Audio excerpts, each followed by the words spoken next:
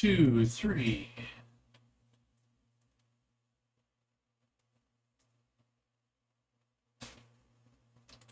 Okay, that seems to be picking up okay. All right, ladies and gentlemen, welcome to the Discourager of Hesitancy. We did not get anywhere near as far as I thought we might yesterday. We're still sort of fighting the scheduler refactor, which we actually did that item yesterday.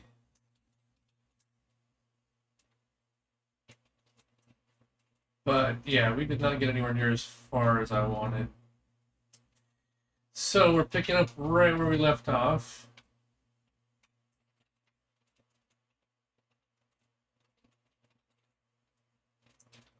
We kind of did. We did do that one.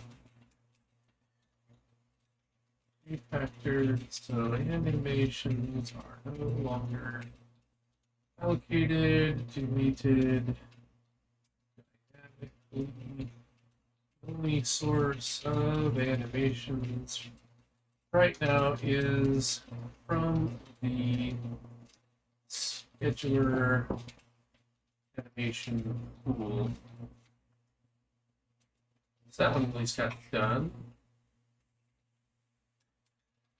The main item still open is the some action sequences part.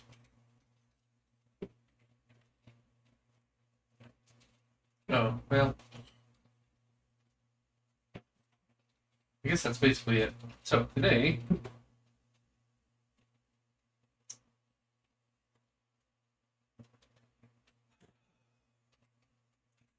I guess we steal these three.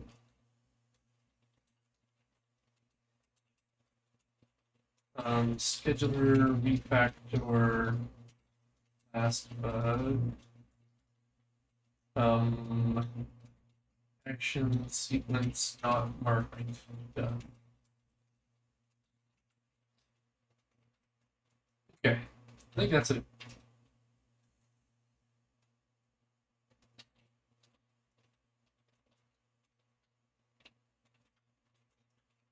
I think that's basically what we've got to work on today. So,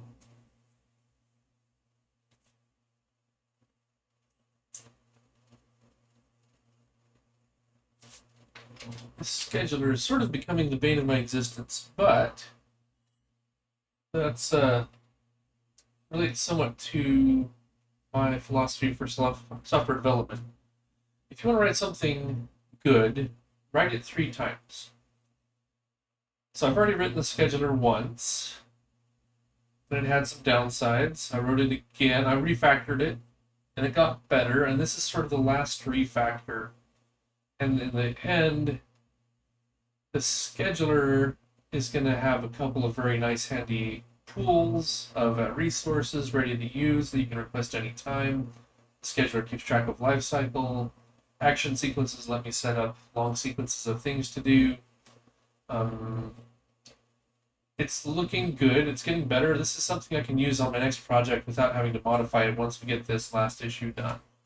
So the scheduler being rewritten 3 times, it's a little bit frustrating, but we're discovering our requirements by writing and refactoring. And that's kind of the way software development works, I think, in most cases. You only discover all of the requirements when you actually implement it. Now, I know that there are a few very small fields of software development where you actually get enough data before you ever start coding to do a full system design and actually engineer a system. And that's basically flight critical software. It's one of the only places I know of where anybody actually knows their entire system enough to do an engineering job. The rest of software I consider more like craftsmanship, like carpentry or woodworking. There's you know, you make me a cabinet. Okay, well, you sort of feel your way along. A lot of the good ones, they use a lot of sanding to make things fit the right way at the end. It's kind of what software development feels like to me. You become familiar with the shapes of things and how things work, but ultimately there's never enough information on any project I've ever worked on to do an engineering job. So the other problem is the scheduler and the action sequence and the actions and the animations all relate to each other, and it's breaking because there are so many of them, which means debugging it, I can't just lock in one animation sequence and follow it. There are so many going on. Unless you have so many going on, it's not a problem. So it's actually kind of a tough one to debug for me.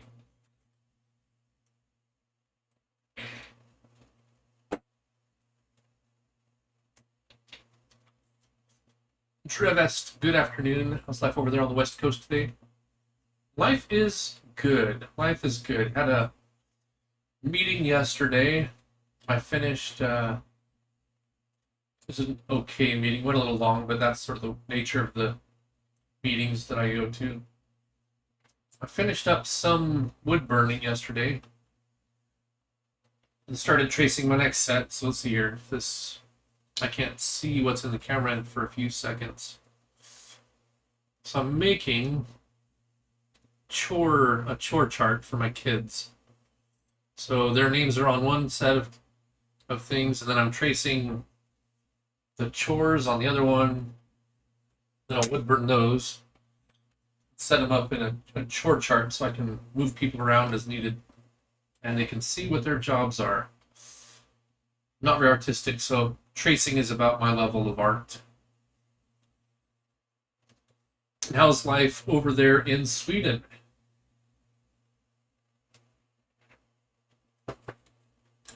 Oh, Pat showed up. Welcome, welcome. What's up? Oh, just working.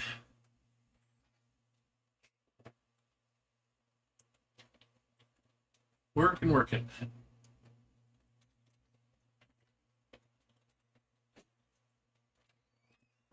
My current thought is, well, we could do this a couple of ways. But I need to catch an action sequence not finishing. So I have two things I want to do. I want to add a stopwatch so I can measure how long an action sequence is running. I think that will be key. Then secondly, I want to label.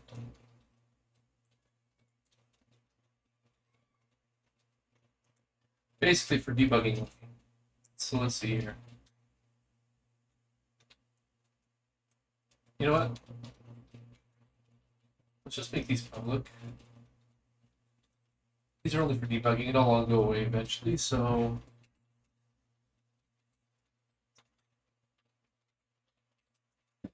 remove debugging only. There we go. Stopwatch, and I have a label.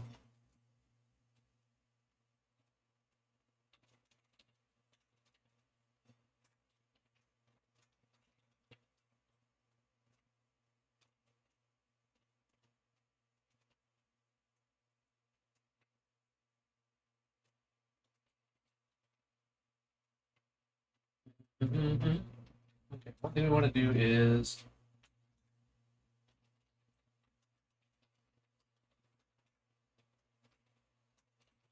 stopwatch, not till start. Let's see here, start.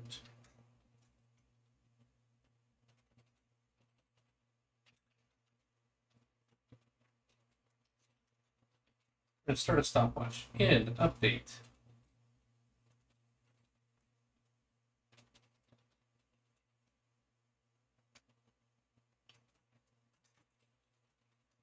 stopwatch.elapsed. What did I call it? Just elapsed. It's greater than some number along the sequence. And I want to do two things.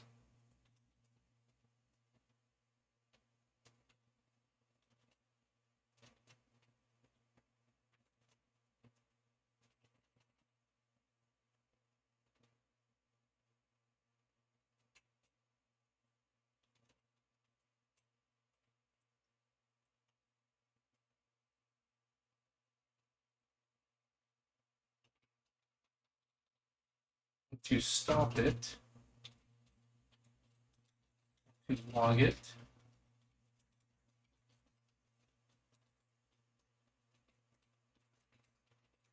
long running action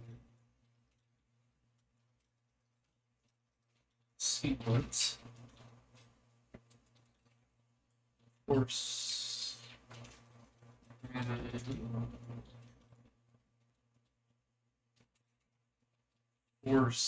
kill or killing. One other thing I would like is which action number did it end on? Label and underscore action index.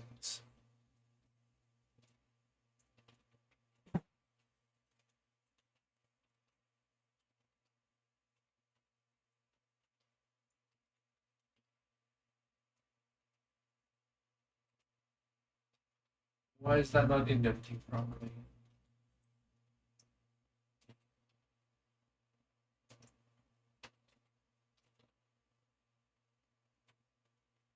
Okay, this is very odd. What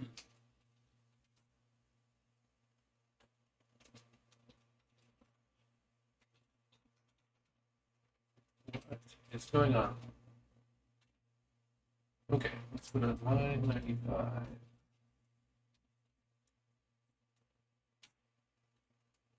What? Okay, well, whatever. I can force it. So that is one idea.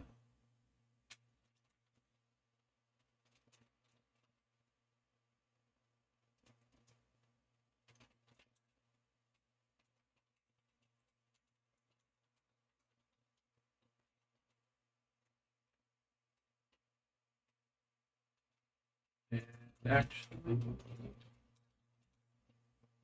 let's make that not balanced. This is just for debugging.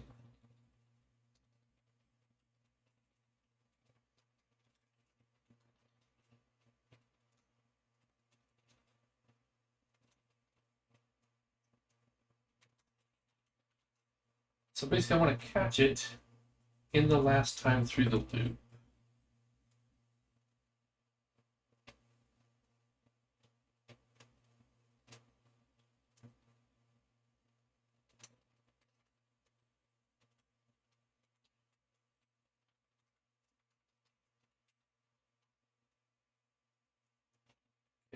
Now,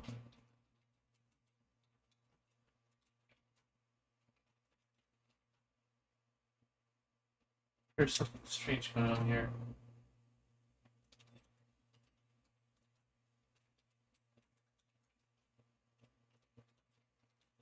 Oh. It's pretty good. I've been doing web dev most of the day today, a lot of problem solving, so I'm pretty tired in my head. Yeah. Sounds about right. A long day of coding can definitely leave you exhausted. And what are you cooking today, Pat? I can't eat the things you're cooking, but they sure sound good.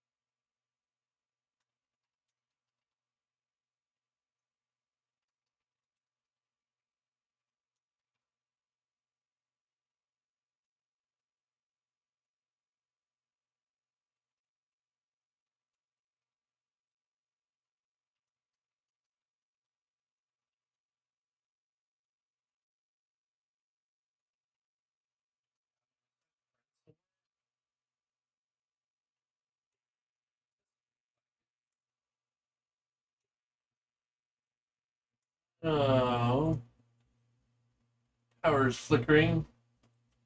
Hopefully we don't lose power around here.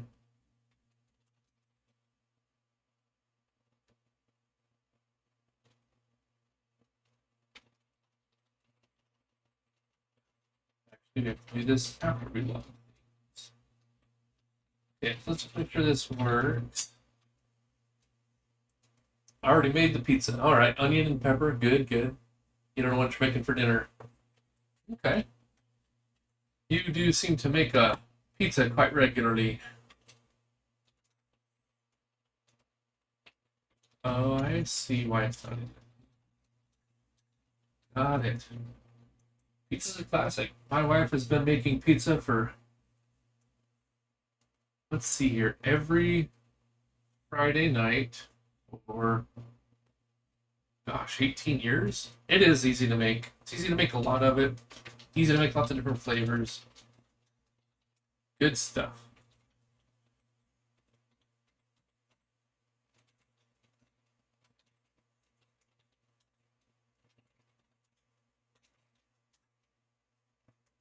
So in theory,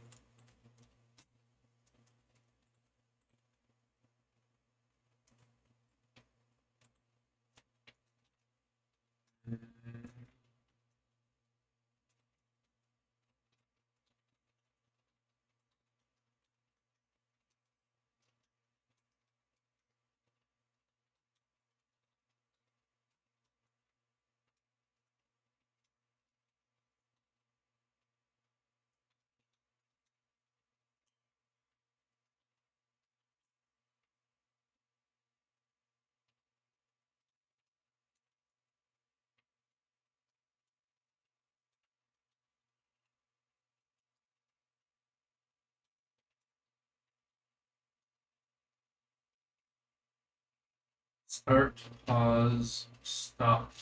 Okay. If it's running, stop it. Otherwise, just reset.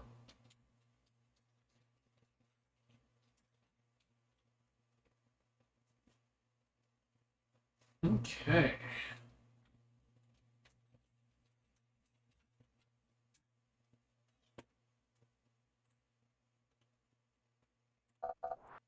Oh, whoa. What is that?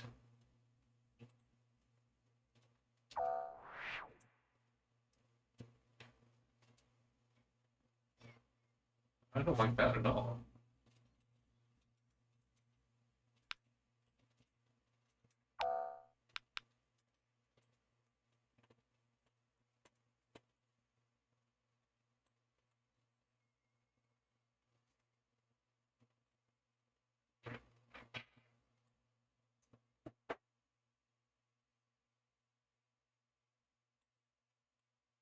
Ugh.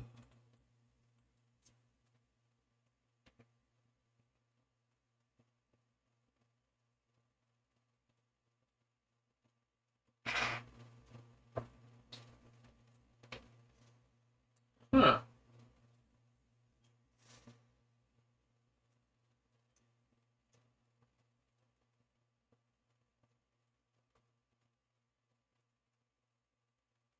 Who's setting character 2 to a color?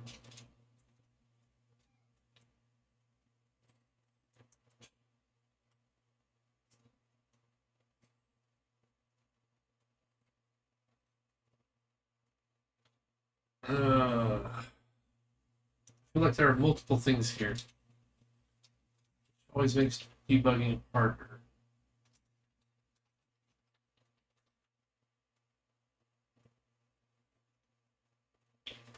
Set a breakpoint here. Text 322.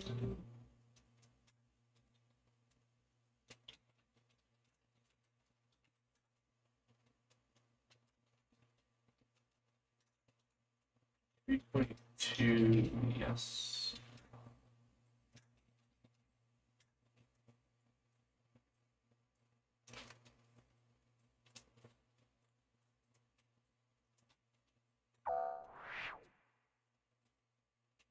Huh.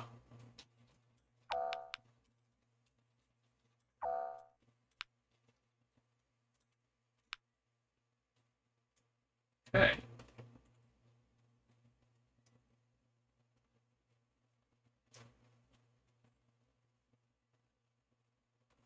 It's not this bad yesterday at the end of the day. So what's going on here?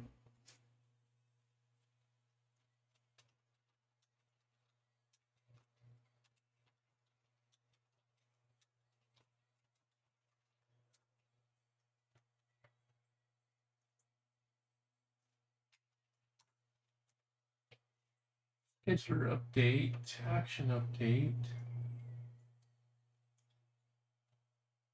guess submitted.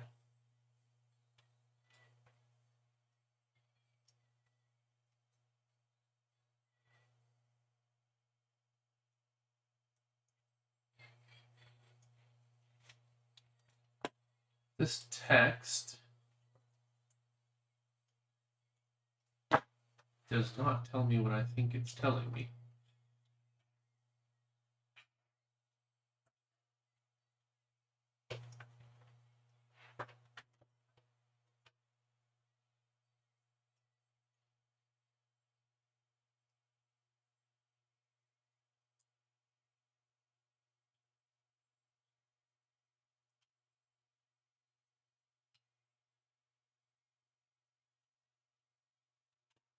Ay, ay, ay.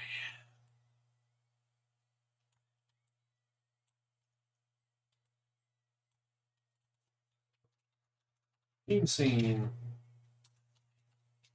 Guess submitted.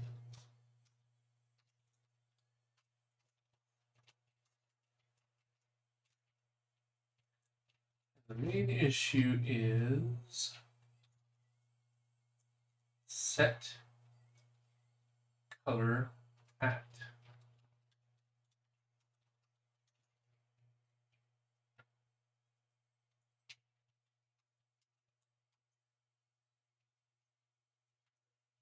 This right here.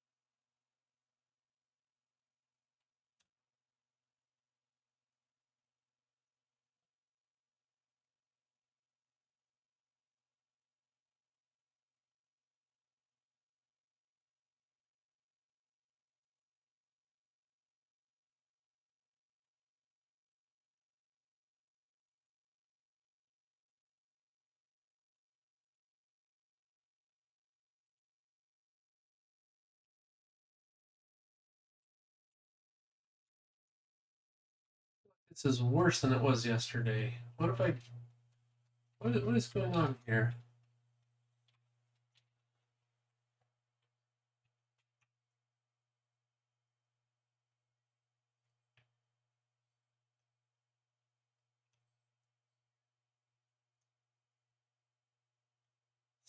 Let's...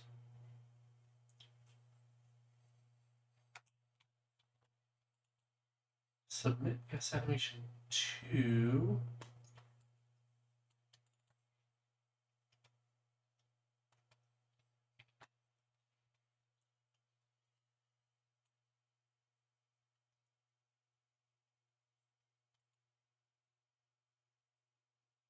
Let me think. What's going on here?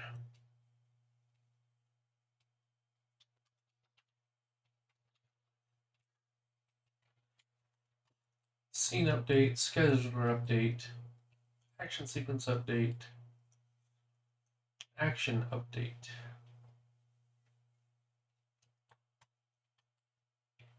Which runs this lambda here. Just trying to set color at game scene 785.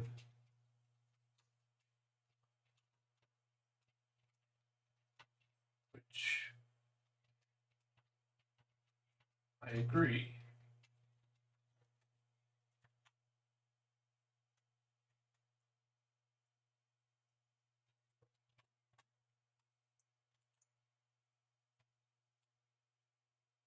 I feel like it's getting the wrong target guest label.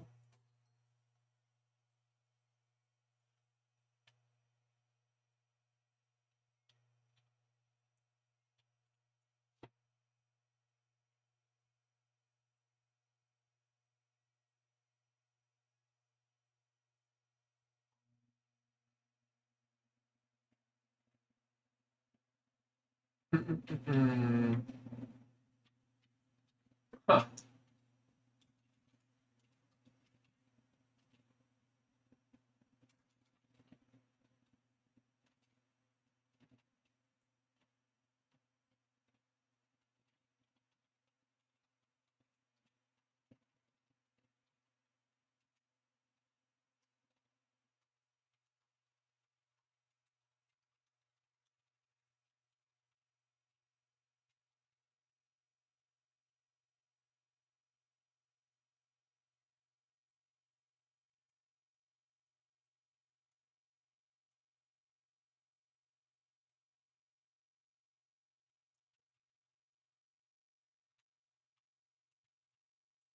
What's going on here? All right, let me think.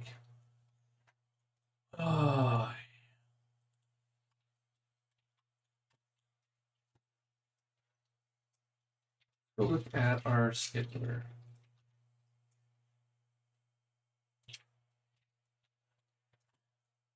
Create a scheduler. It automatically creates an action sequence pool and some animations.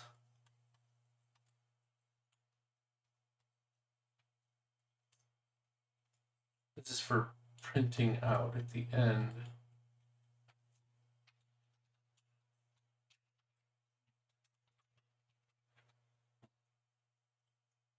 If I request a free animation, default null, burn through my list of free animations. If one is in an idle state, take that one, clear it, mark it as waiting so that nothing else will try and steal this, and then break out. If the result is null, it means we couldn't find one, return the result. That's not what's happening. So we are finding its animation every single time.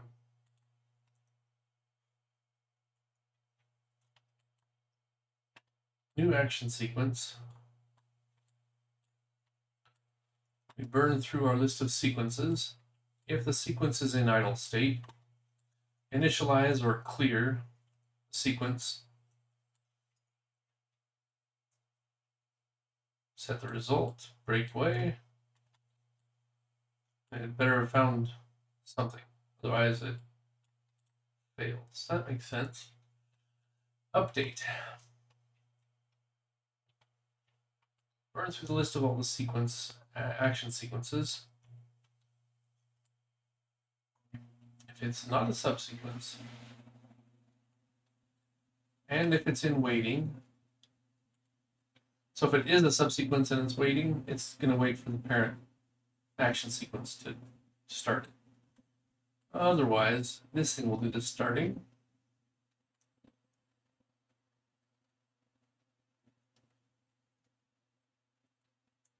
Should I start it? It asks. If it's tagged, we have to wait for the other tag things to go. Do start, then do start. Then we blow through all of the sequences. If they're running,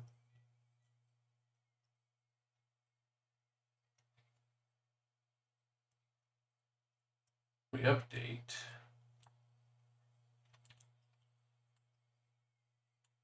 See how many we actually are running at once.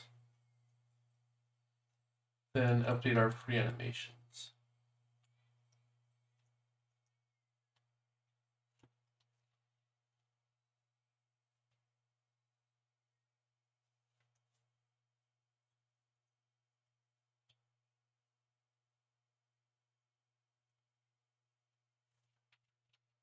Hmm.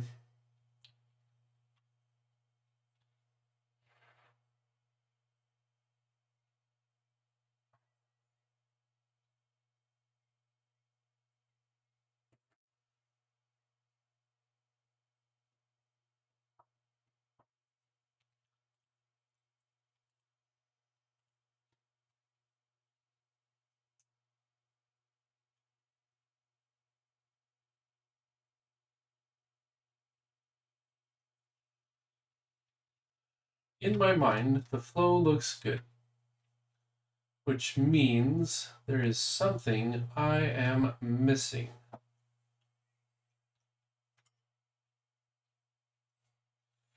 And we can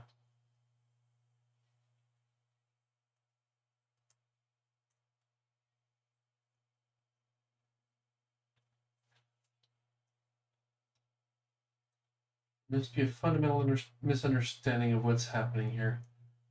So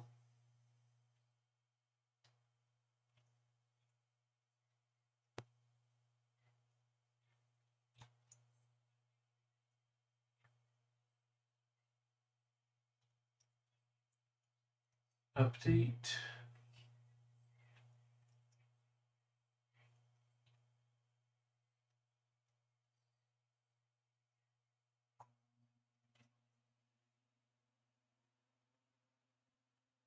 Hmm.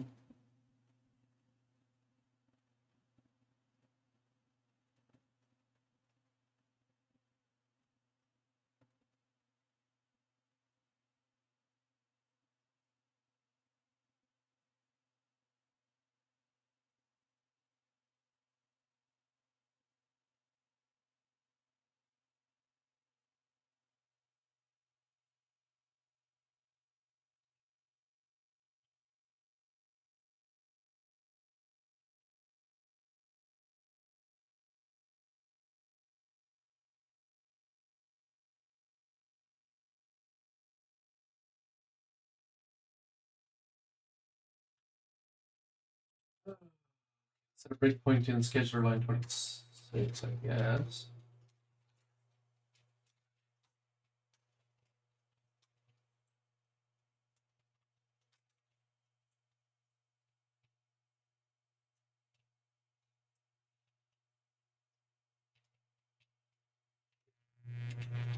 Scheduler line 26.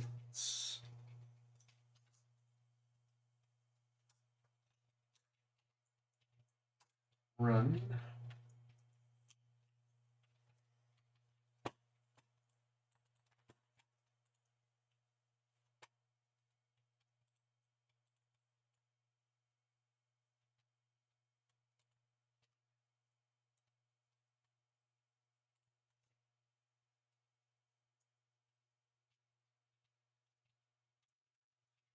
Okay, so our sequence print, sequence number 1, not 0. That's interesting.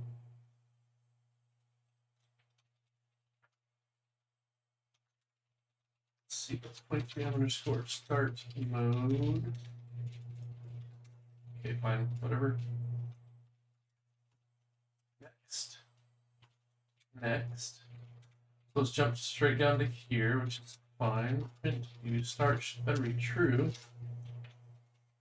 There it is. We start.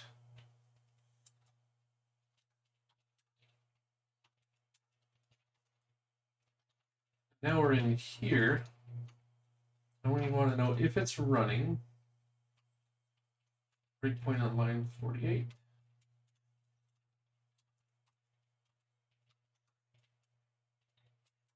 And continue.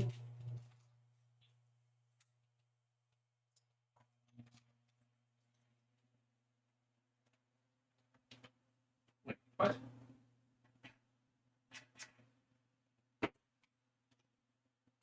This one started.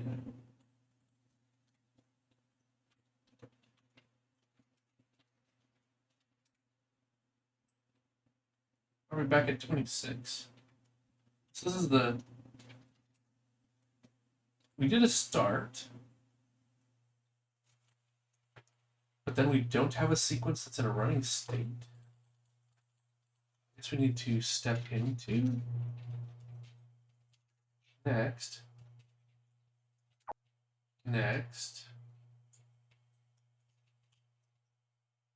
So this one's unique. 38. Breakpoint. Scheduler. That's line 38. Continue. All right.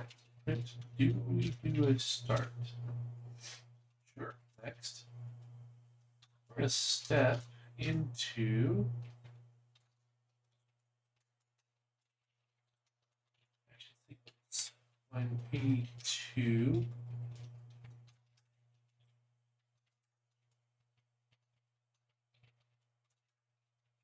Underscore state. Waiting.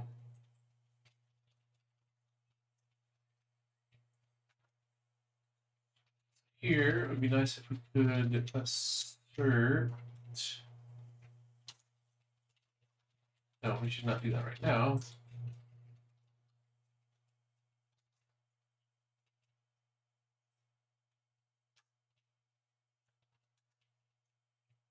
Action index 0, actions sub 0, start.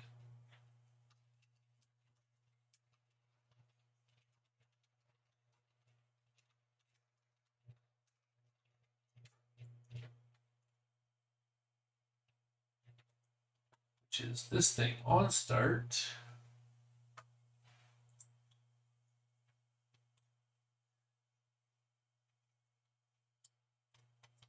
Show a banner.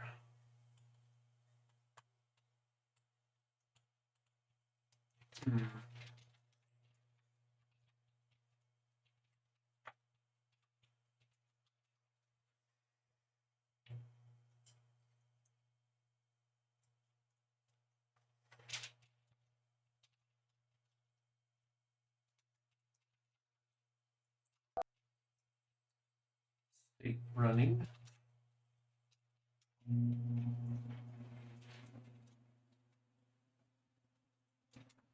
Continue.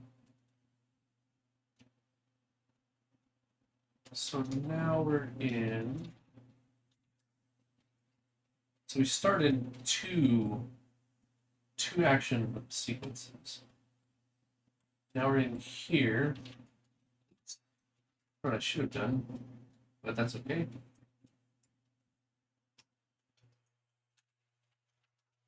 Print sequence point to number should be 1.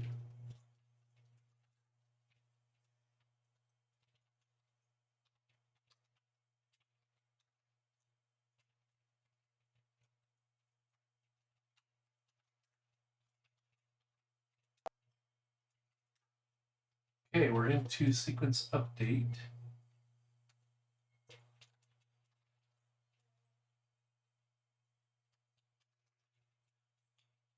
Step into it.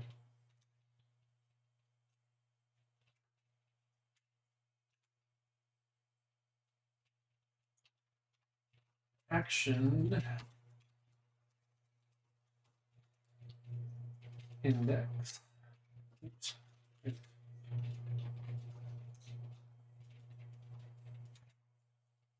Immediate next level. Agree.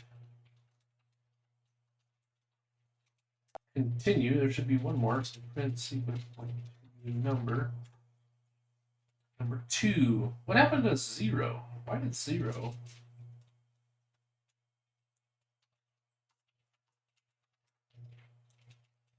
Underscore action sequence pool.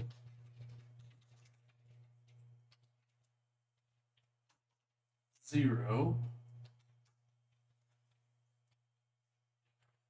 It's in idle. Oh, it's in waiting.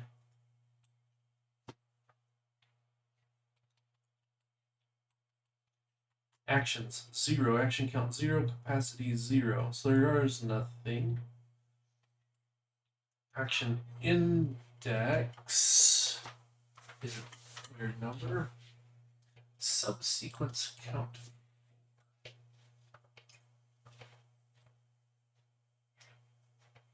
If it is a subsequence, see, this looks like garbage.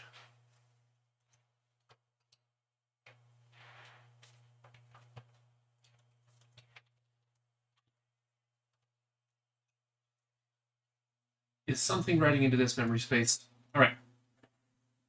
Pause for a quick restroom break. Been drinking a lot of water today, so I'm gonna check and see if we're blowing away some memory somewhere.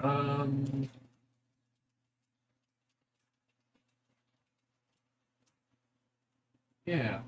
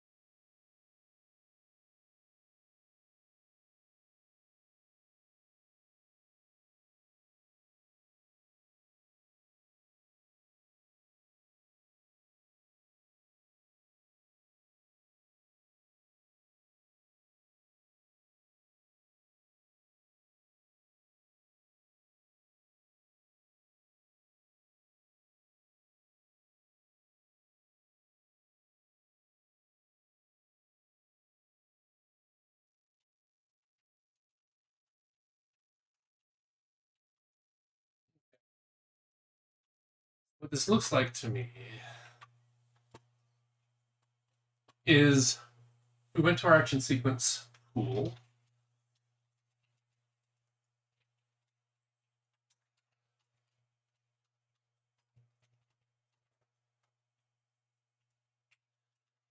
An action sequence starts in an idle state.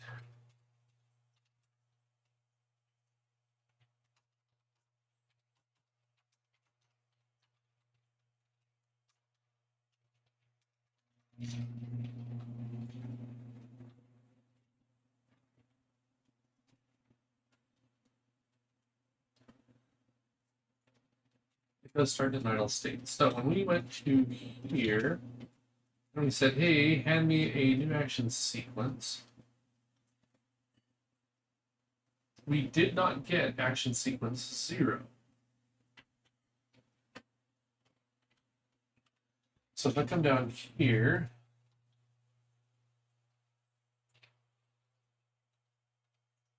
let's see.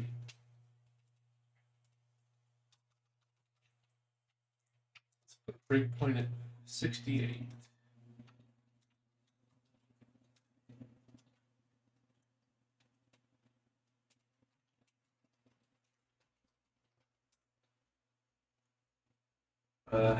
Let's just put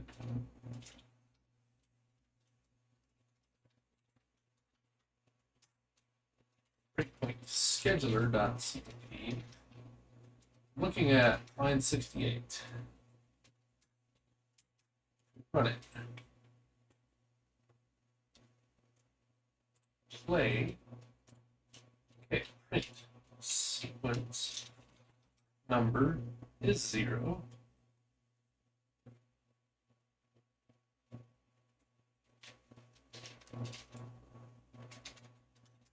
Then update breakpoint on line 4.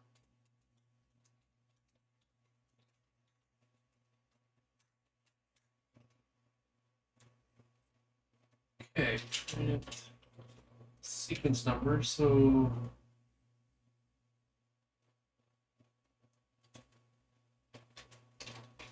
continue. Oops.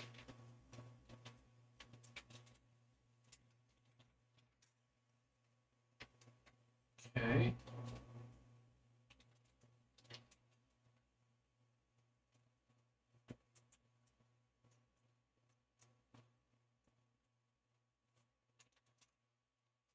Probably means line 37.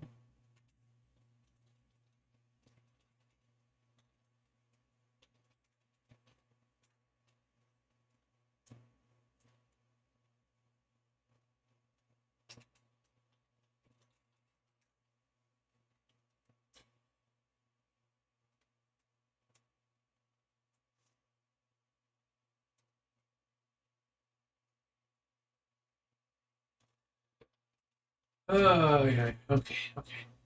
Let's do. I think let's see the full life cycle. My power is flickering all over the place in my house. What is going on here? Right, action sequence is running.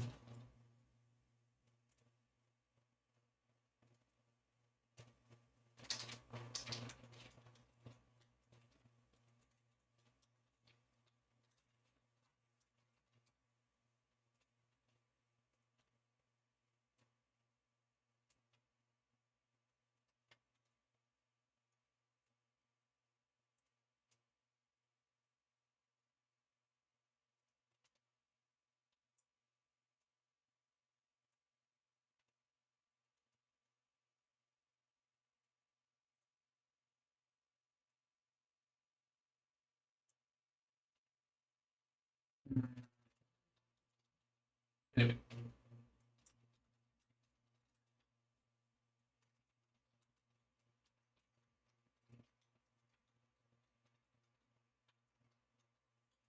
Actually, yeah, let's do it this way.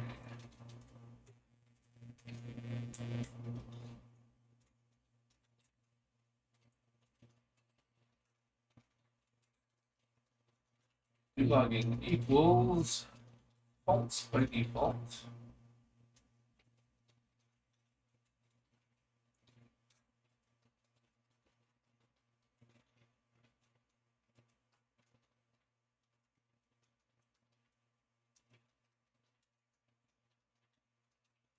Just do that. Okay, now do logging. What that means is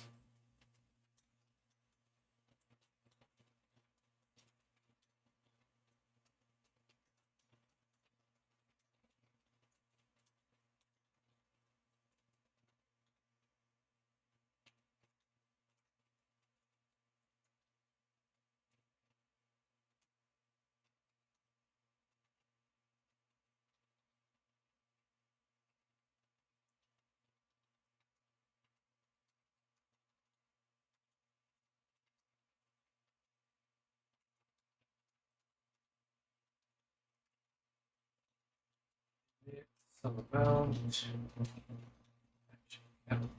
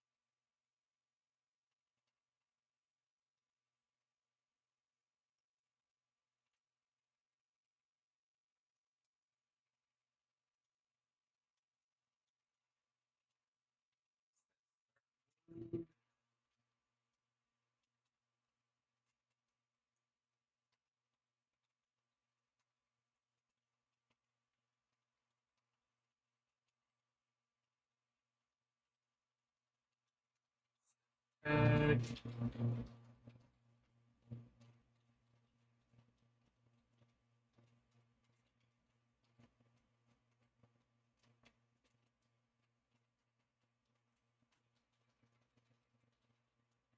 start.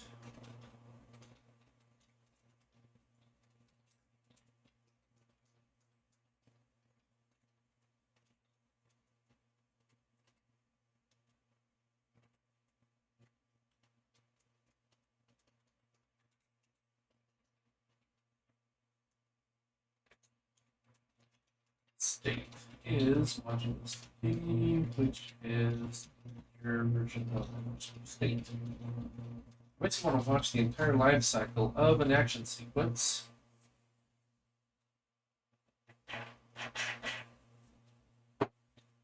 As we go.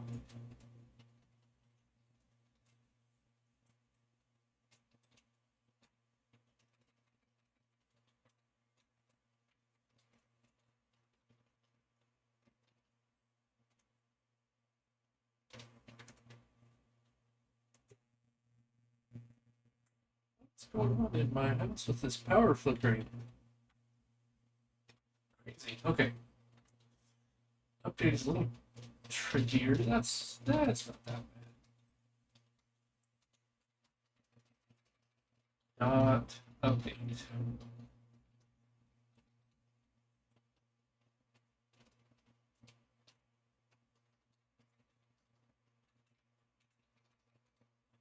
State is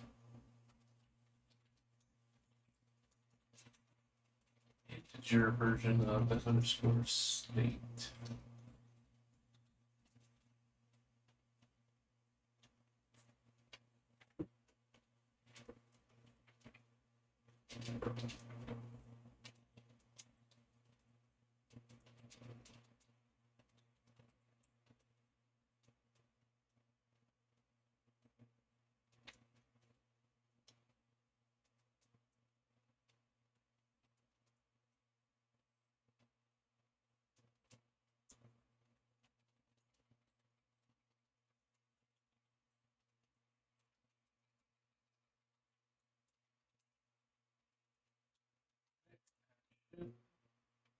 is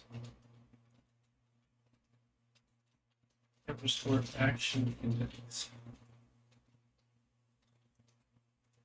Then we start it.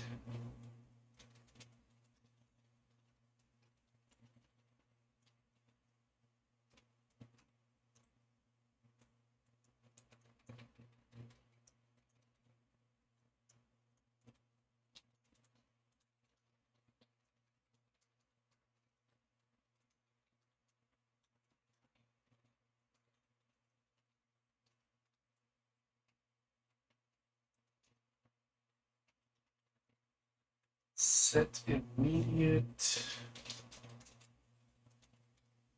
We need to log any of this.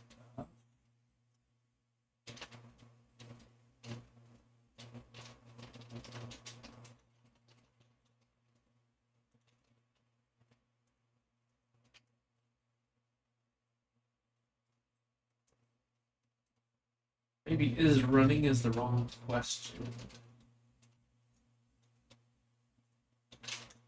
The schedule we're looking at.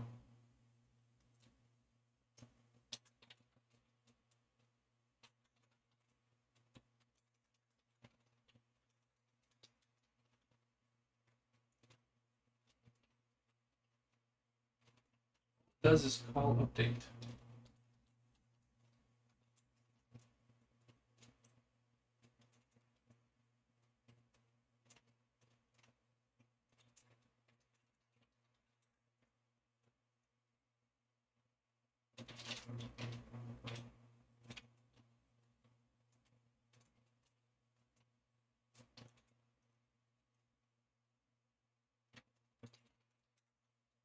Just watch the life cycle of ActionSequence 0.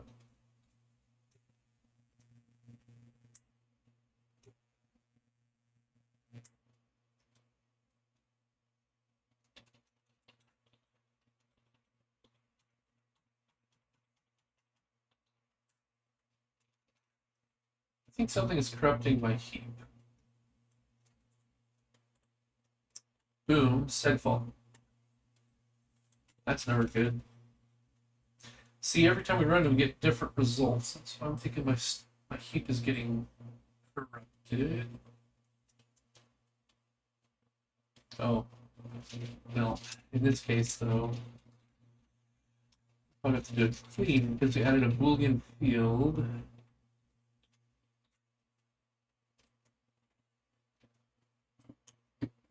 Very strange. If this is a heap corruption issue, then that would make me sad, but then I won't feel so bad about staring at the scheduler loop over and over again trying to figure out what's wrong with it when there's nothing wrong with it. Maybe? Question mark?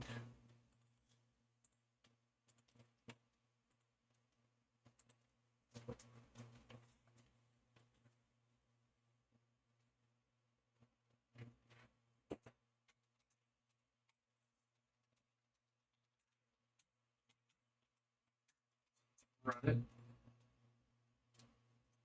Hopefully a little further this time.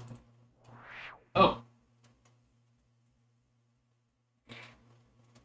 And now everything just worked. This update. I don't actually like this update being logged so many times.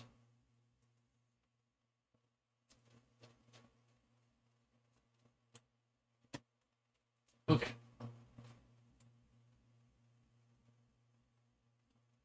Init one state, start,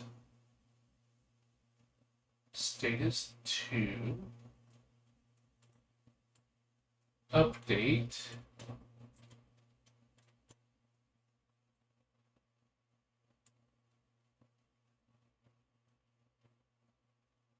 a lot.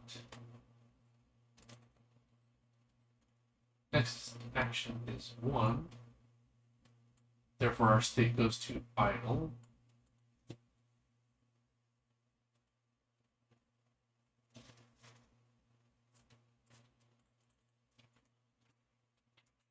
Okay, so let's do this action sequence. Where is start? Oops.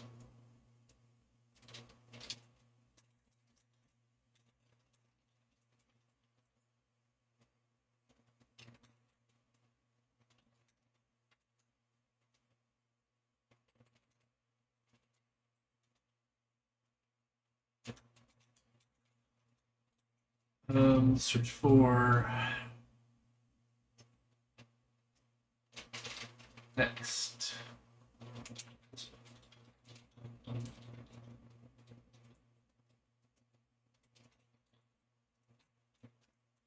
Next action is whatever. State is whatever. Okay.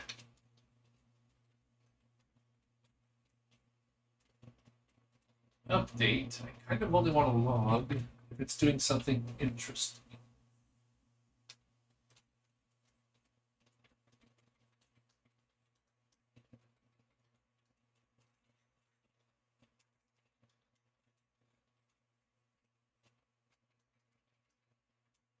The next state is reasonable.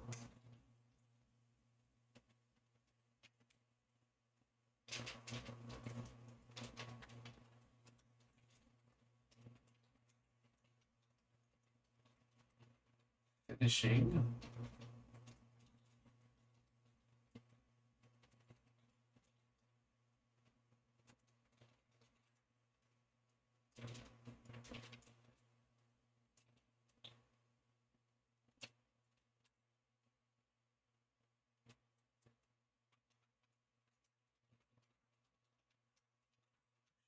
Full clean.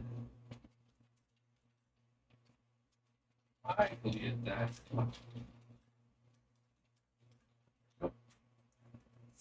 Okay.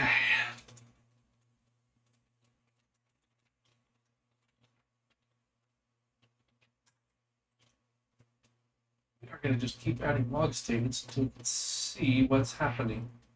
Okay, action sequence 0. Initialize one state, or one action. State is 1, which is waiting to be started. Then somebody calls start, which is the scheduler. Next action is 0. And our state is 2, which is running.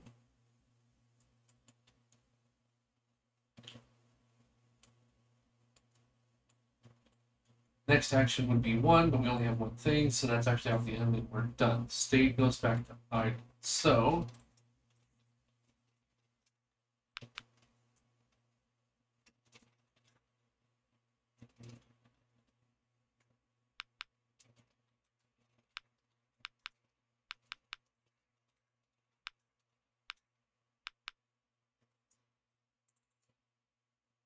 everything seems to be working.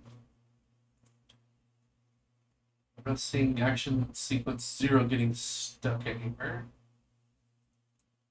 It's very consistently one of the earliest actions once accessed.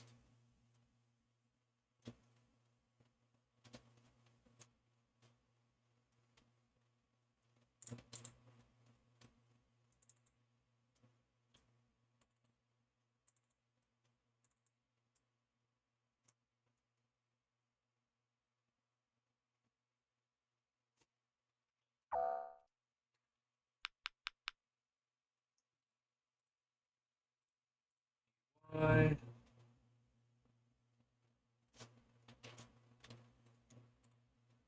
Lots of animations, lots of animations.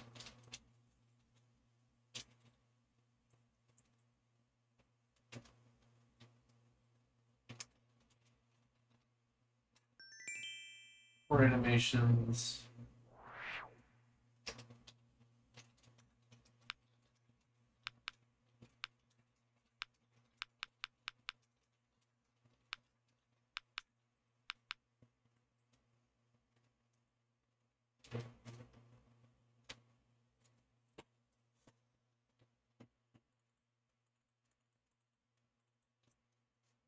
Everything seems to be working fine. Nothing's getting stuck yet.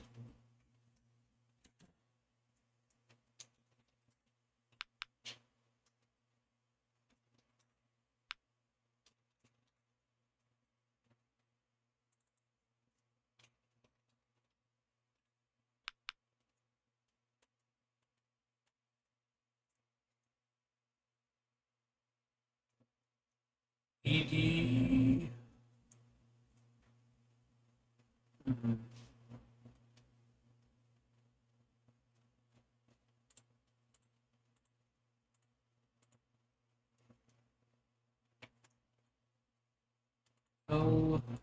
N L not N N E. Okay.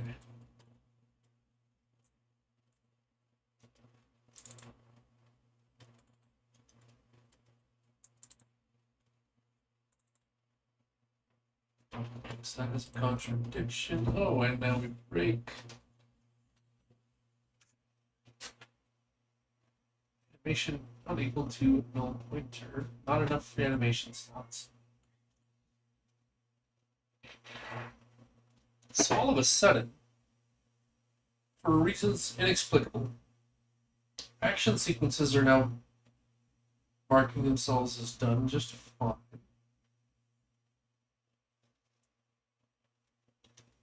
Did I see the single word long? We did not terminate a single long-running action sequence.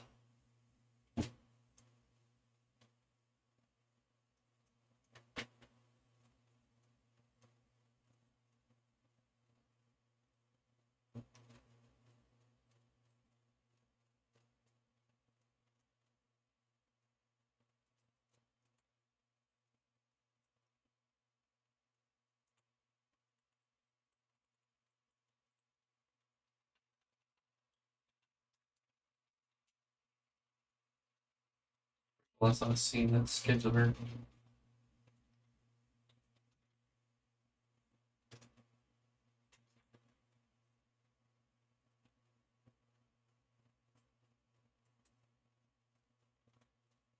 So we used up every single animation and they all got stuck.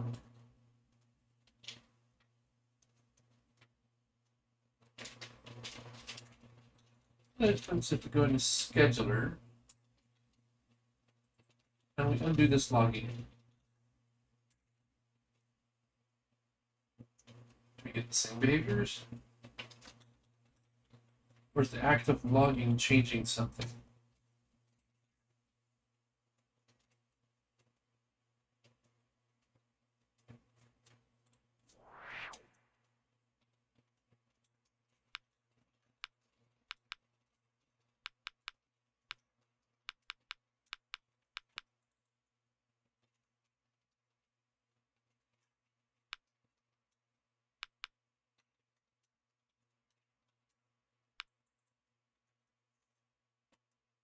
Oh.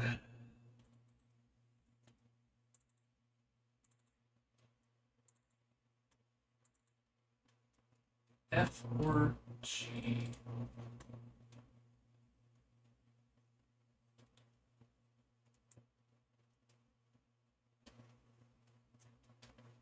I and therefore H. No, I and N. There we go. Not H. Not M.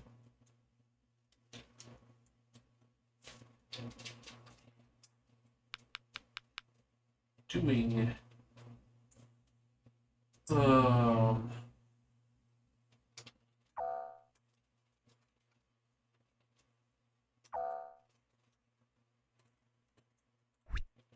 Bingo. There you go.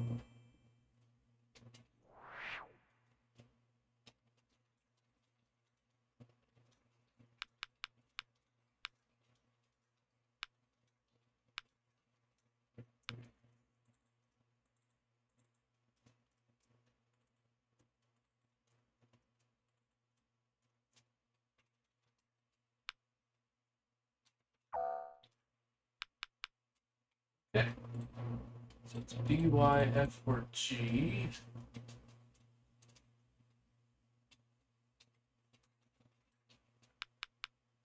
Not G. Therefore F.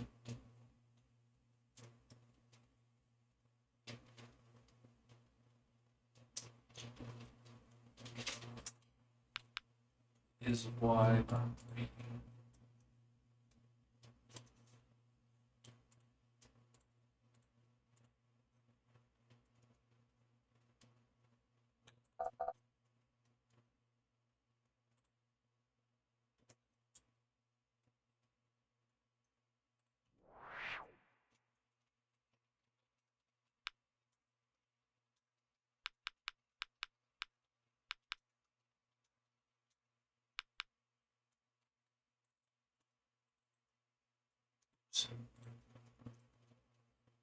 Oh, now we're getting stuck.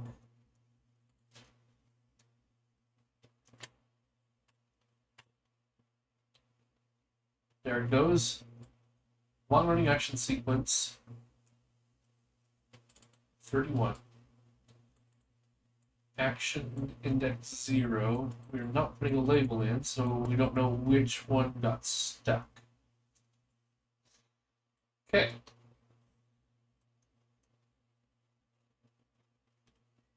So we are still getting here, but now it doesn't stick. I don't like this, but yeah. So then the question becomes, are the action sequences getting stuck? Because the animations are getting stuck.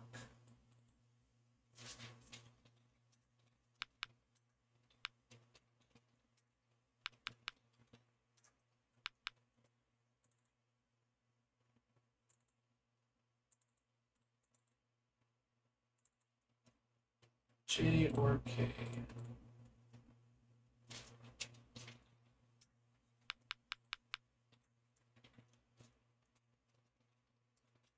Steak.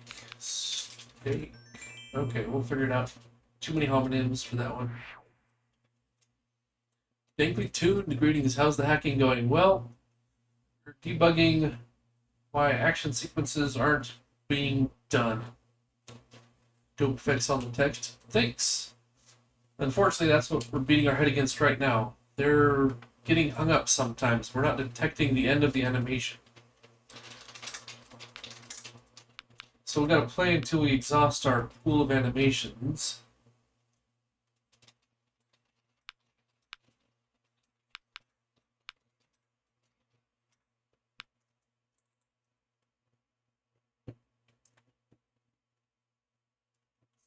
And when it blows up, we know that they've gotten stuck.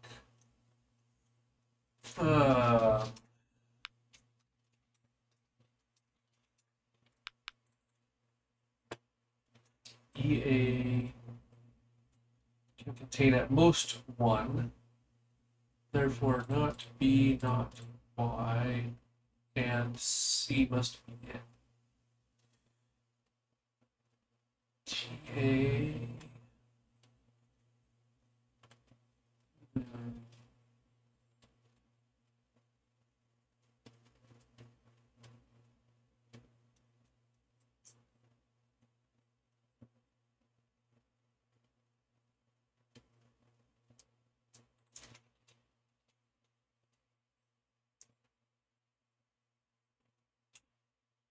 A or E? Oh, I guess it's E. Oh, and see, this one got stuck. So if we wait for a few seconds, it's going to tell me something got stuck and has been killed. Yep. So this is our problem. Action sequences run for too long, and then we have to kill them, which we do not want. They should keep track of themselves. But I suspect that this is a problem because the animations running that they're watching are failing. So step one, we need to provide a label for action sequences so that we know which one is failing. Step two, put an additional timer in animations and do a similar thing where we say, have you run too long? We should clean you up. If the animation is what's wrong, fixing that will fix the action sequence. But it'd be nice to know which action sequences are getting stuck. So I think that's my next step. We gotta label them all.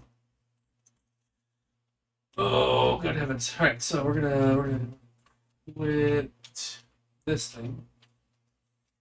We're gonna go to game scene. Every time we go m_scheduler dot new action sequence,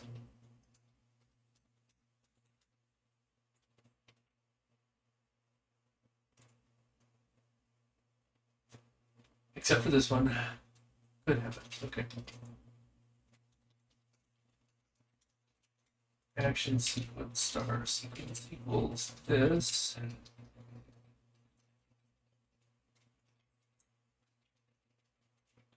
sequence. Now we're going to say sequence point to Okay. Action sequence. We'll write a helper.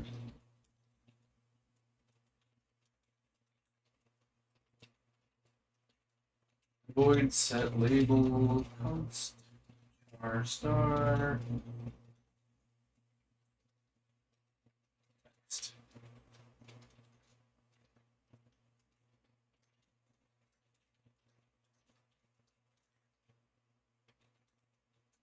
This is after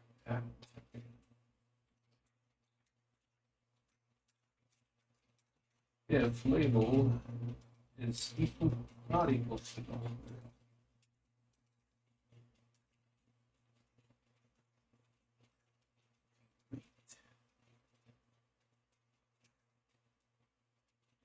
label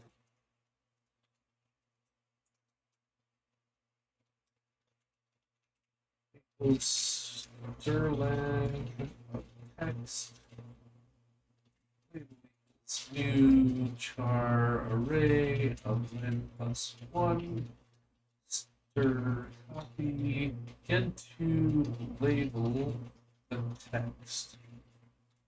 There we go. Name say sequence point to set label.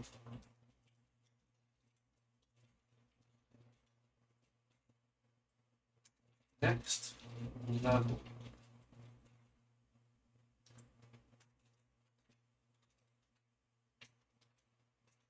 Scheduler dot new action sequence.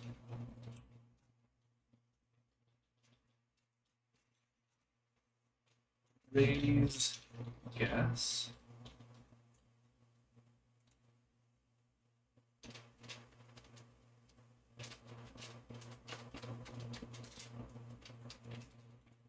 Subsequence. Maybe it's a subsequence tracking problem. That's another possibility. This is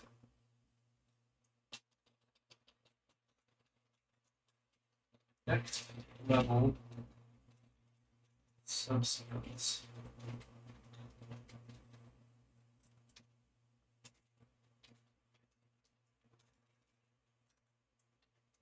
Finish level.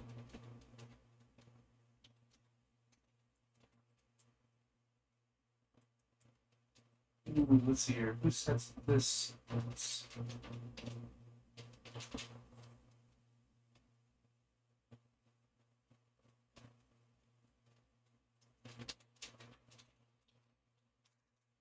Subsequence. There we go.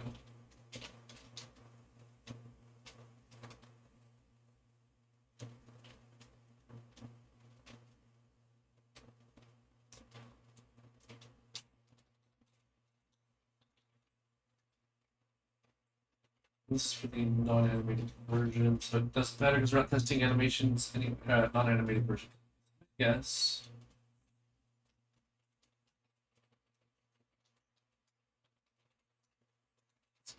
Yes.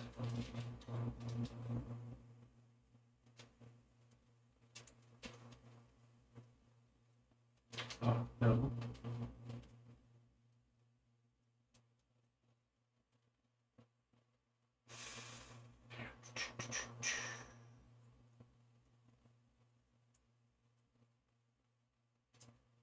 Initial level, next level.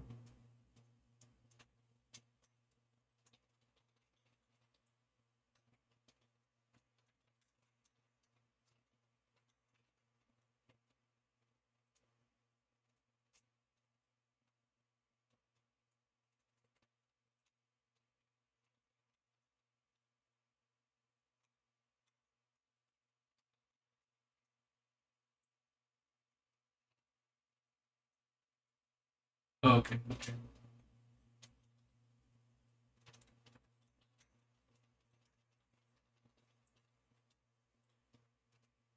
New action sequence.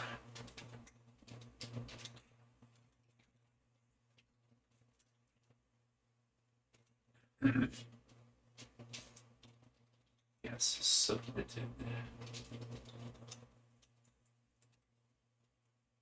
So this one is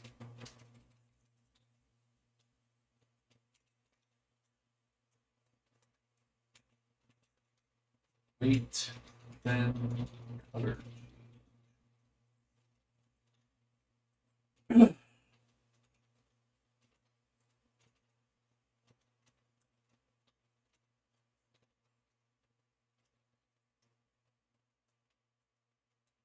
Sound sequence.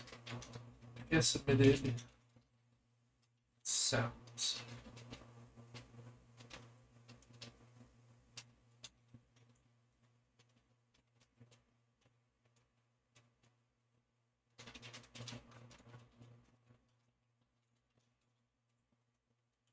Okay, we got the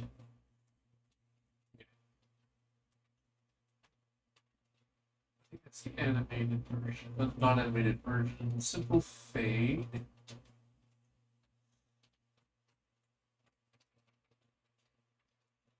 Alphabet, letter, state, change. Fade.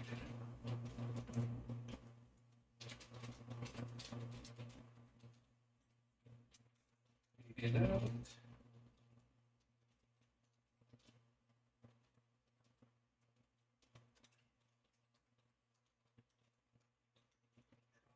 Balance.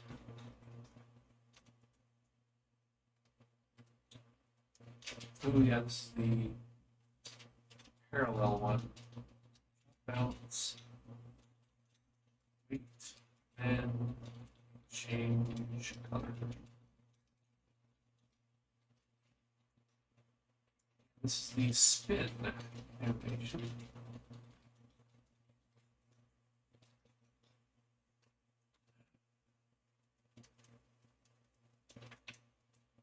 Letter state.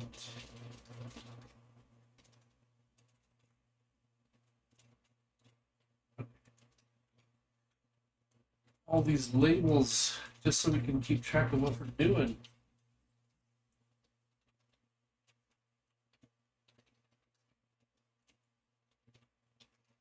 Yes, letter state change. We're gonna get so many of these. Okay, because we're only printing the one.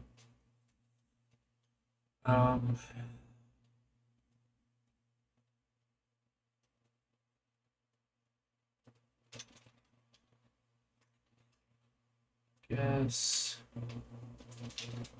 char.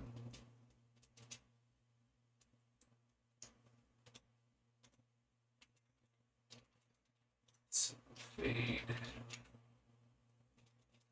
Guess index C.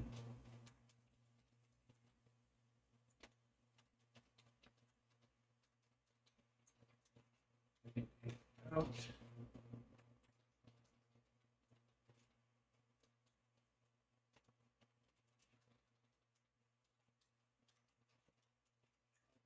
Out.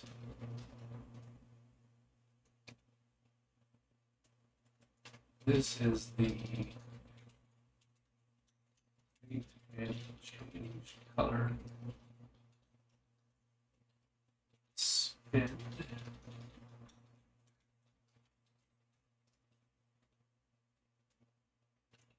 Deduction letters. Change deduction letters.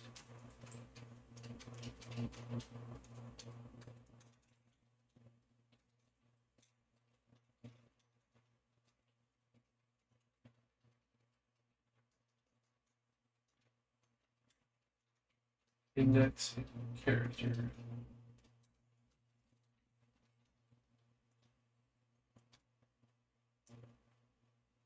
Oh, we can't set label like that.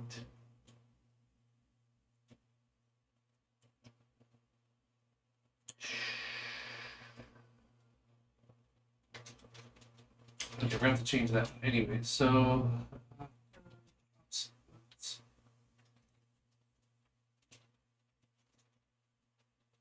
show banner. Yep.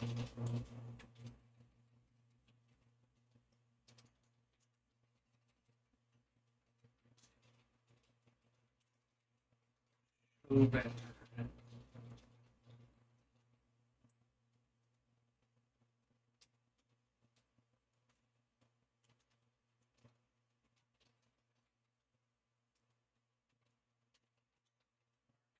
Reduced.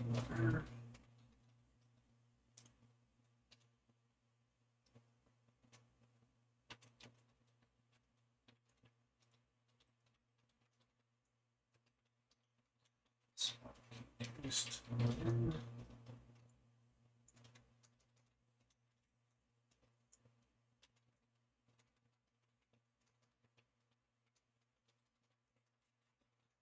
Index 1, index 2.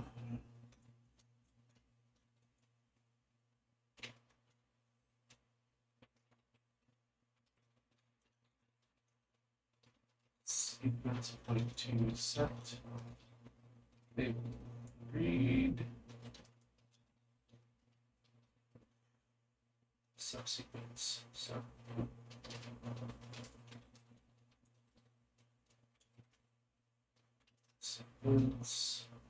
Sequence.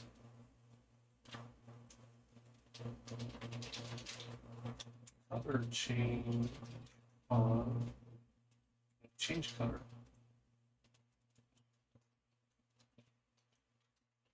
Sequence. Sound sequence read. Sequence. Other sequence. Sequence. Other. Sequence, drop sequence. Sequence. Okay. And now, I'll make a couple of changes here. We need to allow that.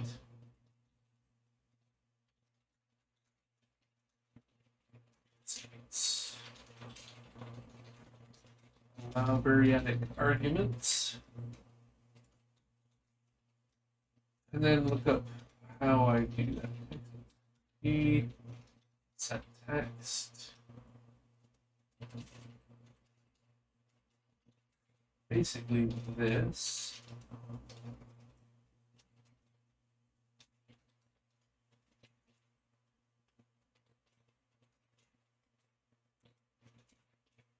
VS printf.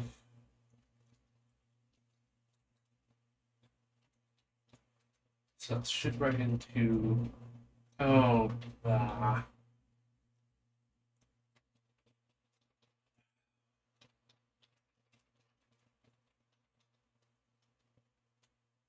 can't get length this way.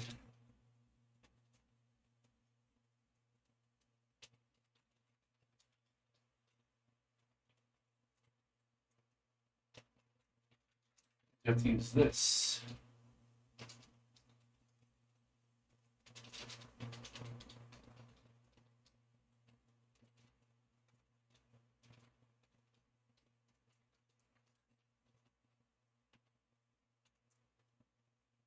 That would be a printf.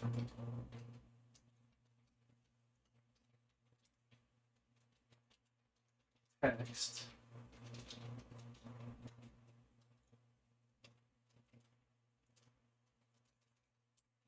This is the destination label.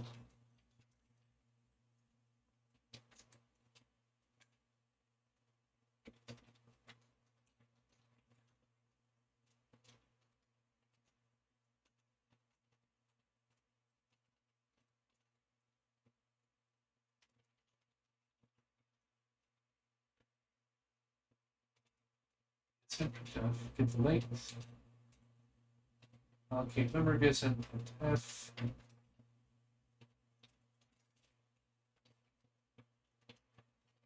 Label length 1.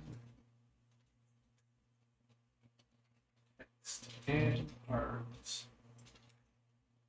There is a VA copy somewhere. VA copy. Look that up real quick. Start.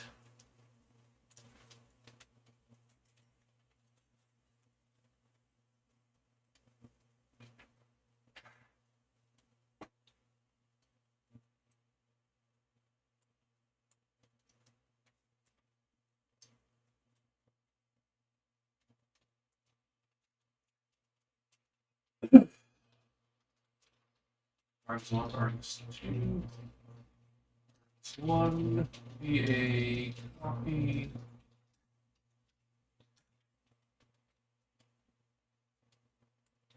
Into args2, args1.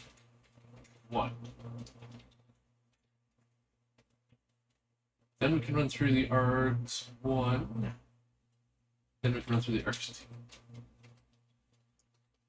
Args1, args2, VA and args1 and 2. I think that's it. So now ActionSequence needs C standard arg.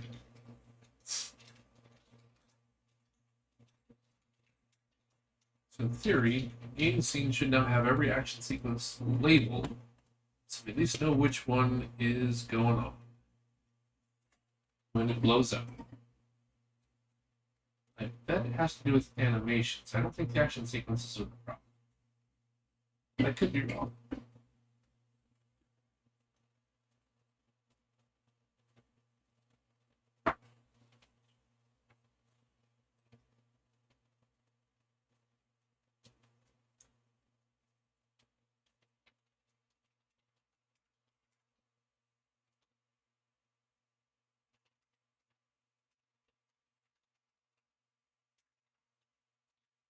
Oops, I'm going to clean again. Sorry about that. Take a minute.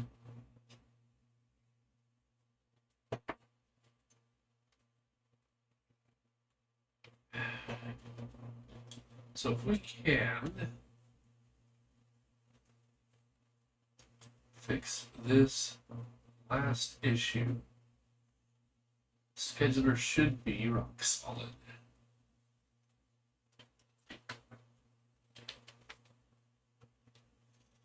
Maybe.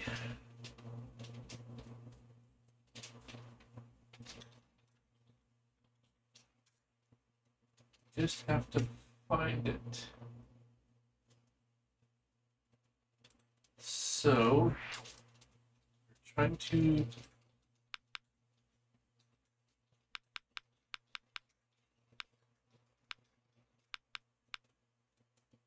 catch an animation in an incomplete state.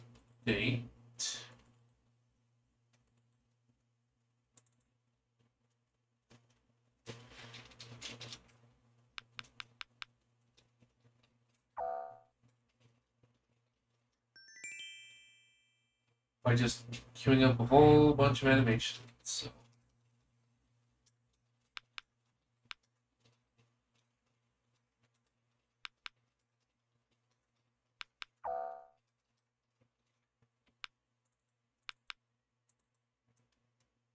Aha. Some of those got stuck. So let's see. In a few seconds, that should. There we go. Unnamed action. Why would it be unnamed? Unless I have reversed my logic, which I've been known to do. So if it is not null, it should log the thing, otherwise it should log unnamed. So that's not very helpful. We got the information in, but we wouldn't log it. So. Yeah.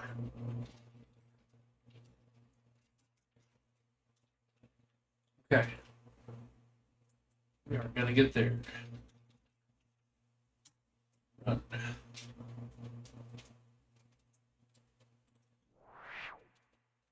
Okay.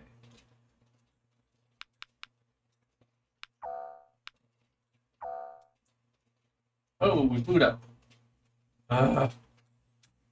With that bug.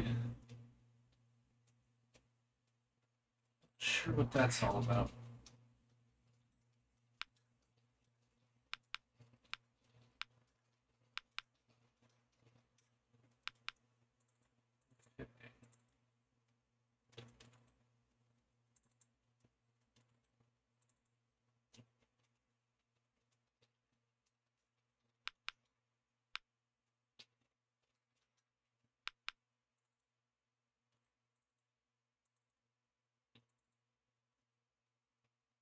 Logs jacks, waxed. So W or X.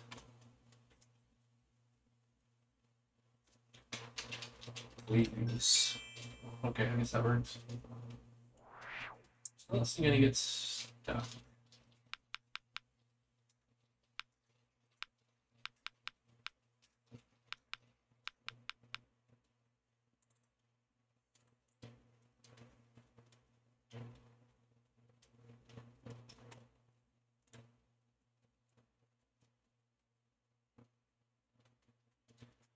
I or E contains at most one. So P, R, M are in and S is out. Those are out. E or D, so O has to be in. D is out. E, no I. Therefore, this one is stuck. So action 0. Guess number 8. So 0, 1, 2, 3, 4, 5, 6, 7, 8. That is the one, and character E. Yes.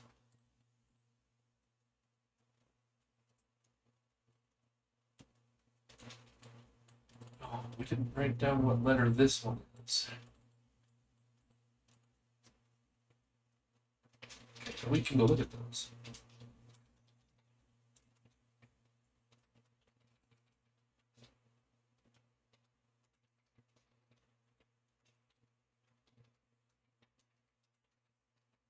Action 0.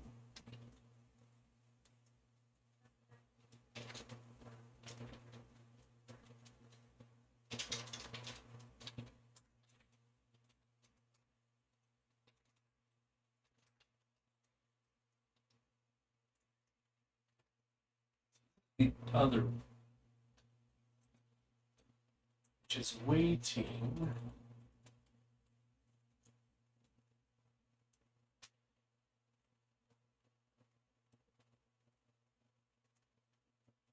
State 0 is a do nothing until this animation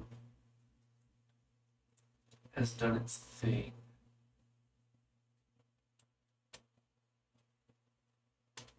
Whereupon it does stuff. So this is in a wait.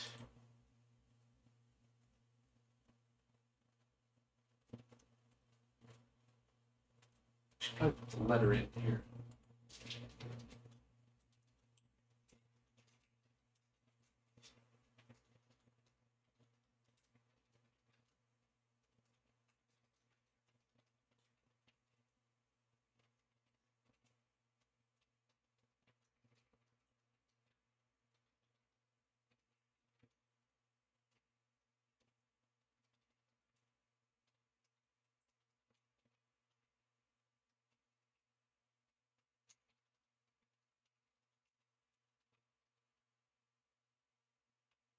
Okay, so that's the one, is it was this one, which is waiting for the other animation to complete. Or not to complete, but to get 4/11ths of the way through the animation.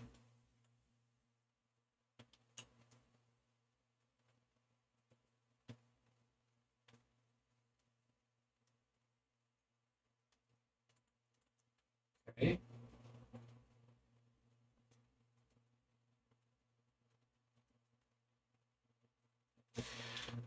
So that's one of the things that was happening. The other one was this one.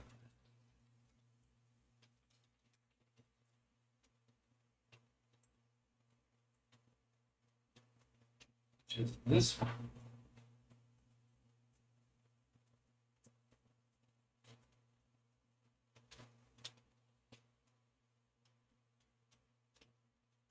No, it's also the weight then change color. It's this one, which has the same pattern. So the question becomes,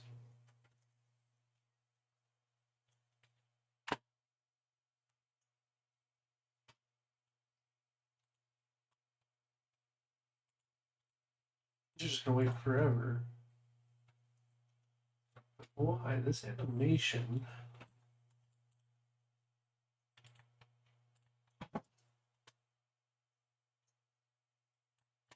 Animation 2 is the bounce.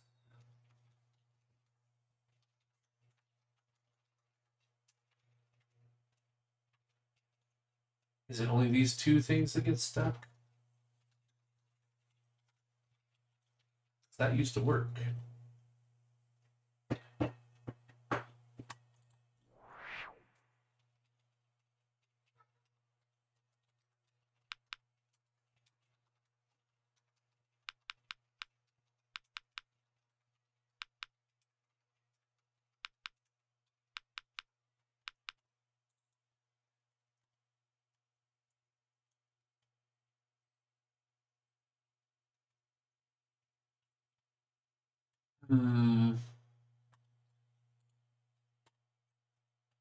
Lace triangle, proud lines, M-A-T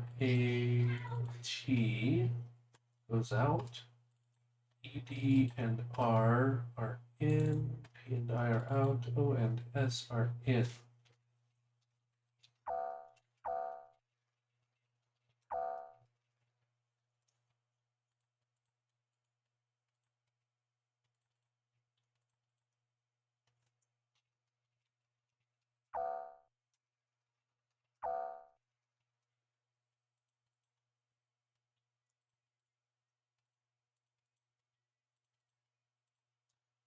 Redos.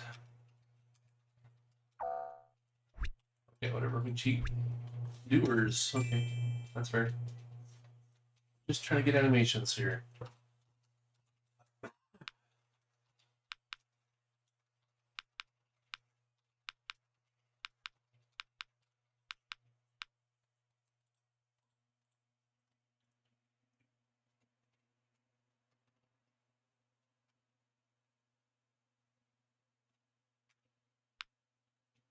EAD, so LC has 1.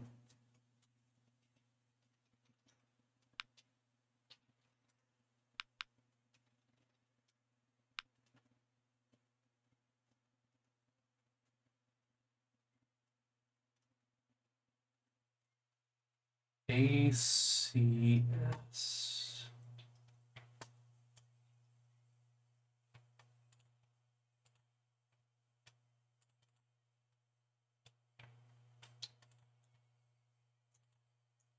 See anything taking forever here? Ugh.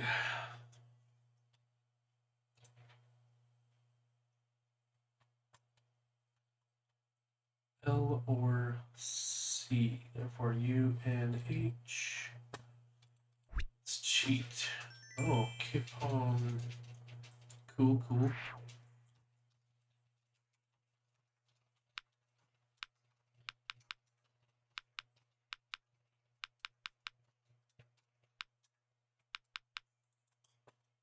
Okay, we do that, we do that. These are in. These are out. That is in. T or A. For U is out, which we already knew from this one. A is in, T is out. Leads. Dades. Dales. Okay, well, we figured it out.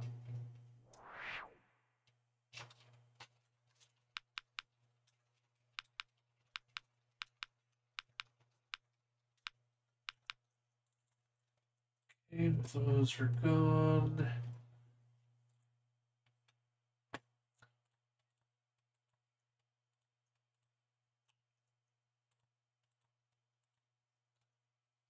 Okay, let's do RIO.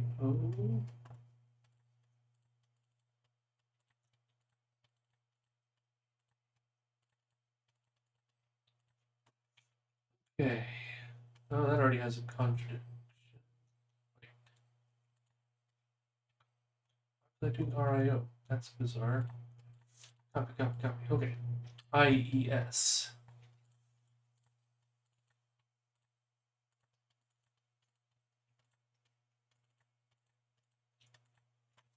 Okay.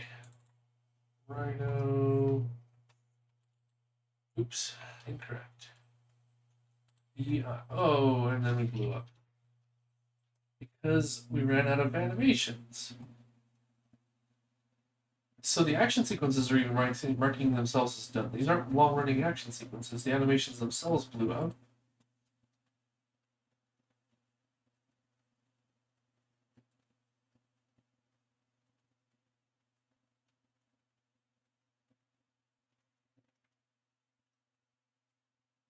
Somehow, the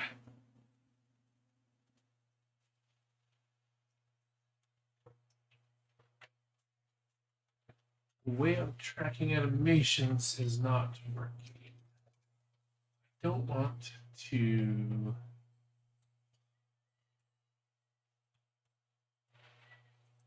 Ugh.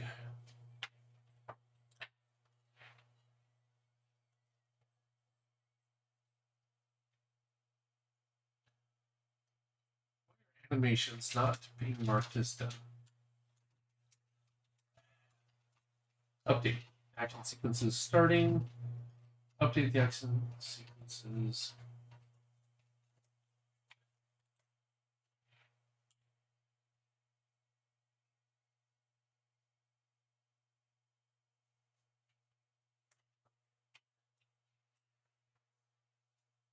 If the animation state is running, update. First of all,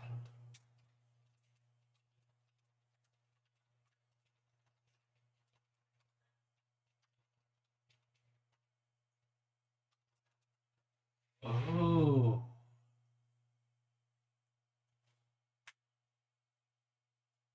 we're double updating our animations. They're being updated here and here. Since the free animations are what's being allocated to be used, this one needs to do nothing. So we don't double update. For one, I wonder if that's part of our problem.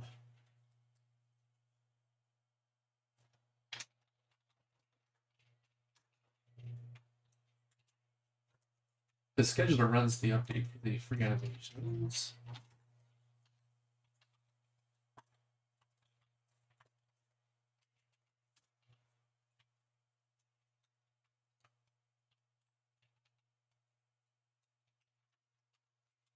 Quick pause for another restroom break. I've been drinking a lot of water.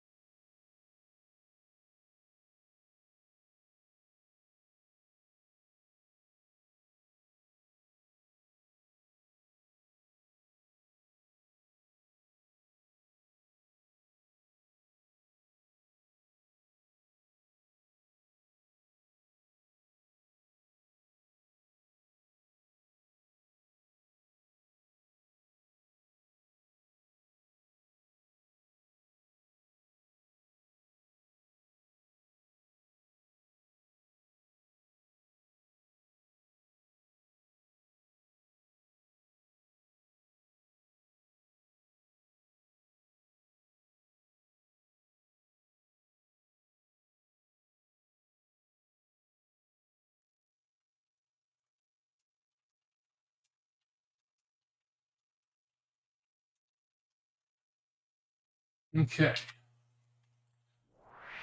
Now,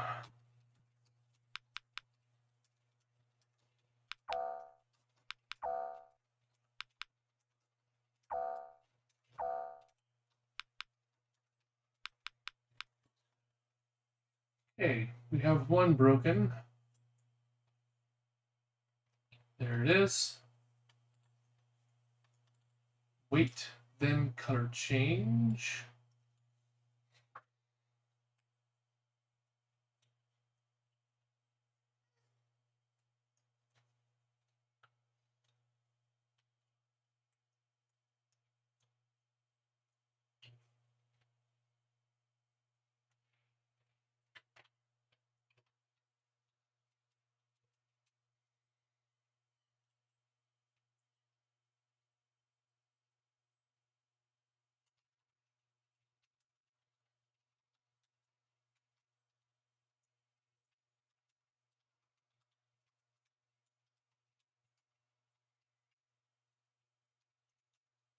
This one, when we are waiting for another animation.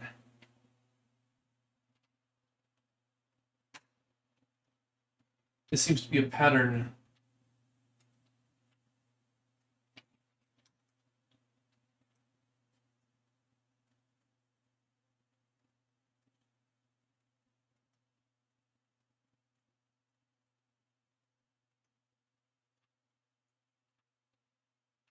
Hmm.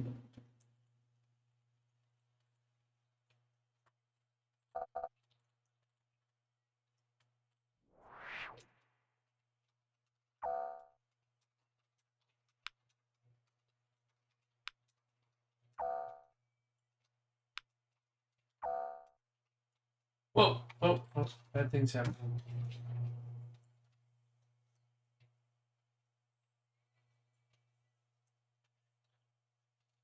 I still say this has to do with scheduler not picking things up right. So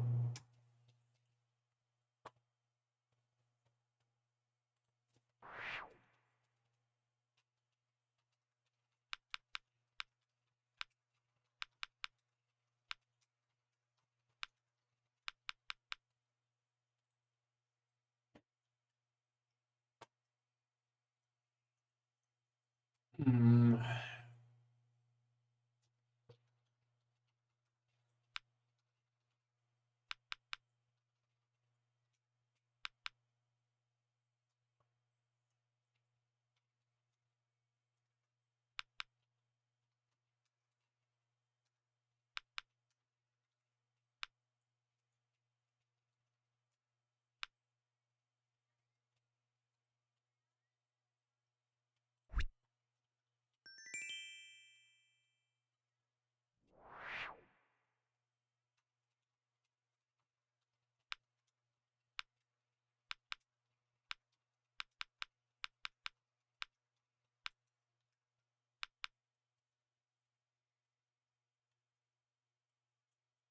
Okay, Ultra Demon.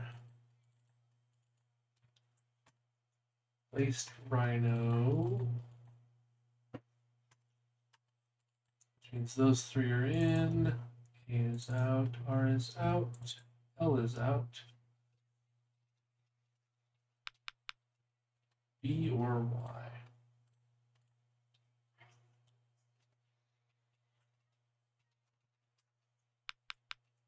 Oops.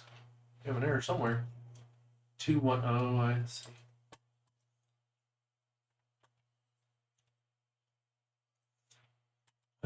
Ultra Demon. Chips goes away. Laced Rhino Stump goes away. DON or O. Oh, now we're getting stuck. But always as the weight and change. Yes. It's always waiting for another animation to finish. That seems to be the problem with ActionSequence. And we never wait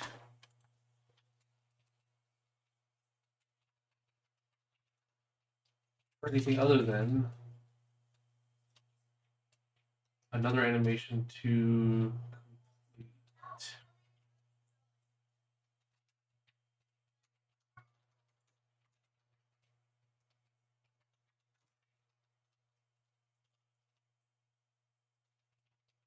Wait, another animation does its thing.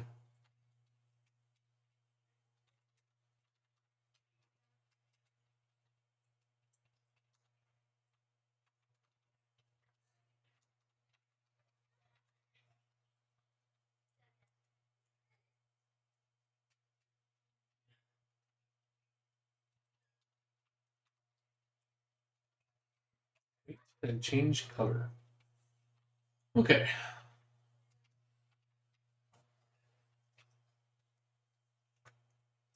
So what is it?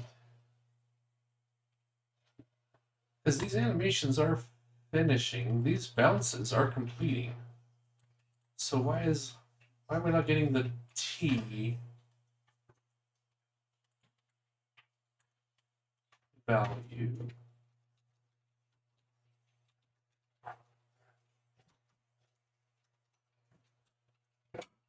Variable underscore T start stop reset update.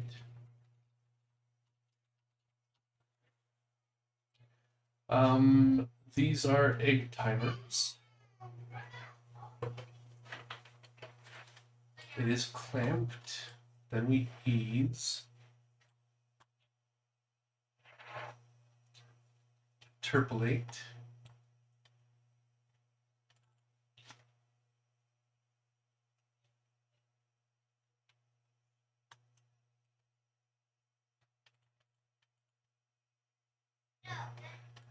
These are updating. So I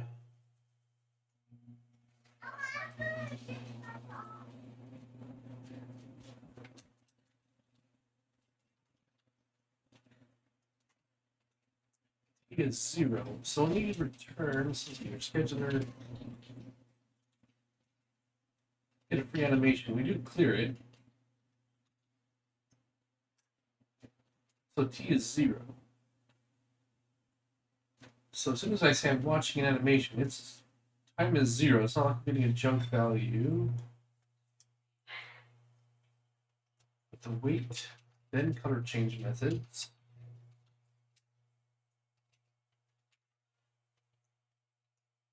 Where we literally do nothing until the animation is past the 4/11ths mark.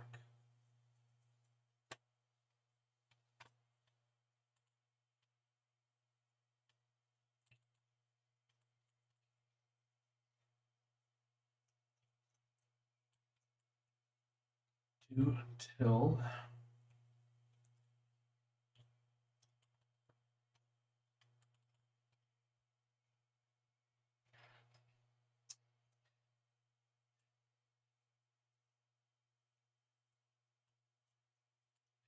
and this is what it should do. It's failing to get to because it's stuck here.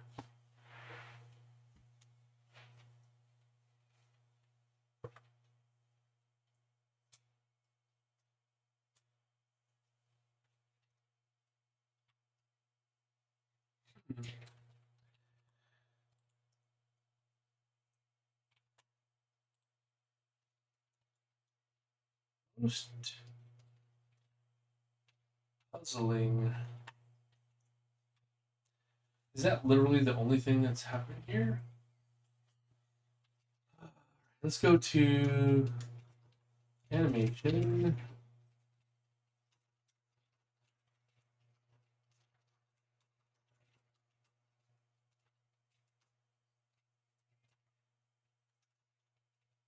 Does animation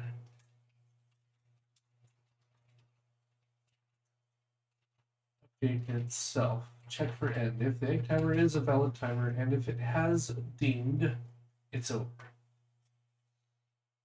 The only place it could have deemed is if T. Oh.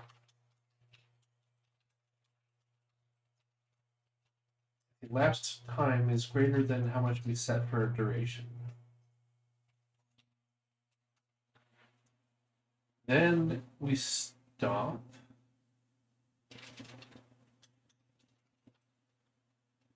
stop calls pause and reset. Pause goes to a waiting state. Reset goes to a complete state. So the animation maintains its own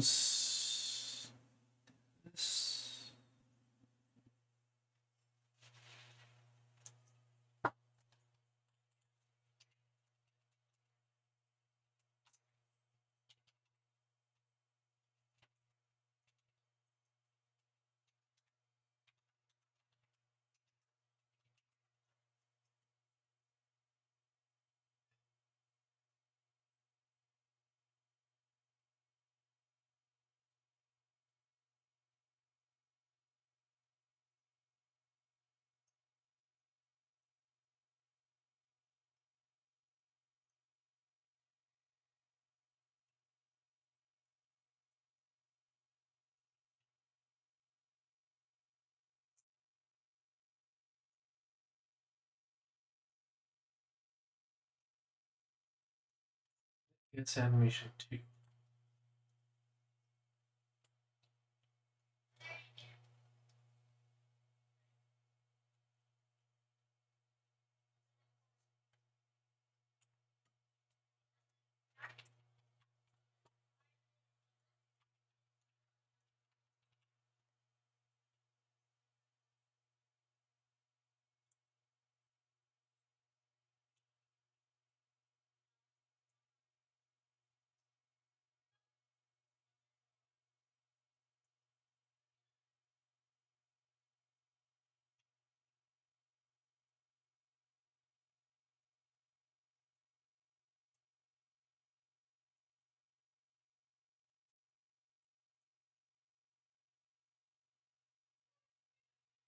Animation.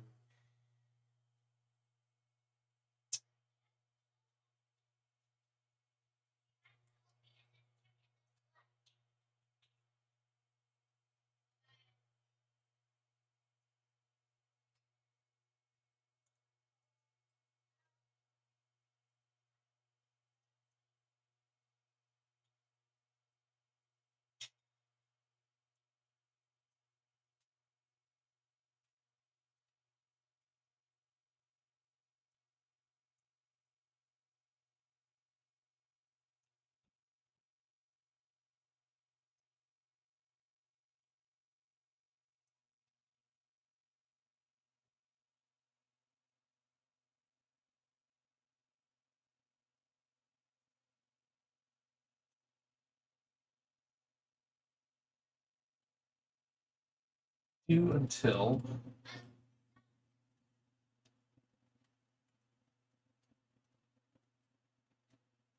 okay, so I need some animation logging, I guess. Oh.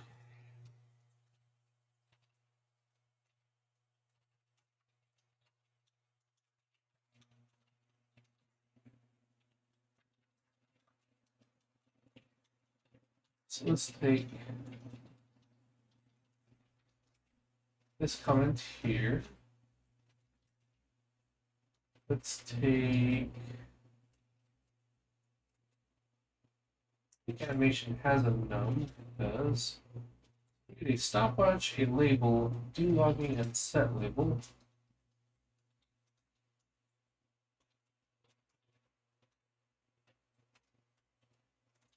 ActionSequence.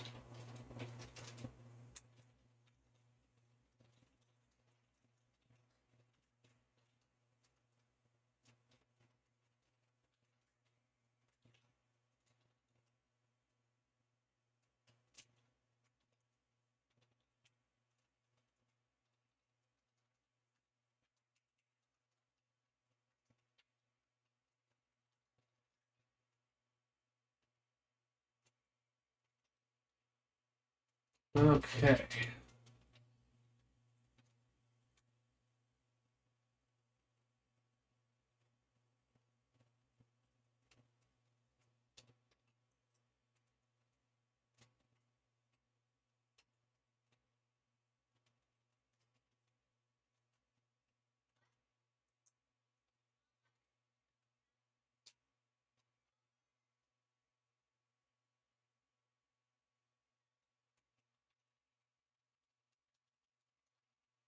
Animation init. No, start.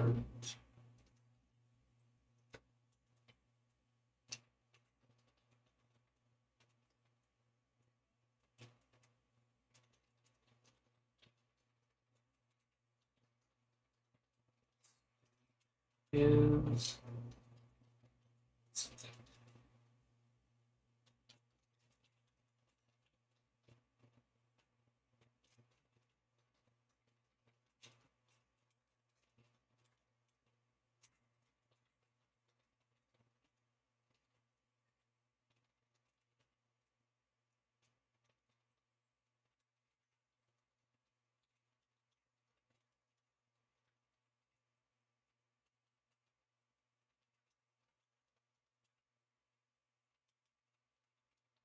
Stopwatch pause.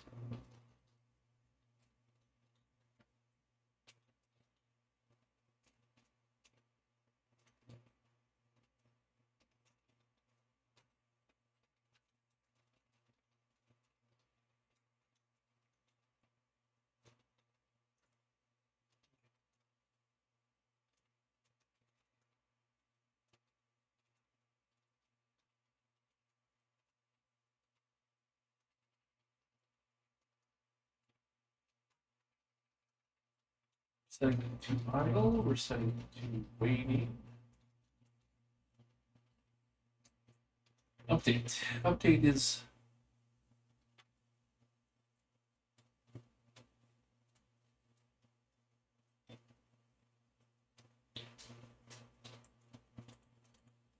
just I'll stop.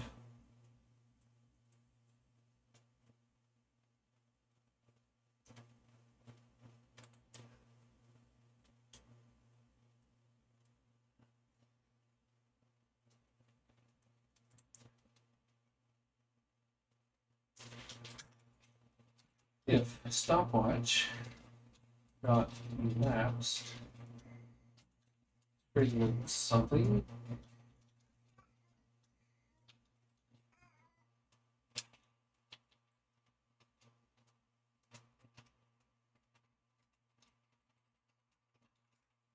like this, but not necessarily non-running.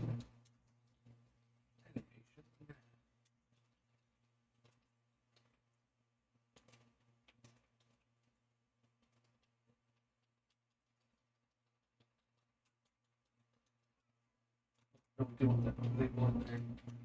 Just this in here.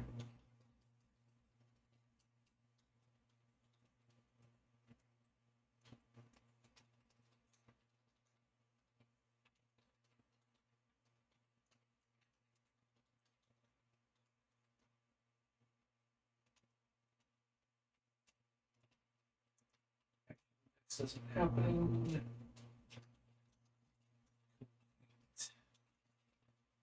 Complete.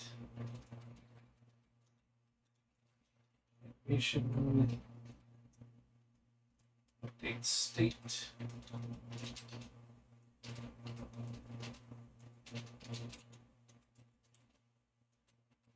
Set range, etc., etc. Clear. Stopwatch.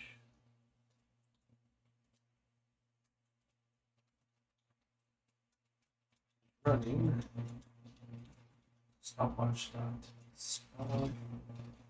Stopwatch dot reset. And we also, if we clear, want to say do login. It's false. You don't want to set mark anything you want it. Never you see. Wait, then what we really want is so make this animation 2.2 set label.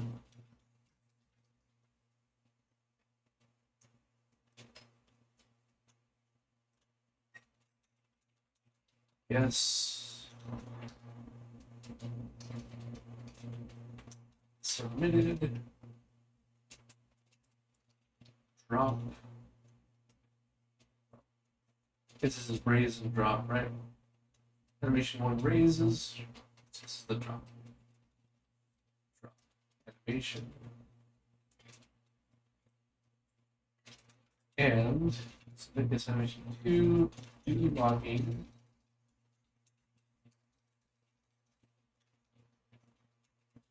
Equals true.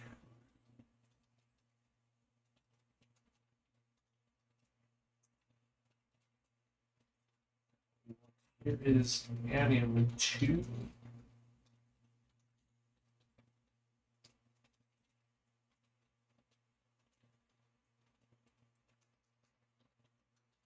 Alpha vet letter state change. That's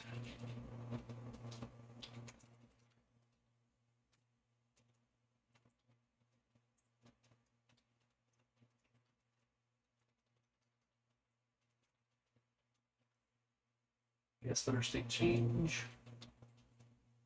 Oh, probably should give more.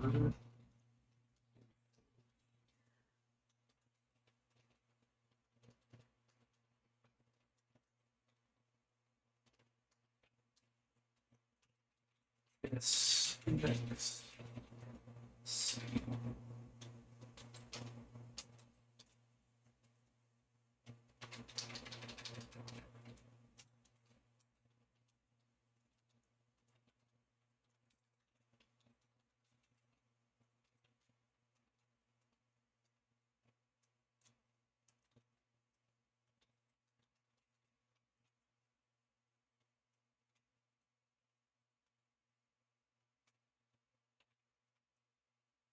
Okay. Eventually we'll have all the logging we need, but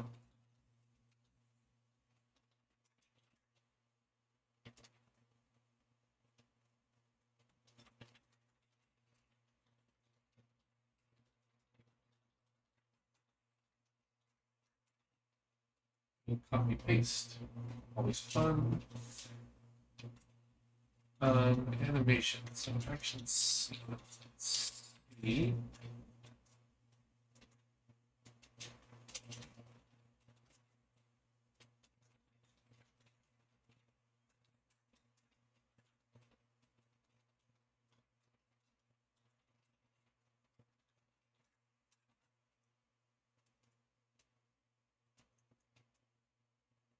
Okay.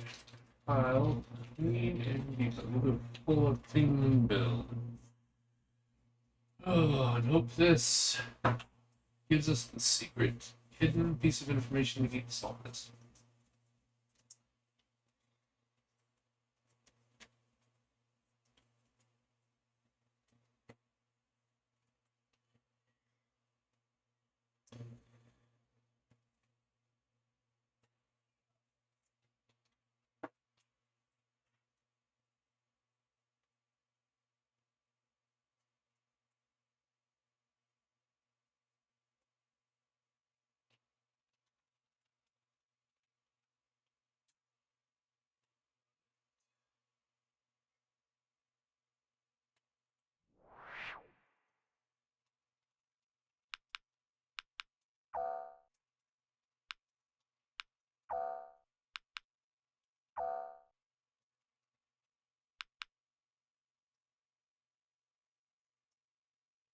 Okay.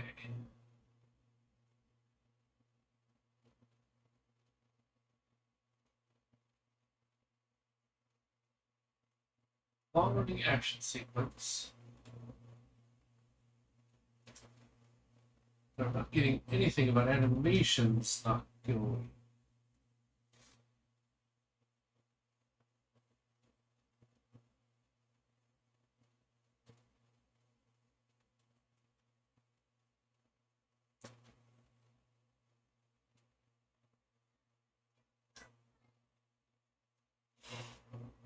Oh.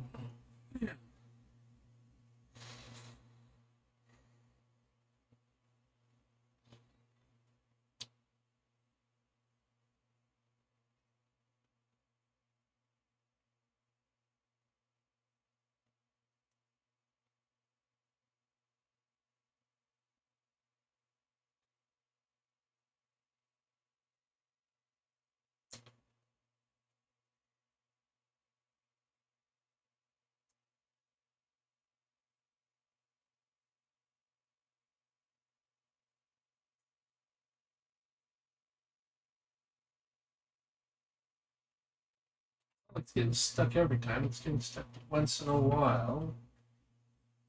When what? We did this.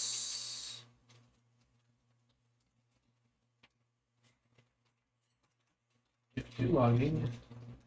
Oh, no, nope. Yeah, sure. Animation. Interesting. Modulus S needed after some seconds.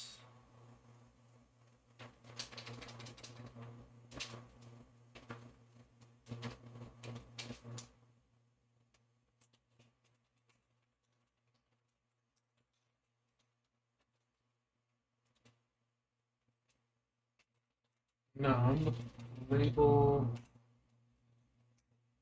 stopwatch.ex.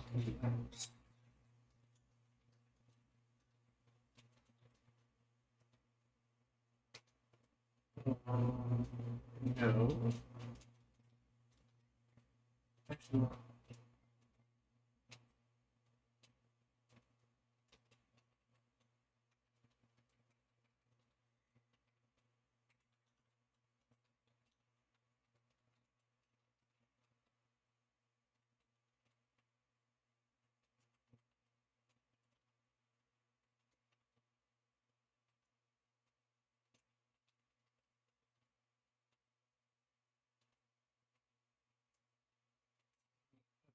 the we're most concerned about.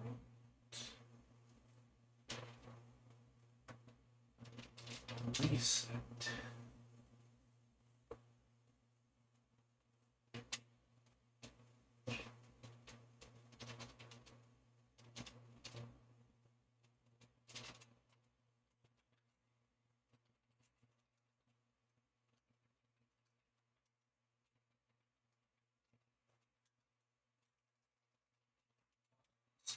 Status thing. Stop reset.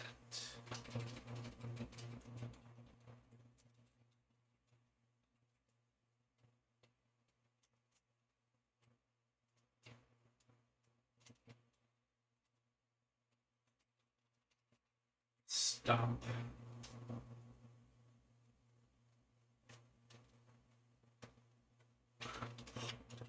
Okay.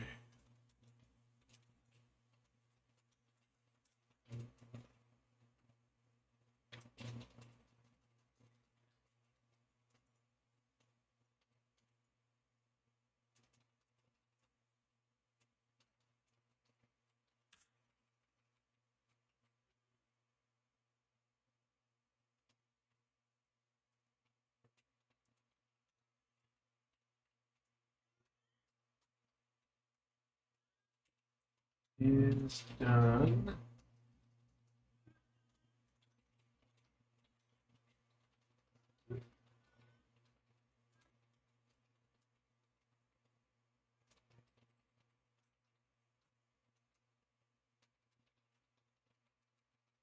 Nine percent of the time it's gonna be this one and not this one, but we'll distinguish anyways.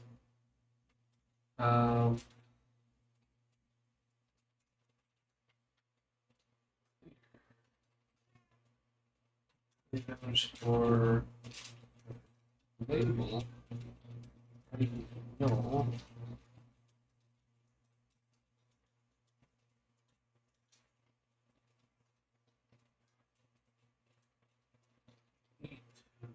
Label. Labels. All right.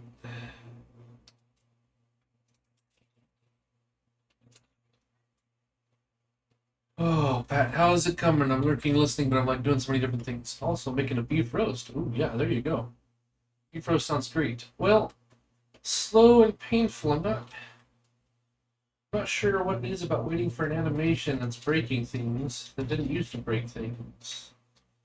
We're slowly building up more and more log statements. which keeps moving where I think the issue is. So, and it's not a consistent issue, so I have to play a bit to get it to happen.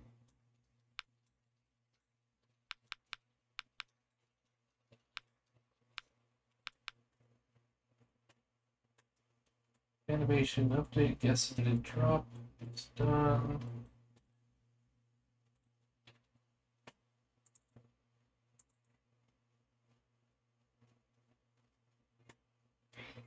A lot of things bounced and are done.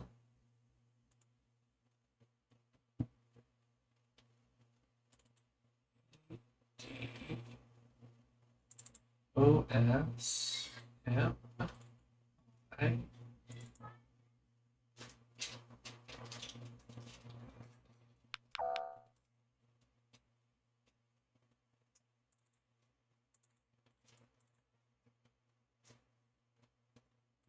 Everything except B and Y.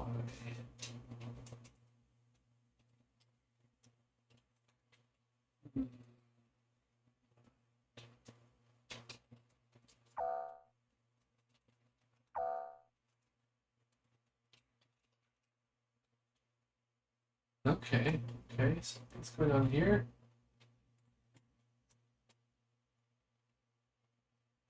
And guess submitted, wait, then change color. Guess submitted drop is done. Animation start, guess submitted drop. State is 2, which is running. Then it goes to waiting, then complete. And then it goes to state 0. Did it do all of this in a single frame?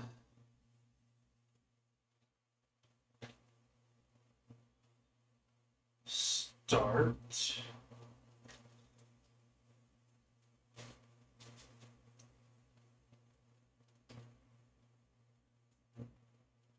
Is done.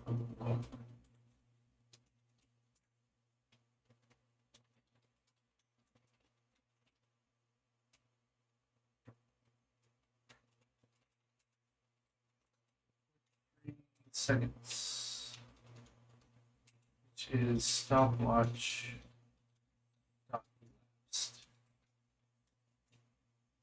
Which I kind of thought we'd already put in here, but that's alright.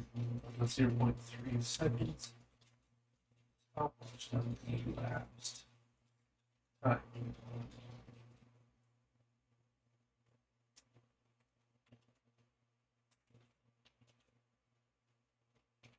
Yeah, Bufro sounds good.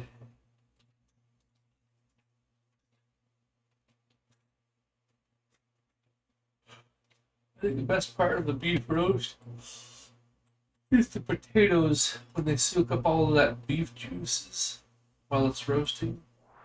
So good.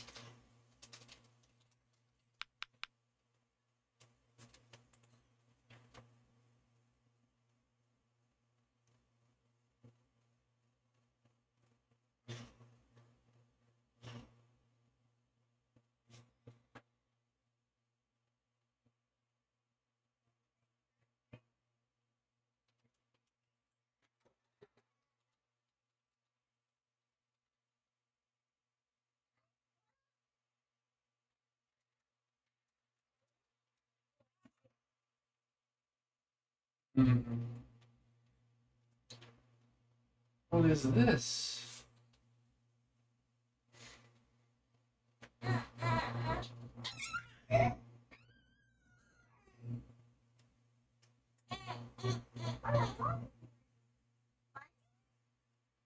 This is very strange. Very strange. Quit.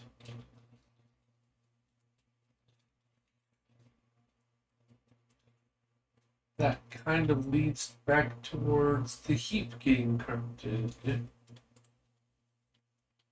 Or the stack. That's just weird.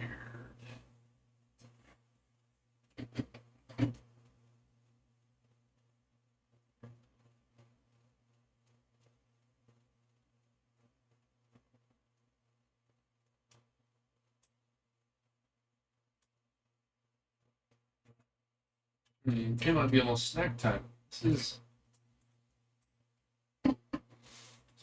fighting me.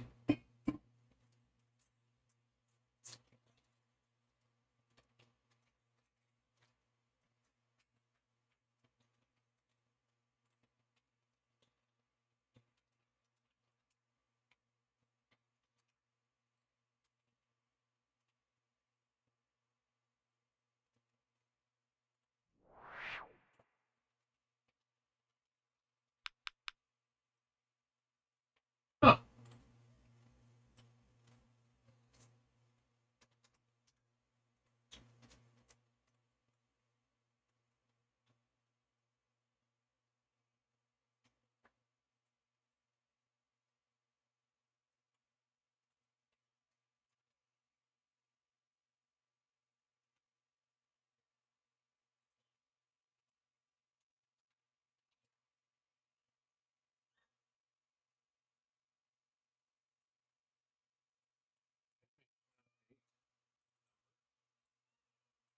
Date given label.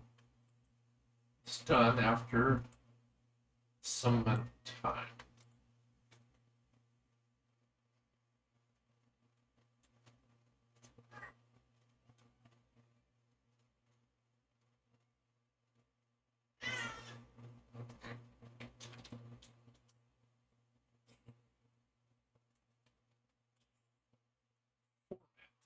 Color quad render.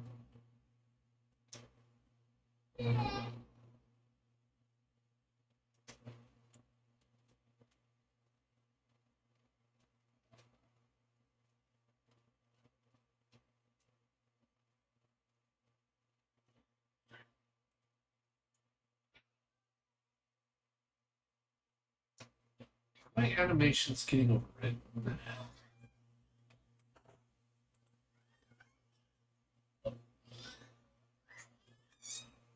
So if we go up 7,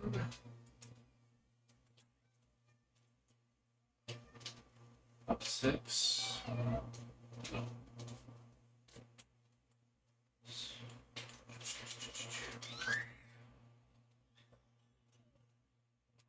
Up 6. One more. 8. None. So this is animation 1. It feels like it got stopped.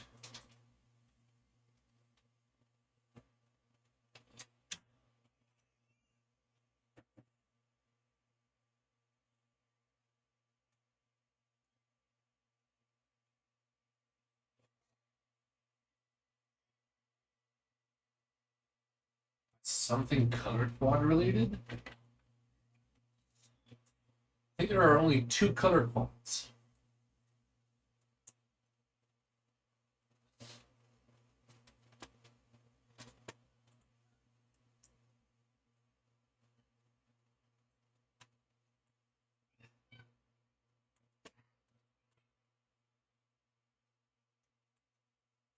String.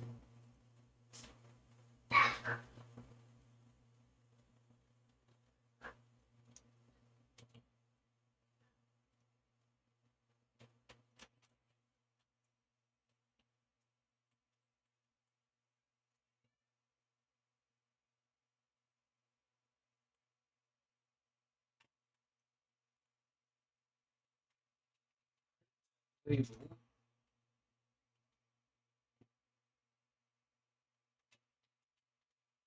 Up, watch. It's gonna crash. GDB will let me make function calls.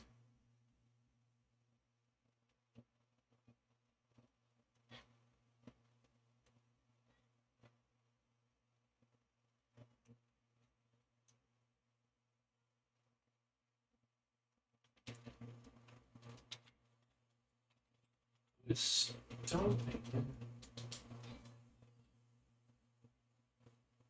animations.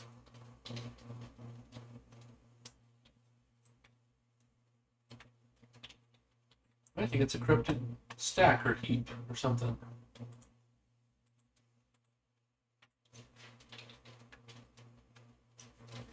discovering who's doing the stomping.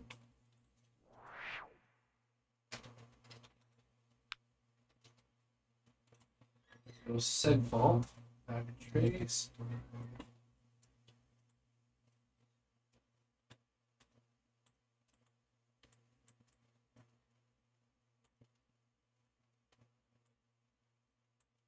Animation update 196.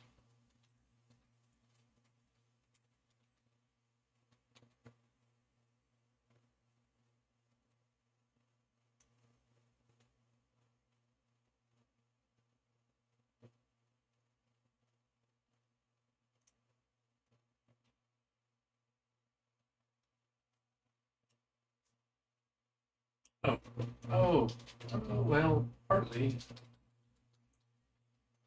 that.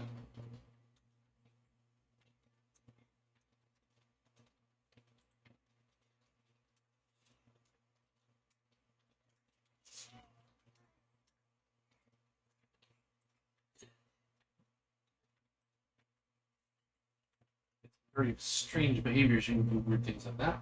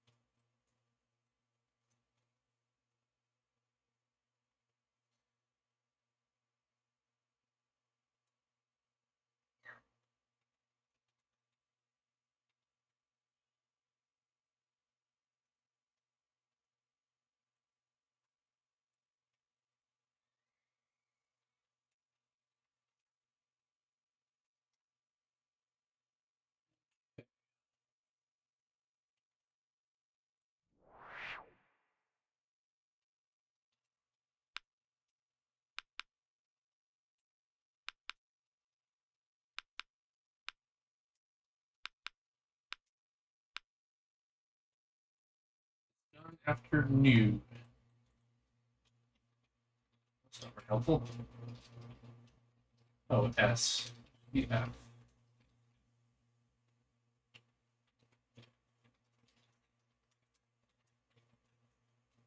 One of these days I'll remember how print format strings work.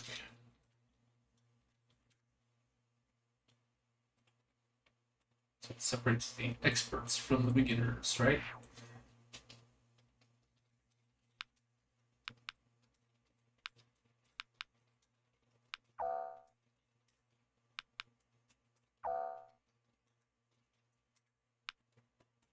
Oh.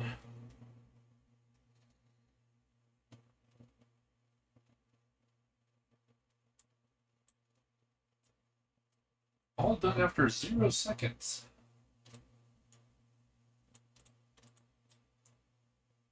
Either stopwatch is not starting. It is bouncing. Maybe we're not starting with stopwatch.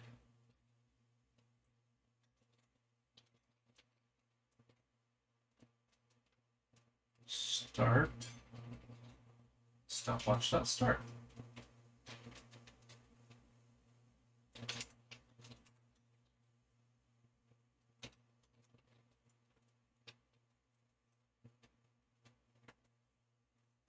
The egg timer is valid and the egg timer has dinged.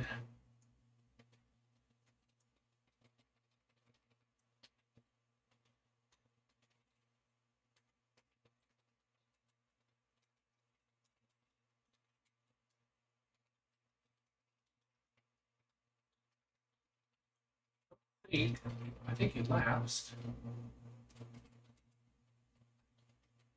Yeah, it should have turned something.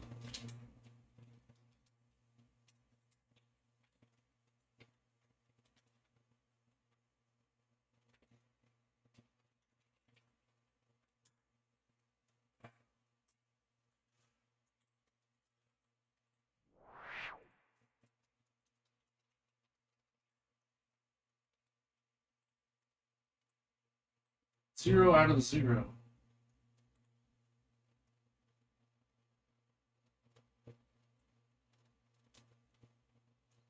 Except I know that's not true.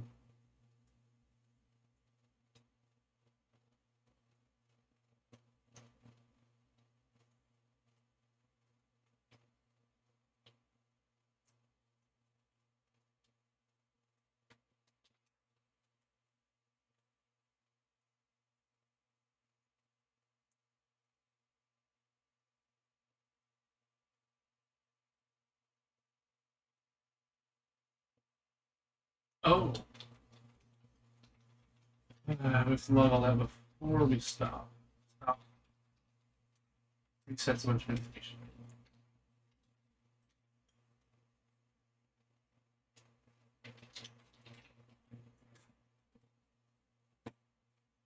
Yeah. Okay. Now.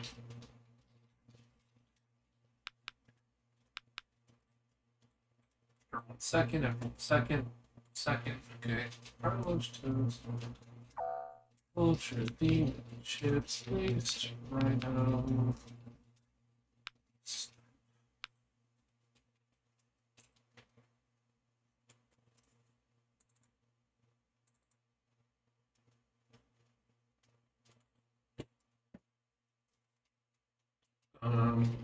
How do I match? Okay, everything's working there. BD. BY.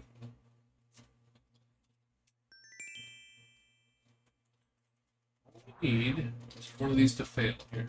Run.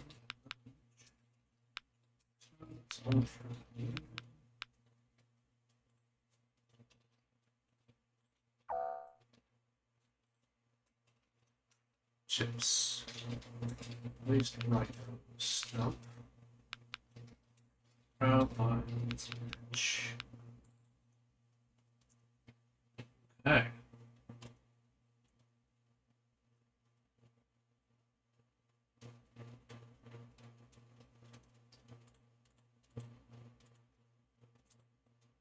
Yeah, let's do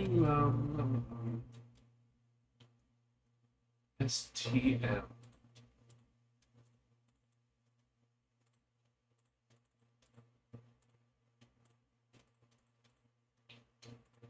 Okay, looking for contradictions. A is out. I-E, no N.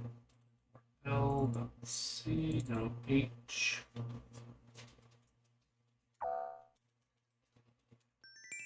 Files.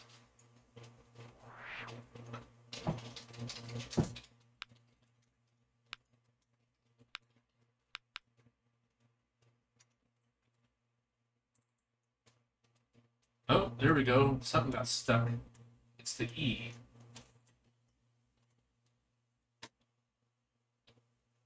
And word 1, 2, 3, 4.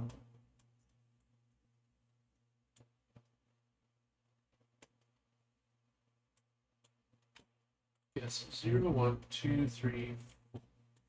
Yes, for letter E,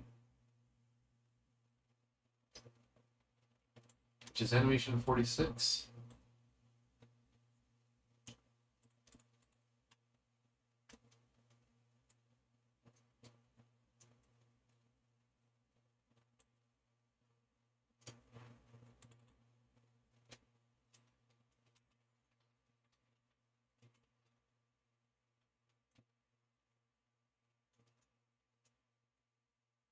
State 2.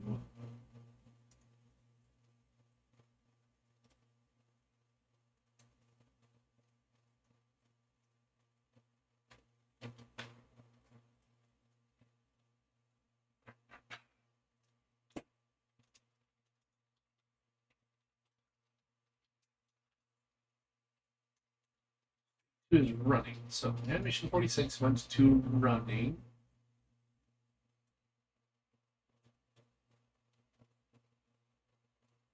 Let's set one to waiting.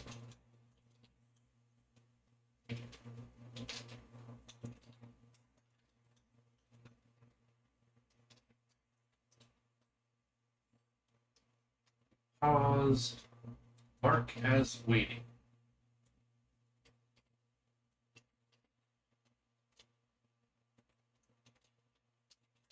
Get, let's see here, scheduler, get reanimation, mark as waiting. So why did animation 46 not log that? Here's the start.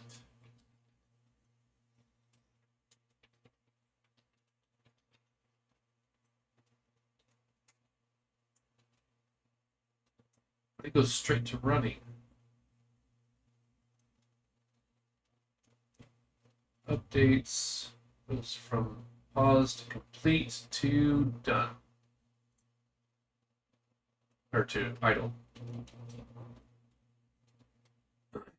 But it is never set to waiting.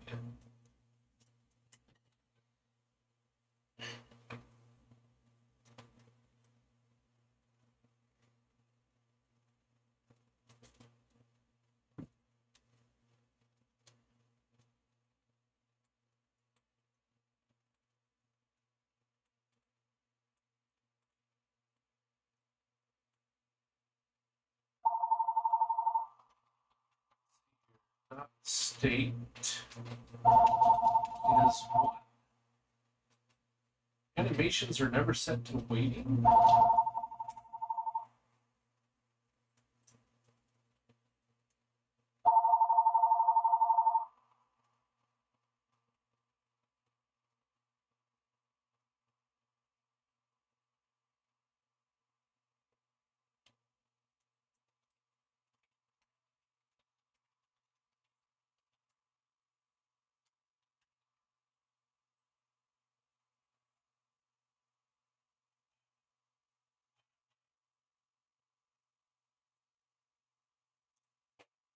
Idle is 0.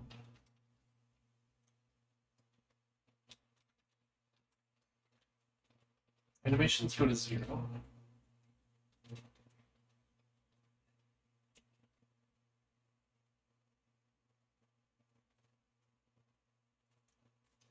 But none of these animations are set to state 1. So 22 cleared up and said, I'm not idle.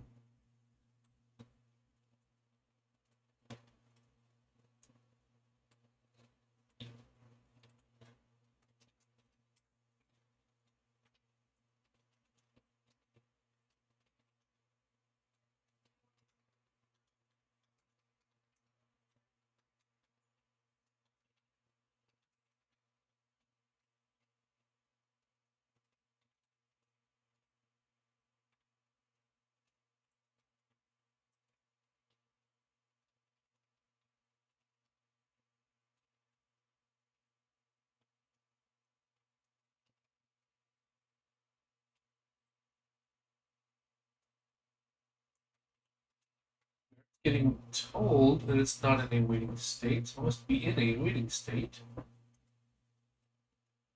The only way it can get into a waiting state is when we pause.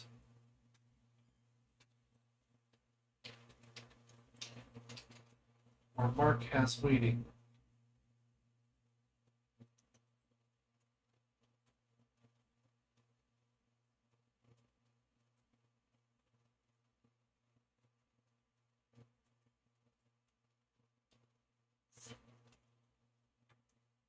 It's not logging this line. That would be state is 1.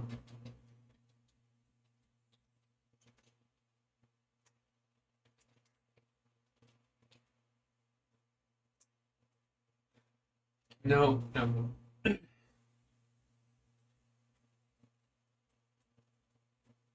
It has to do with when the game sync gets it. So this is, it is getting into a waiting state. Okay. Oh, why?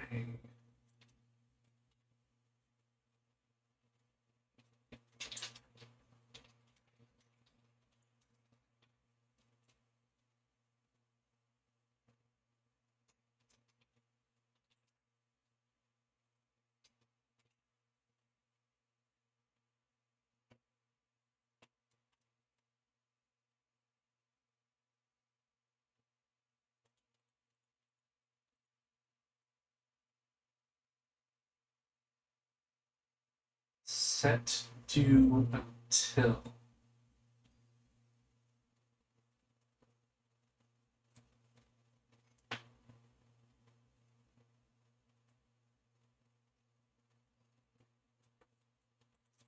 Oh, I hate this.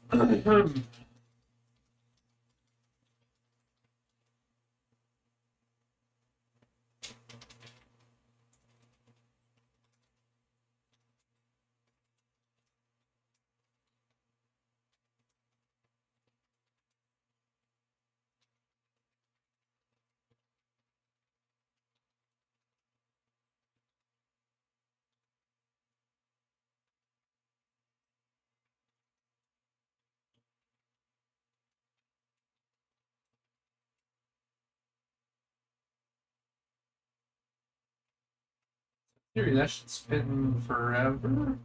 I don't know why.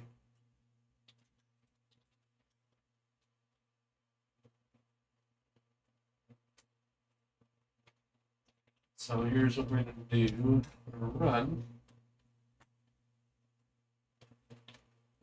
Go to settings, turn off the animations. Not animations, what am I saying? I do want animations, but I want is vsync so that our frame rate is locked at nice, happy 60. So we don't print out tons of stuff.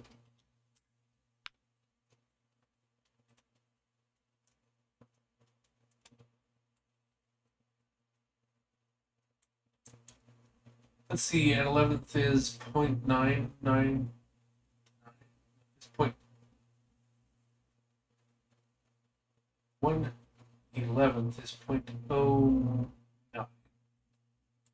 4 of those, 0.36.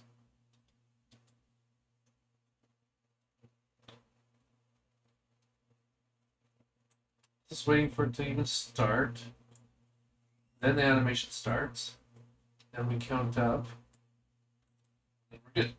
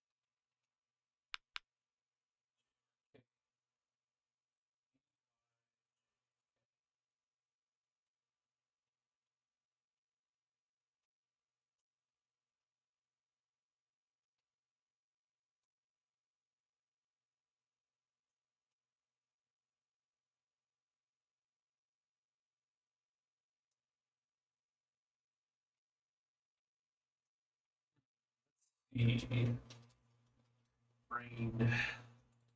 So it's Y, J, or K.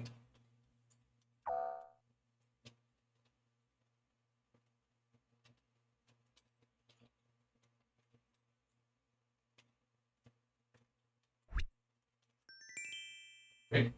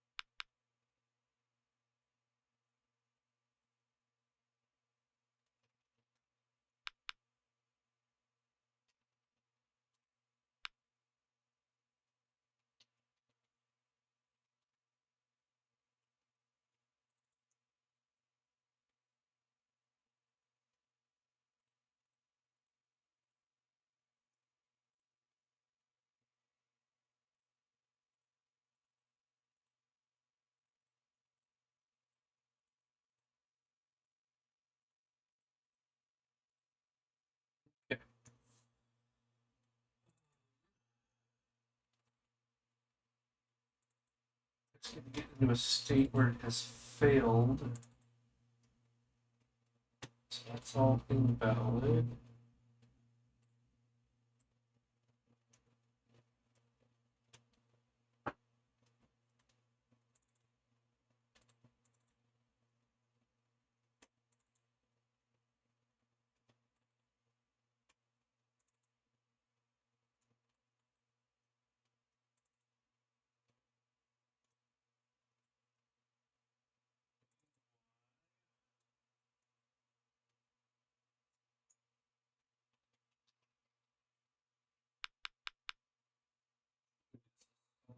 Here.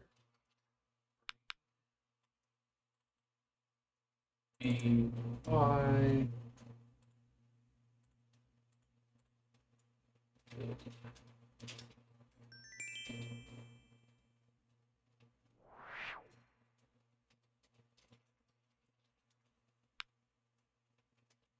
Oh, that first one failed. Now it's stuck. See? Stuck. T is 0. We want to know why.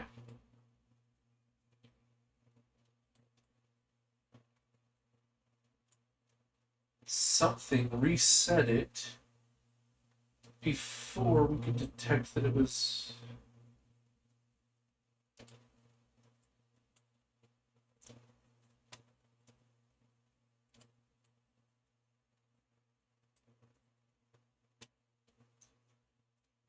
Okay.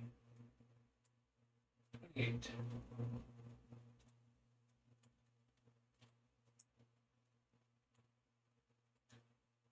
Estimated drop animation. So this went to completion. This one went to state 2, which is running.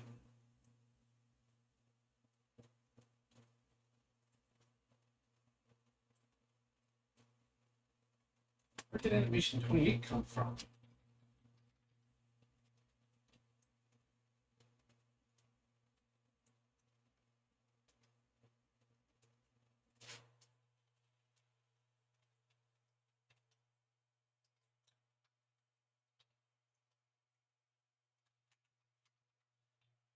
What?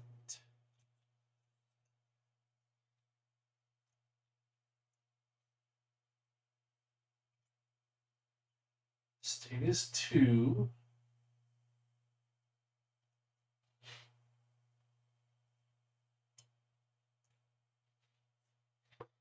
Okay.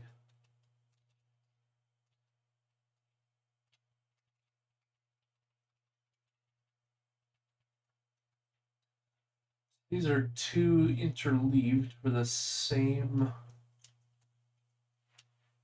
word.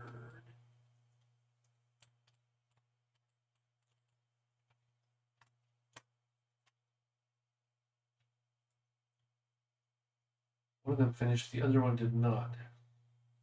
28 finished.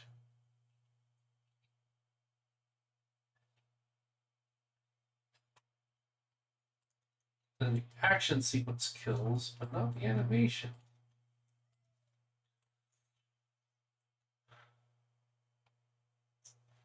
Its T is not updating. What state was it in when that happened?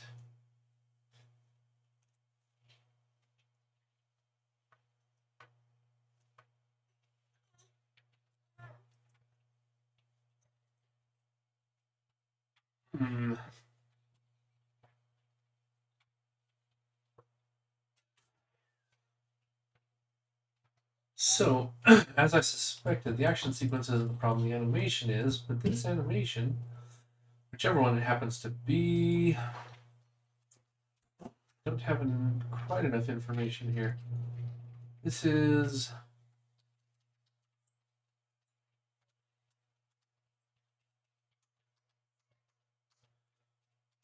biggest animation Q num. I'd like to know which number it is. And if I ask for, so submit guess animation 2,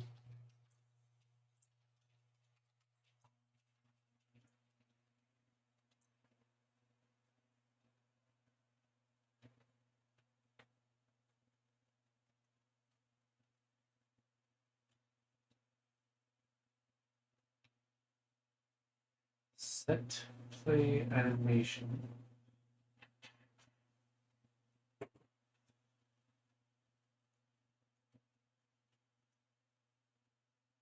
Duration, easing method, range. Sequence.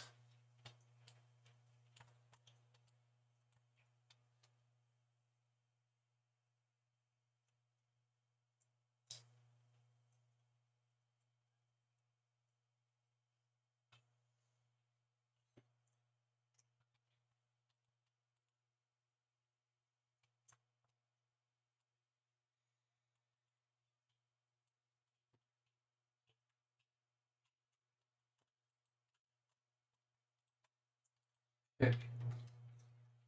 The index of the one that's failing to update T. So is it a failure to start? I would expect, actually, let's check.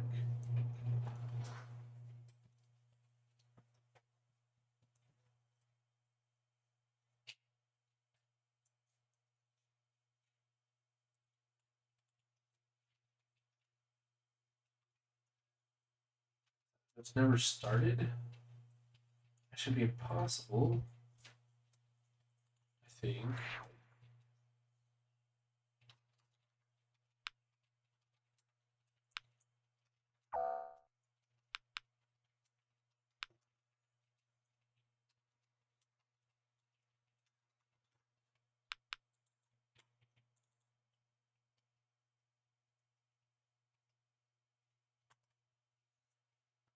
Okay.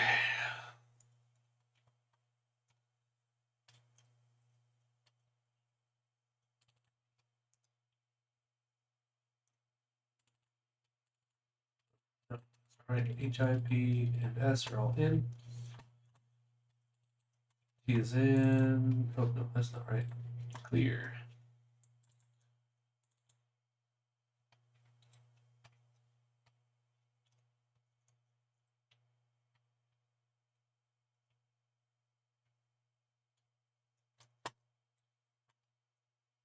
Okay, never mind.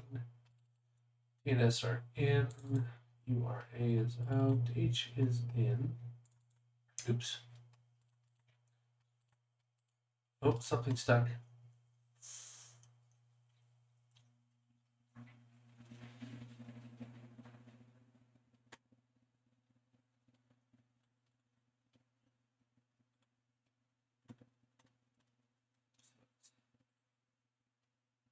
I is in. T is out.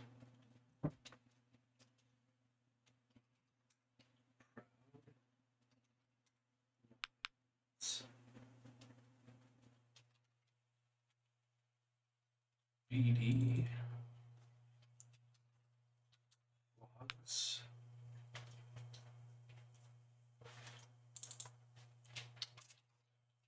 Jacks.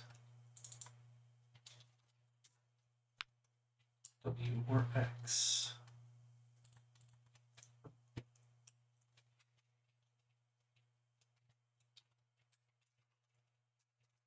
Whist. Can't type whist. Okay.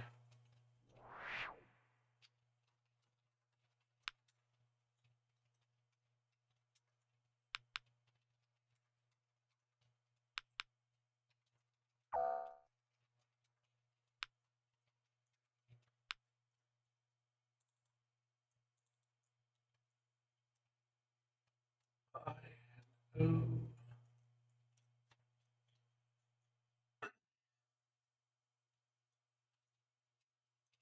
E or D.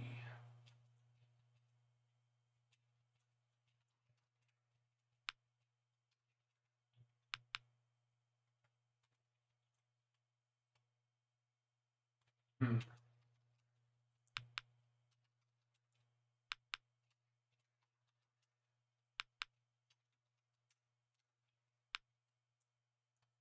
Okay, so B or Y, but not W or X.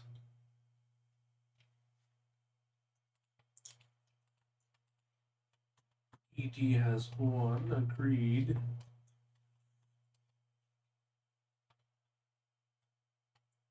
IO ED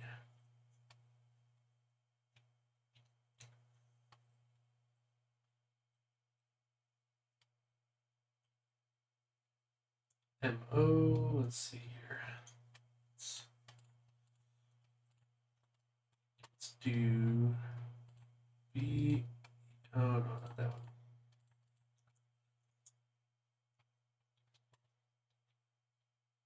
Oh, well, it's JK or BY. BY, JK. There we go.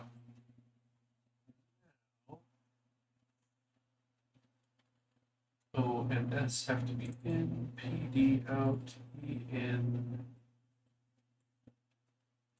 I out. No M. Jokes is wrong.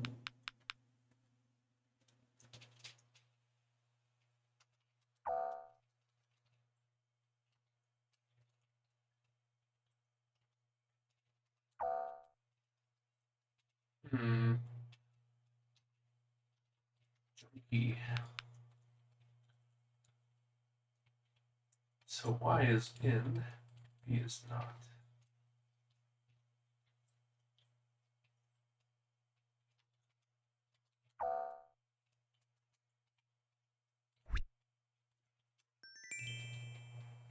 Yolks. Okay. Rest. Good night. Sleep well. See you in the morning, or afternoon, evening, whatever time it is where you are. Thanks for dropping in.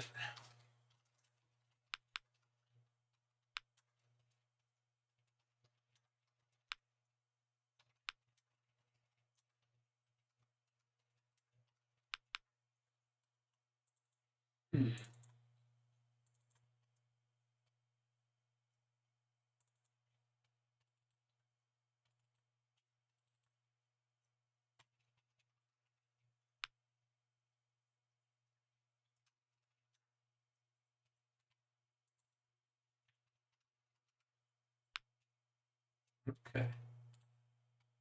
B, Y, J, K.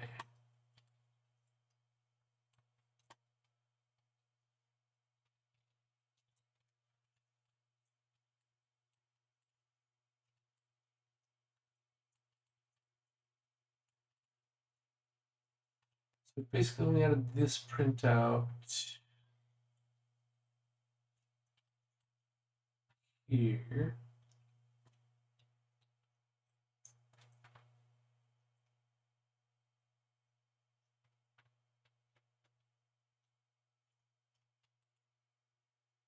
These ones aren't getting that same treatment. Okay, so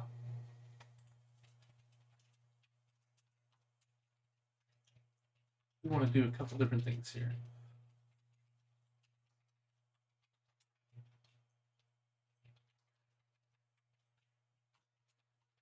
There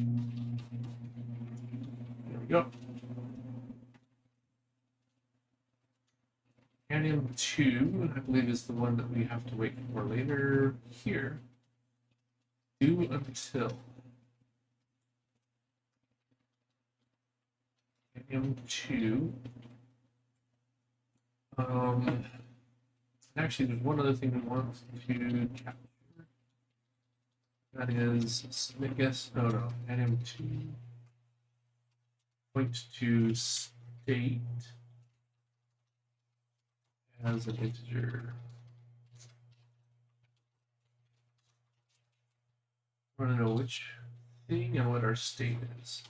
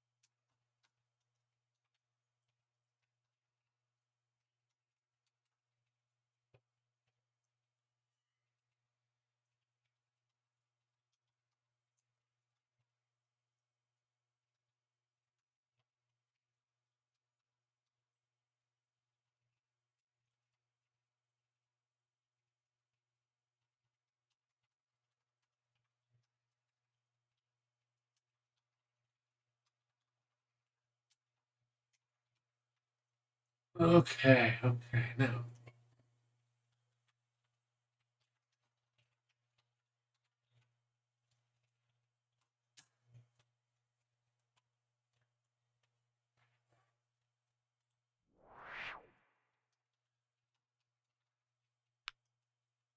Okay, so the state is 1, which is waiting, and 2 is running.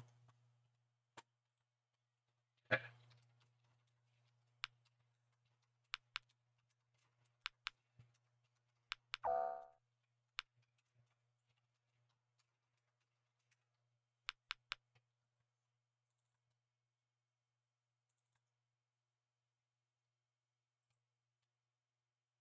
Okay, nothing's getting stuck yet. H, T, or A, L, or it is A, T.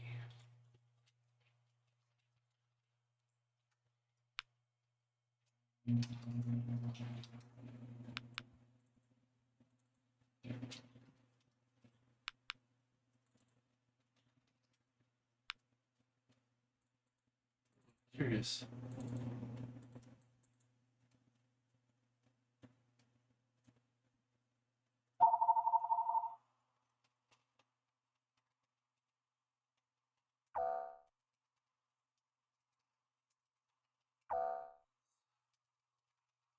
I can type it right. We're not getting stuck yet.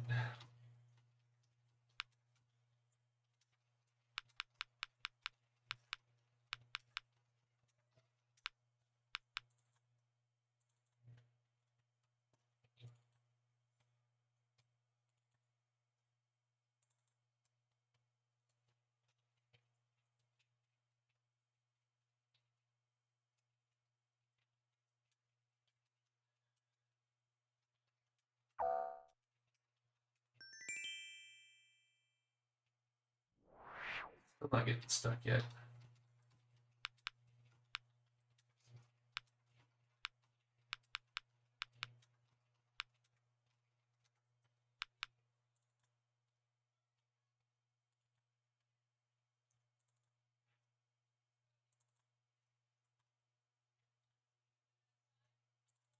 C, therefore A. There we go, now we're stuck. Till it goes up. And it's in the idle state. So N211 is what we care about.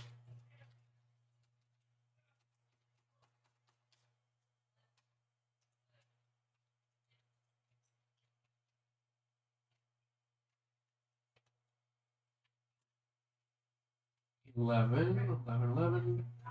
So how did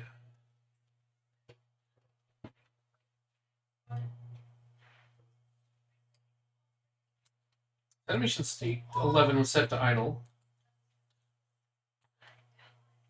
and then it's trying to do an update based on that. Although animation 11 here.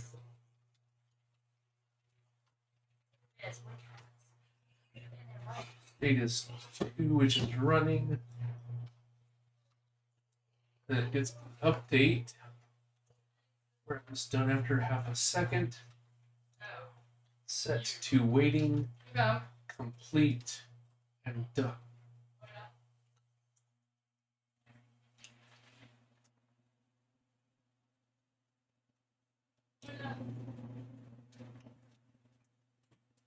Whereupon guess 3, which is Toads, character A, sets animation 9.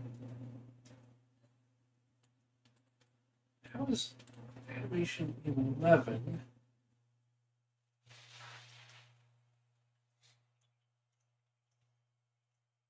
not in a waiting state?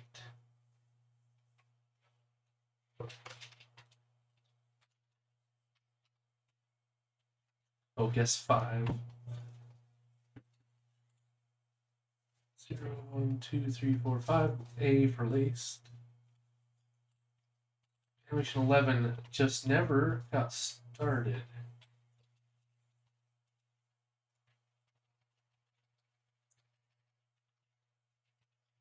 So who owned Animation 11?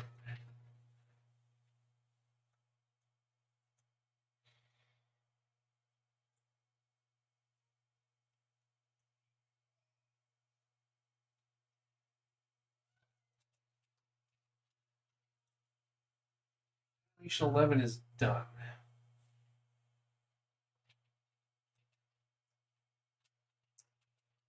Some previous thing.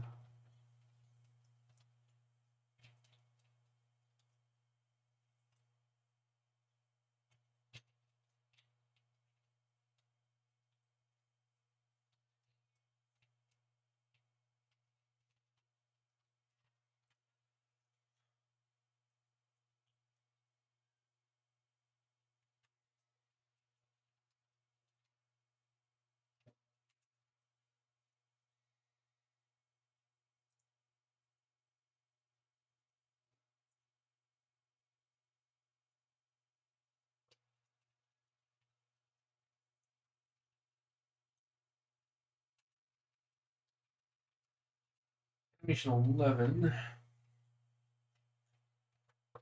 set to idle.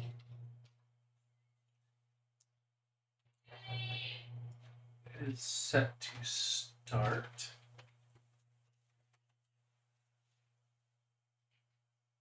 And running.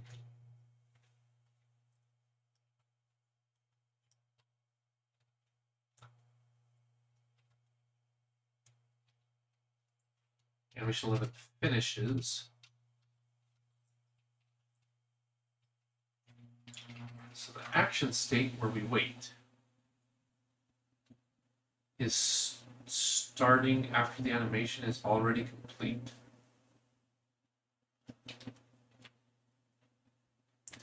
Pat, getting closer to stepping closer to the solution. Maybe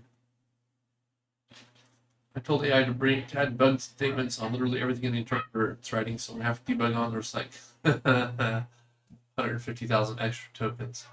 Yeah. Yep.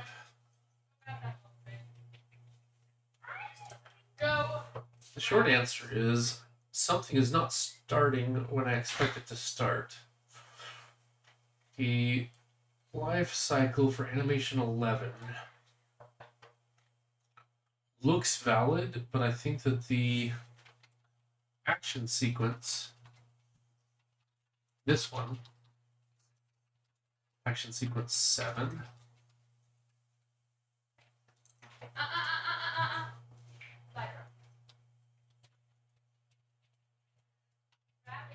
is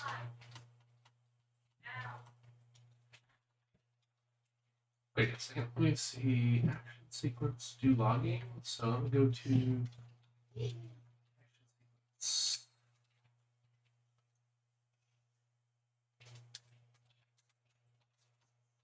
Init.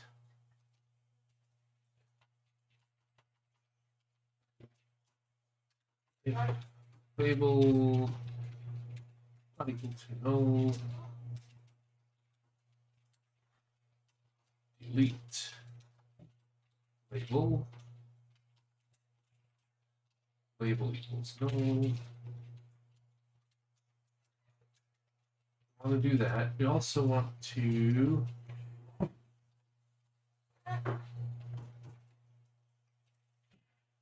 say do logging equals false, because the ones we care about are these ones, the other sequence. Other sequence set label. And other sequence point to do logging equals true. Wait, then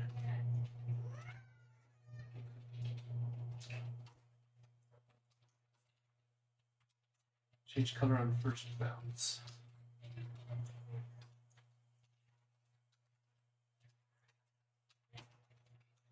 sequence.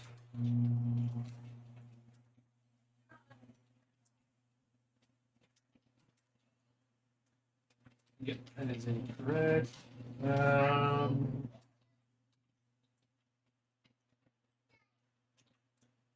I might be getting close to snack time here, so let's run this. Maybe get a little bit more information about when that action sequence actually starts. I have to break one first, so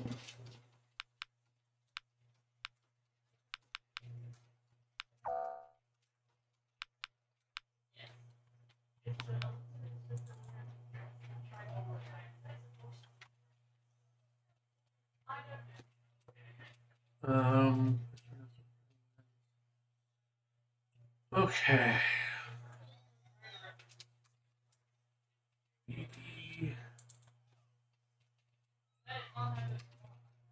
Logs,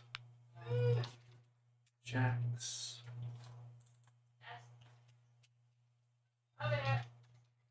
waxed, W or X. Therefore, L is in, and I, U, and H are out. PR, TR, W or X.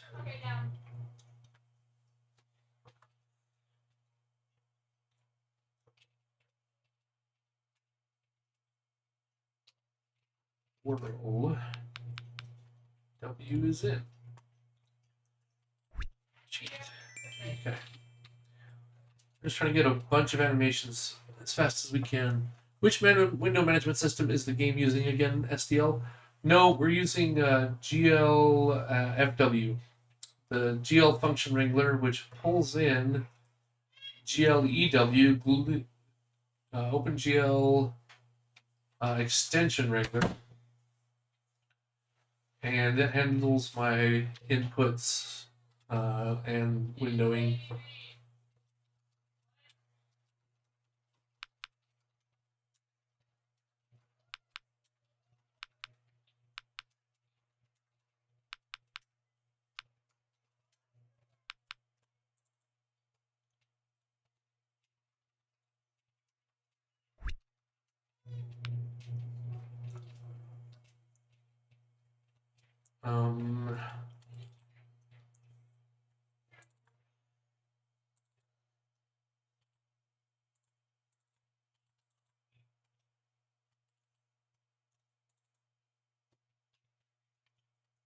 Okay, so R failed. Animation 8 is busted. Boom. Action sequence went too long, and now it's dead. So, action sequence 7.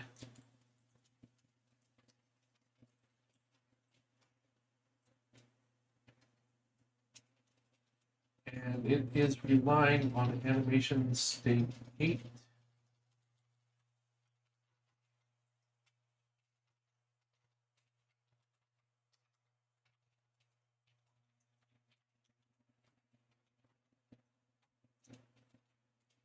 Okay, animation state 8 is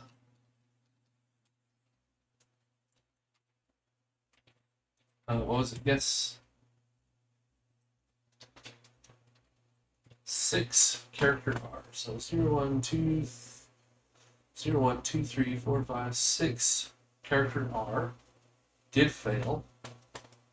So that's this animation. Animation 8 is set to idle. Then we grab it and we say, we're going to start you.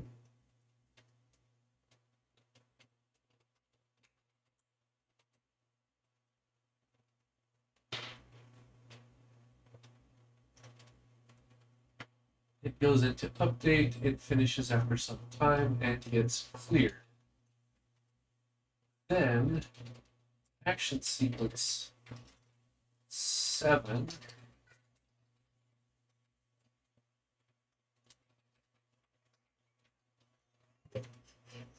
is set to run after animation 8 is done.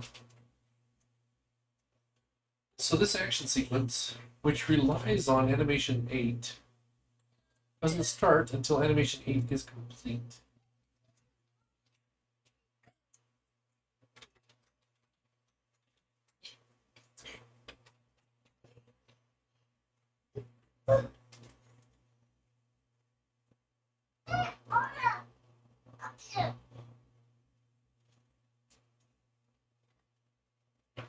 There's no reason for it to. This one does not have should default to standard uniqueness look. Ugh. Trying to think of the libraries I have. I have SFML and RayLib, OpenGL. I have Glue, GLFW, libgl binding. I have Boost, but I don't really use it. GLMath, yep. And I'm sure a few image processing libs. Yeah, like a PNG loader or something. You could technically compile this, no problem.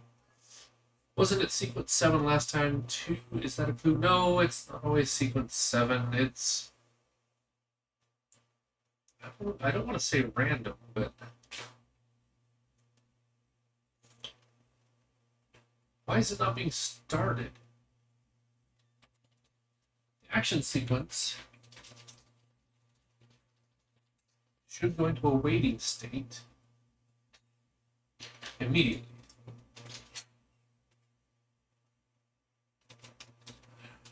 Oh, okay, interesting. What if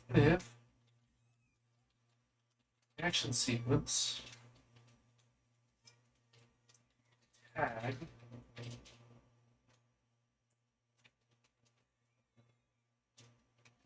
and start mode are not being updated correctly? Maybe init. What if start mode and tag? What if those are not being set correctly? It might have some dangling state from the last run that the action sequence was used in. If that's the case, that makes me very sad.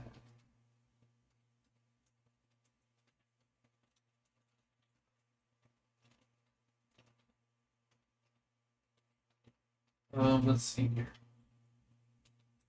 Okay, actions and action count get updated.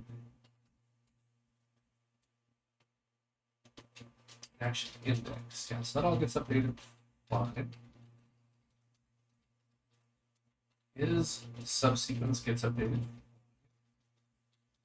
Start mode, tag, and state.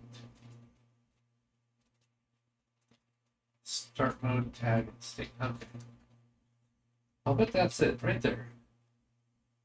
It would still have had a uniqueness tag on it. Ugh.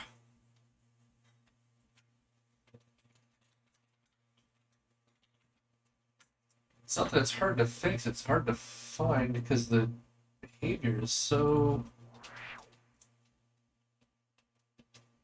semi-random.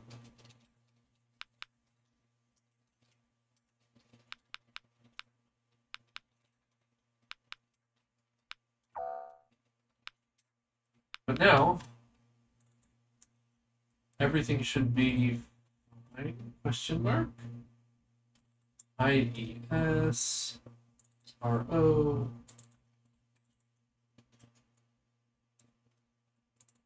P and M, therefore D, not A, but T. Diets, tides. Ugh.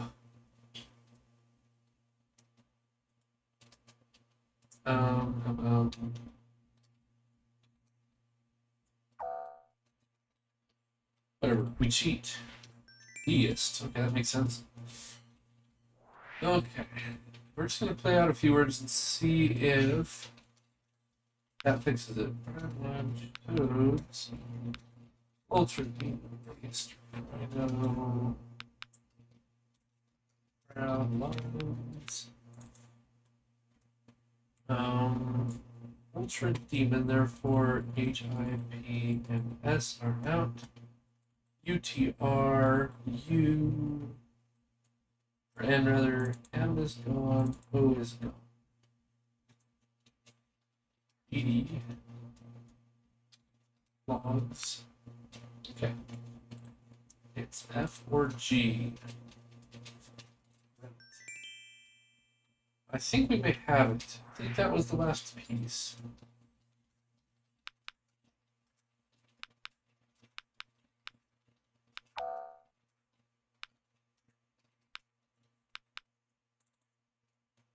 Okay.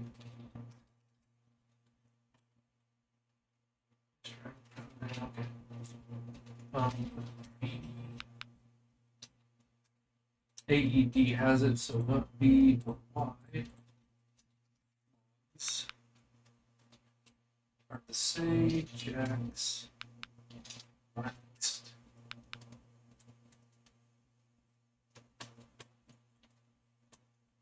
Not W or X. AS could be it. Okay, so let's oops.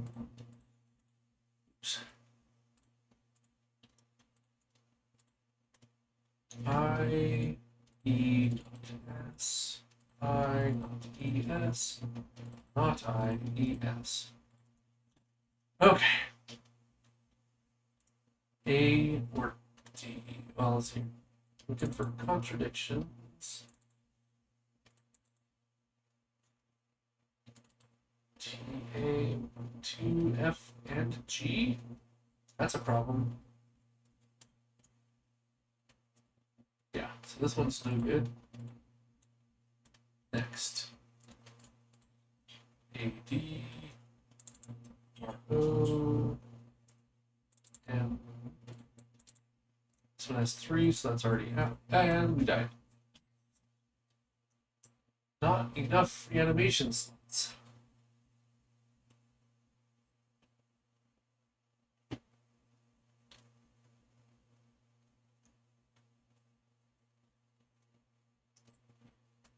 Okay, so animations are not cleaning up properly after themselves.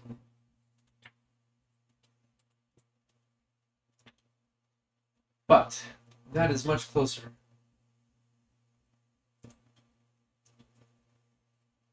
All right, it's time for me to grab a snack. Snack run.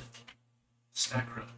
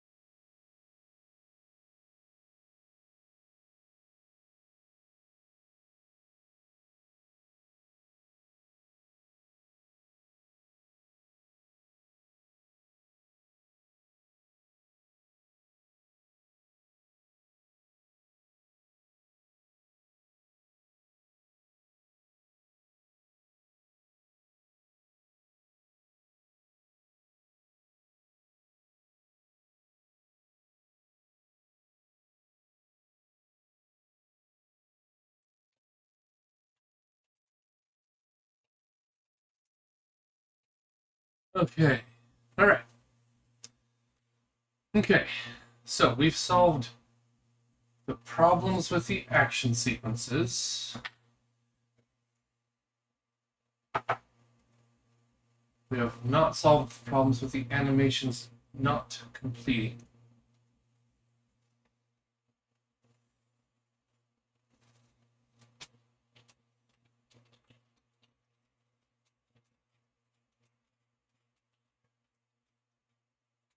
So let's clean up. Action sequence. We do not need a state history.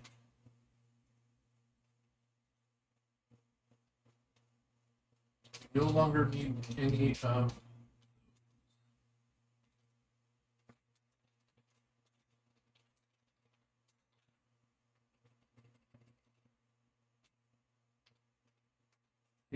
do logging state history. Sounds good.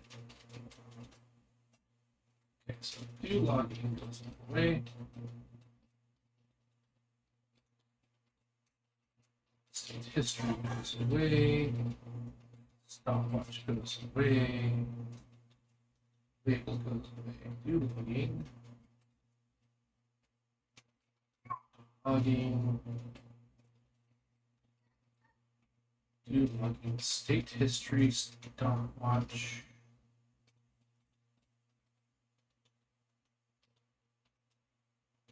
State history. Do logging. State history. Logging. All right.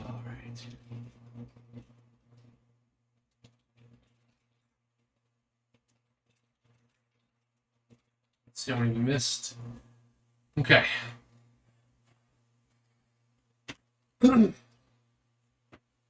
Problem is, we have multiple issues that we're working through that interfere with each other. So until I got the action sequence finished, the animation is not bringing up. I can't debug both at once.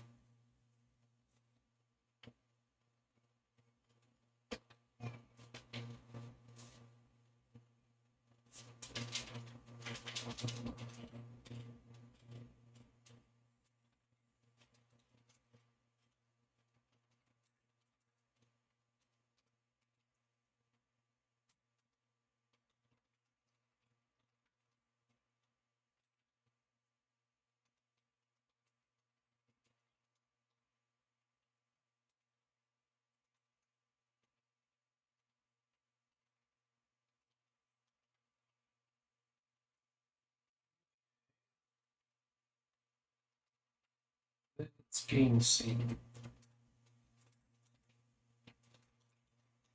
Set label goes away.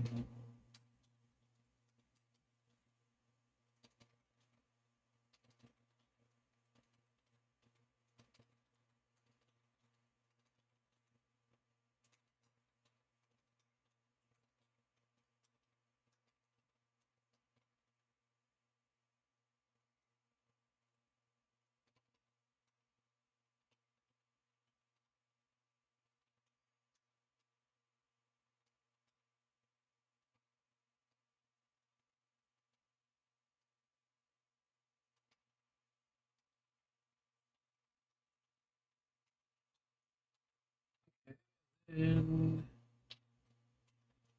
do logging.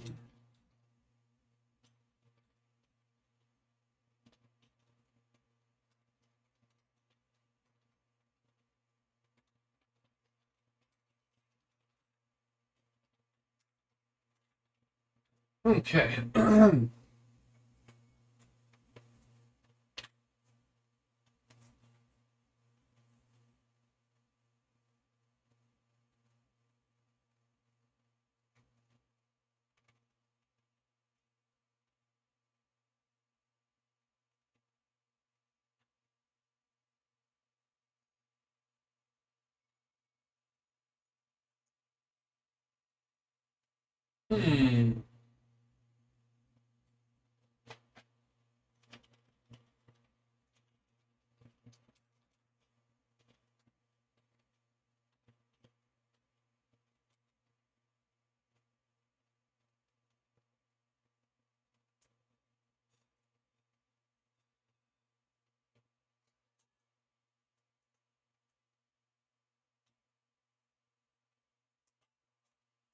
Oh.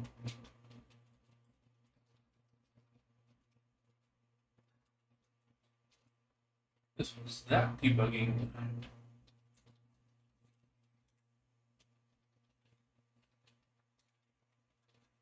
Okay.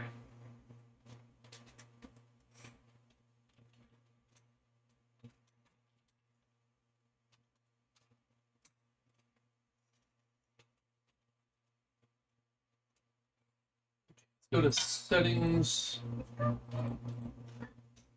Ooh. Settings is pulling up my heap.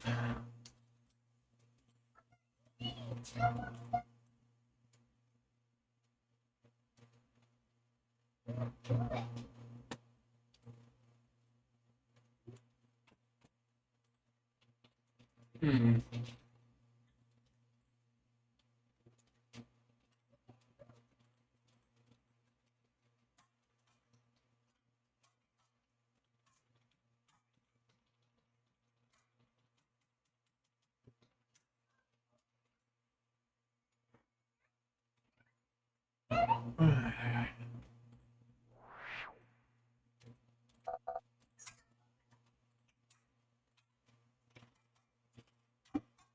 Wow. Wow, this is terrible.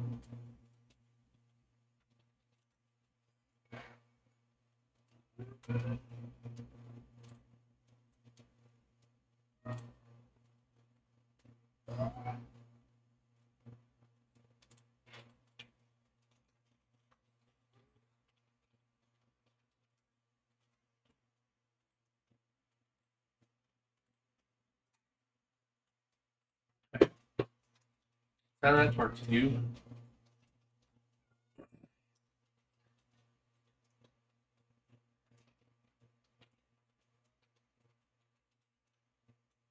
But settings scene crashes when attached to debugger.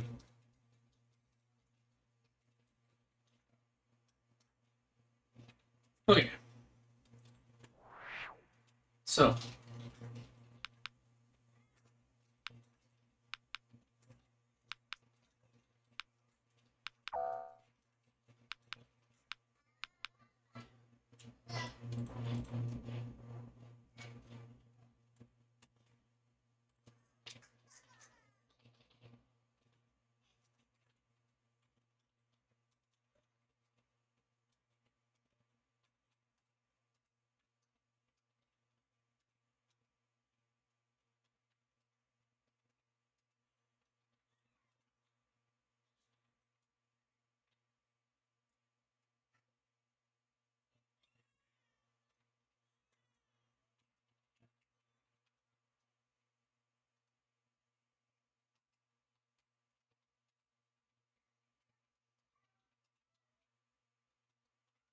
up a bit more.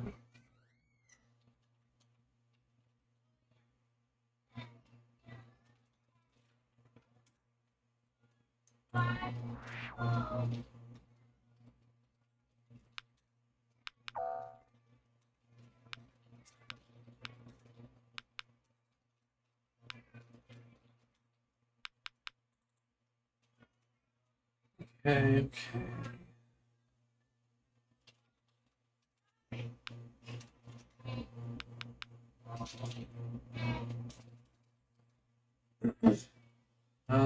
F or G, or E or A, or for L or C, E, L, C. Okay.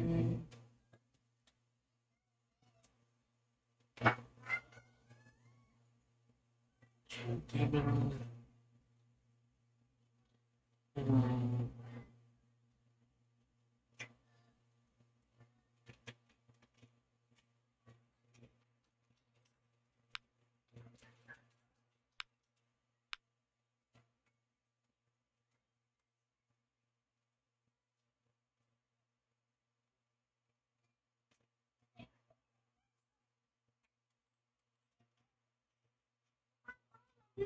Not I.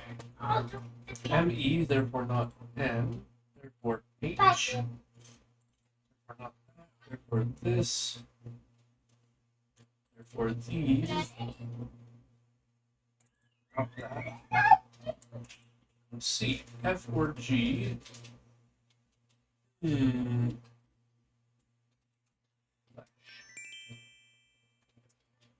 Alright, so we're going to play for a couple of minutes just to make sure that the animations aren't broken. O, A, E, S, and all of those.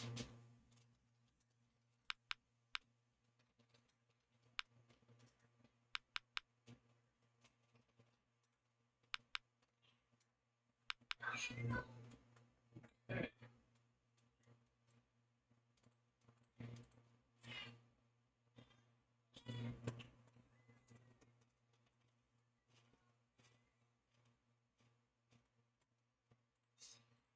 L, R, U, U, R.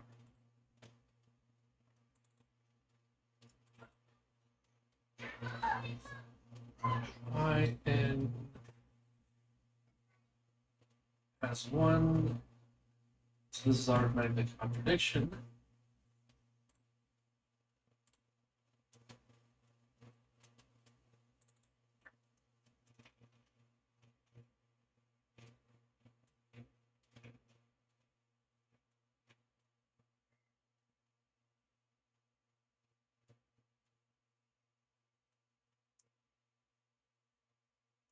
Let's see here. Laced rhino stump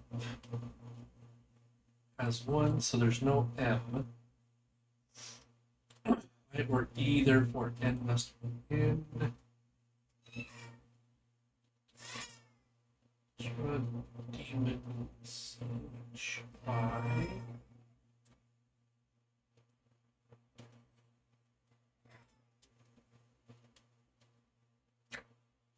Oh, good. That one. This one. C. Dot H. Runic. Oh, cool. Whatever. We're cheating. And then.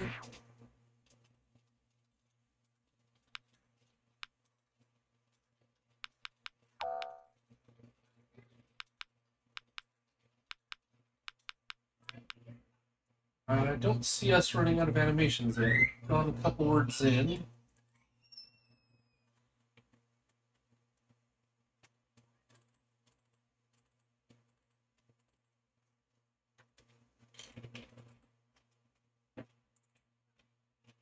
We have not yet run out of animations.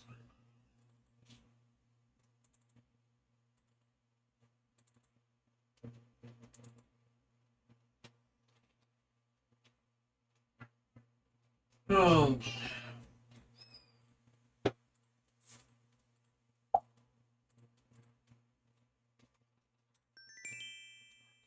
Still no animation. Spring out.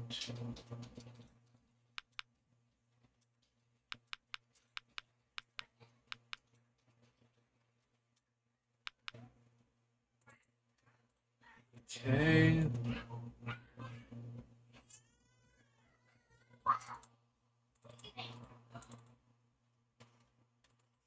ES DM DTA. Not P. Oops, not P either. Therefore M. Ooh, this is brutal. Mates, teams, steam, tames.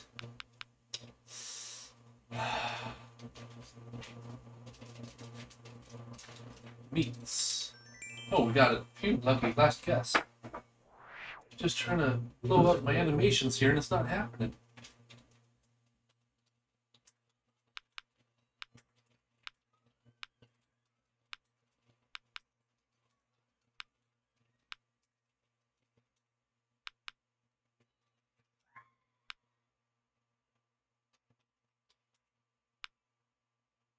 I'm probably not gonna get it.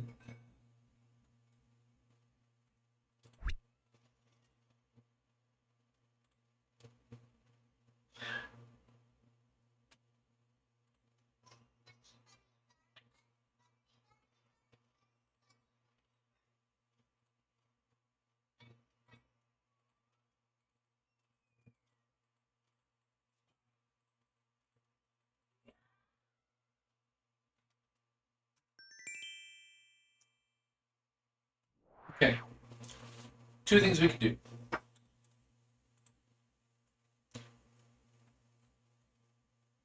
We can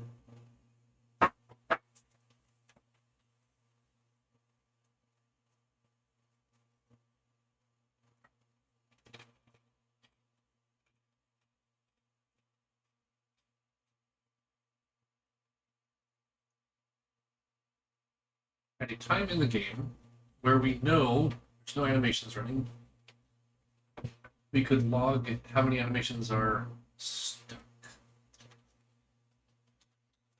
There, so scheduler log something.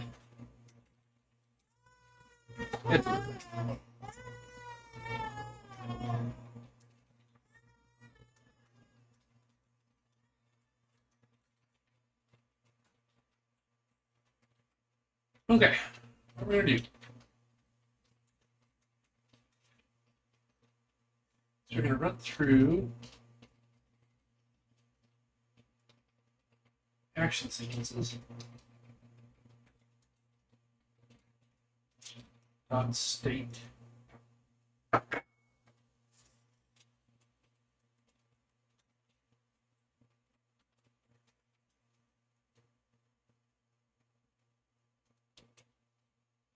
Int idle count equals 0. If this equals action sequence state idle count increments. Something very similar here.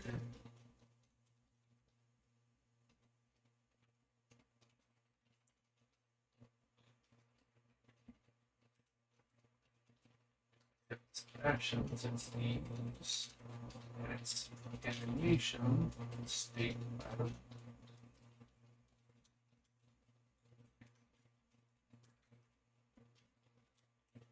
Just the action sequences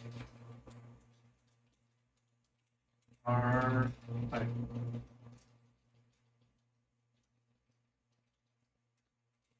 animations. This is the idle count over scheduler max action sequence count.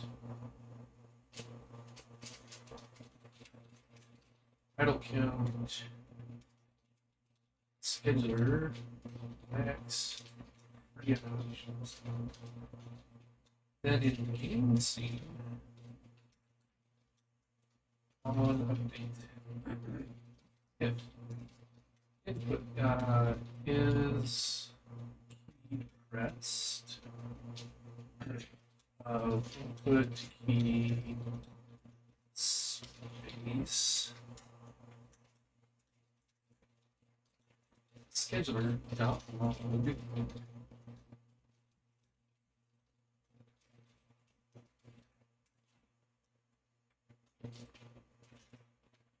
Okay.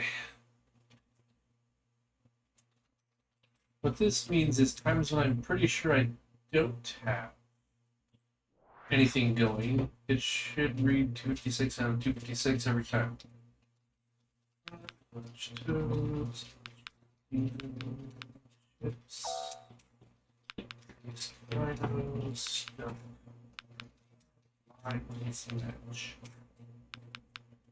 Now, if I hit spacebar, that is not what I asked for. Oh, that needs to be a comma. Good.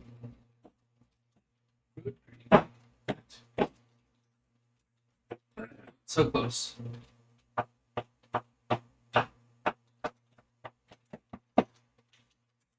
I blame it on streamer brain. Okay.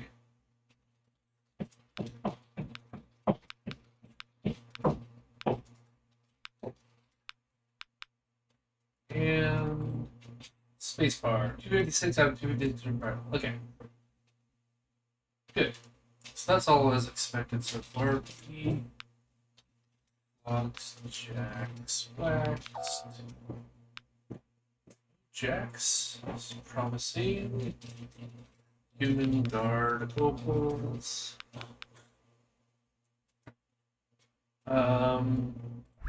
Cheat.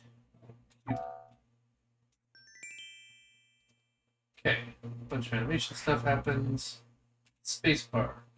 There are 2 animations that are not idle. Okay. So that is a problem.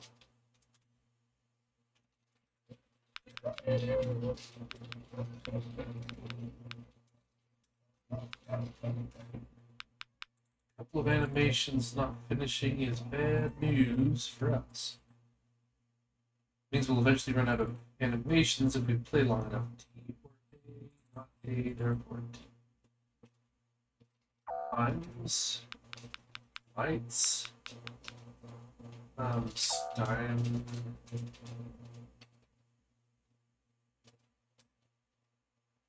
Let's see here. Items. Bug.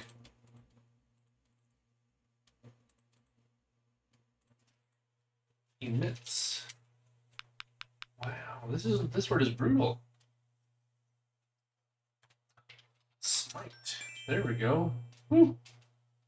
Okay, and now spacebar. 252 animations are idle out of 256. Every level we're losing 2 animations.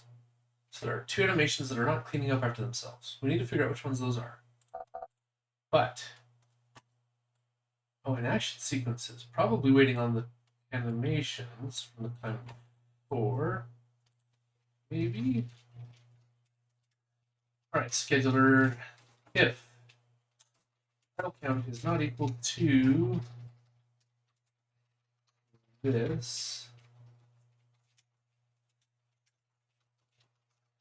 we're going back through for any animation.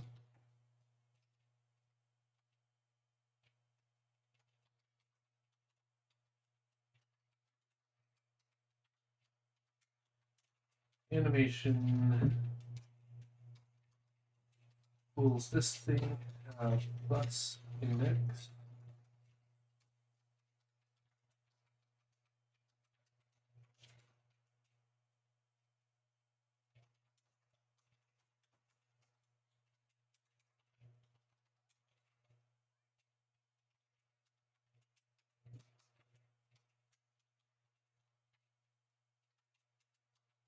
And put to num.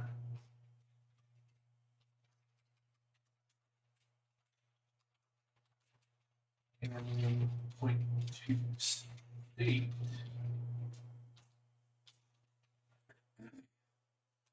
What else do we need to know about our animation?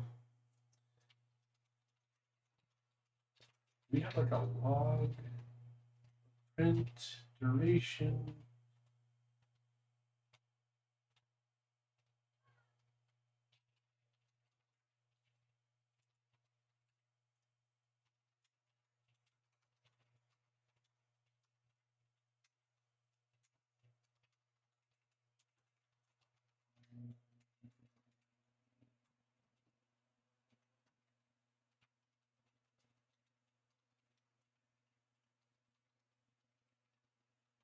Duration is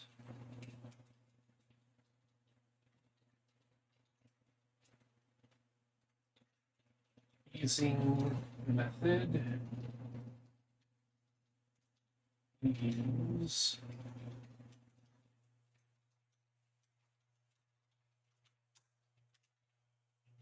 using method label.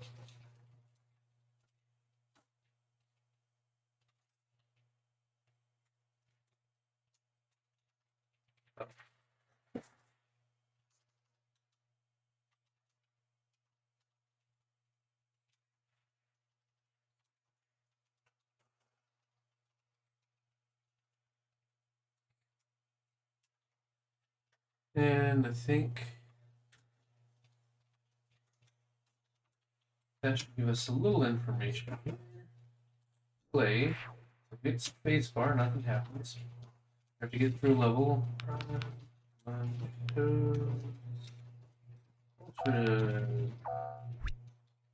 Demon, waste, rhino. Okay. Those go away, those go away, these go away, this happens. No H, definitely an M. I better kick out my toddler here. BD logs. Oh, there we go. Everything except for F and G. Oh, that sounds like me. Oh. Okay, hold on. Gotta pause. Get my daughter out.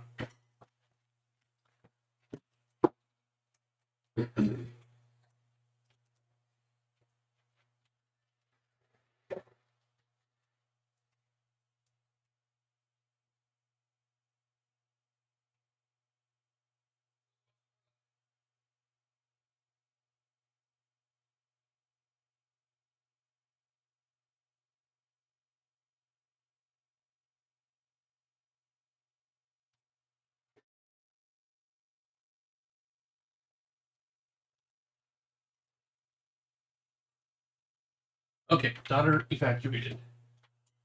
All right. Whoa. Oh, did I do it backwards? Of what I intended? I think I did.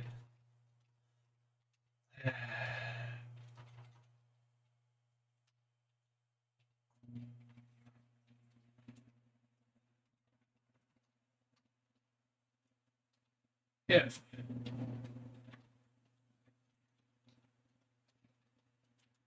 the animation state is not idle. There we go. I'm going to do these things. Action sequence.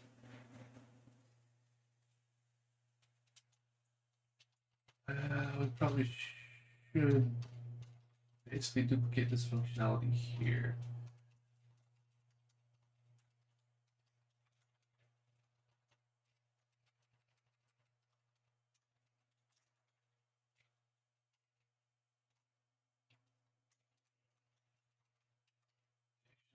Equals for action sequence pool.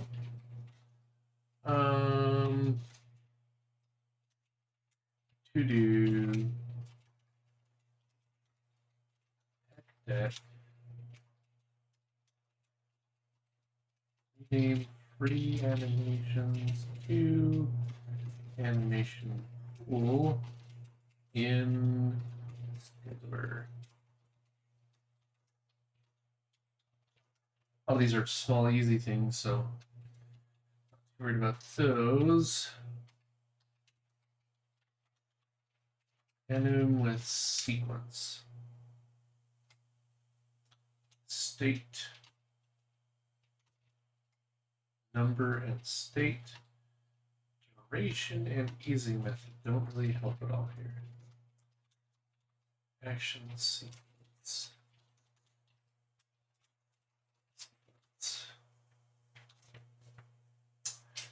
That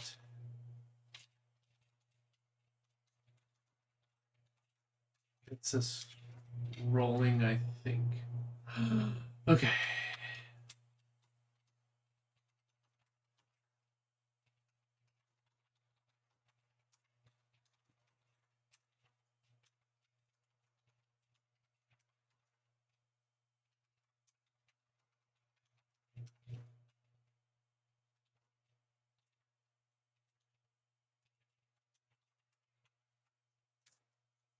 Okay.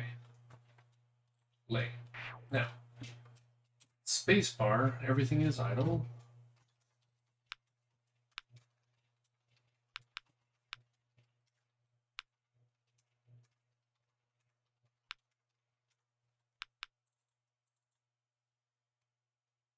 Yeah. Okay. I is in, H is out, L or S, L, T, A.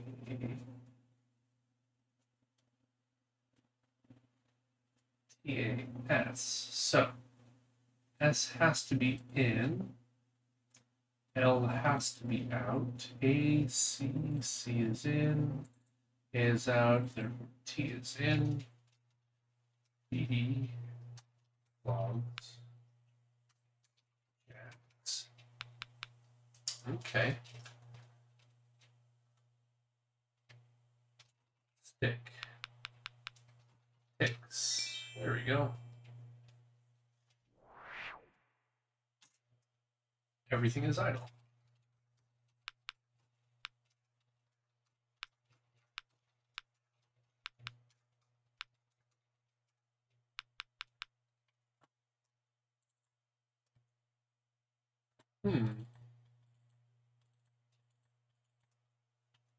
It's just still everything's idle.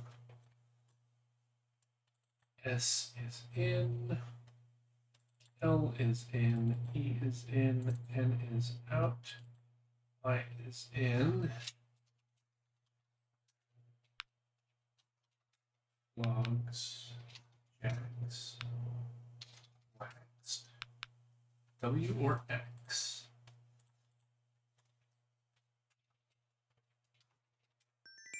Wilds. And all the animations are idle. They're not getting stuck on anymore. Why? I don't know.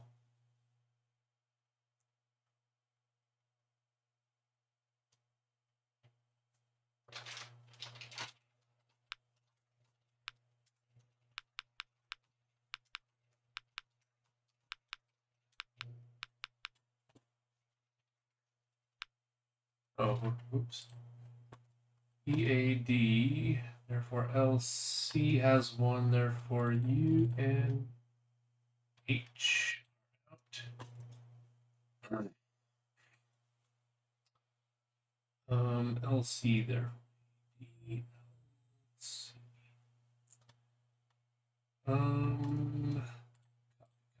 Copy.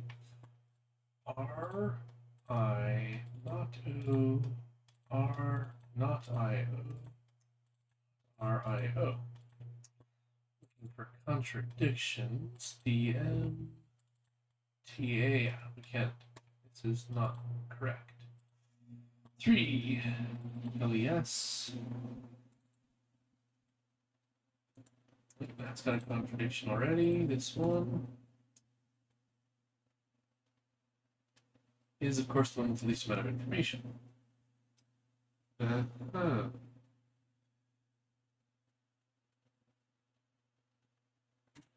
Oh, there we go. Oh, easy method is being given correctly. And a lot of the animations are idle. Jeez. I don't have the easing curve to go with it because I am a doofus when I went to log it.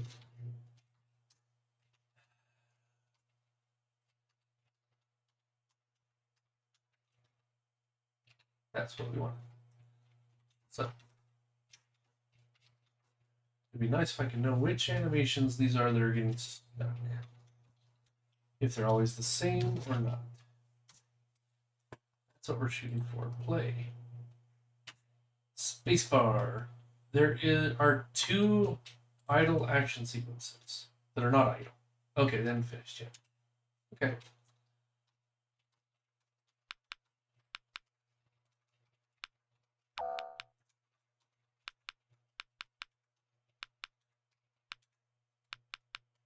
Okay.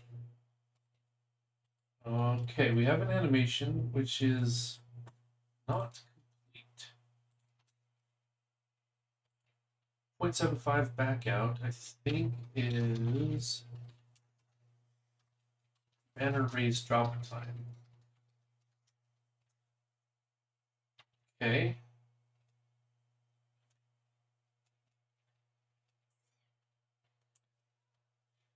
No.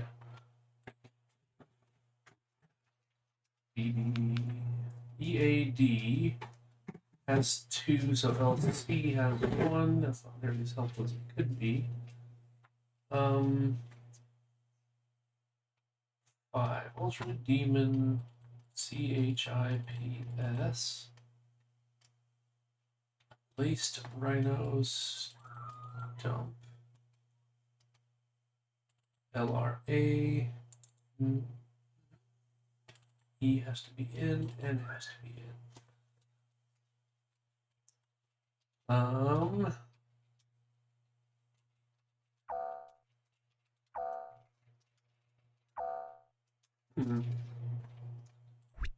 Renal, that makes sense. Okay, wait for the animation to finish, and spacebar. Okay.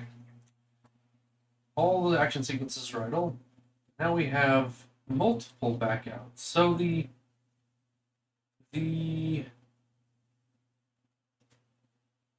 think it's this thing. I think it's this thing. Now when I do this, I get 4 of them, and they're all back out. Okay, what else could it be? Prime lunch toads. Human plates, rhino. Crowd lines. PD. Tracks. Waxed. Okay. AE has to have 1, therefore no B nor Y nor W nor X.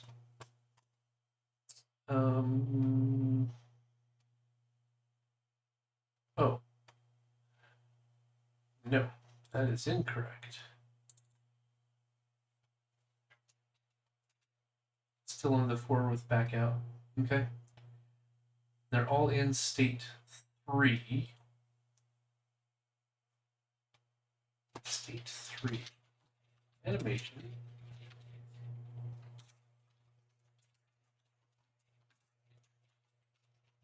Zero, 1, 2, 3. It went to complete. Who's in charge of marking things complete?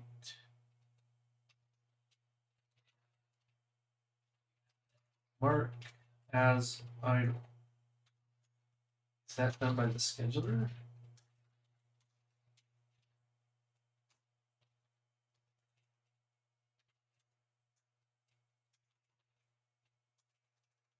Action. It is. Set play animation is very different from set start animation. I think.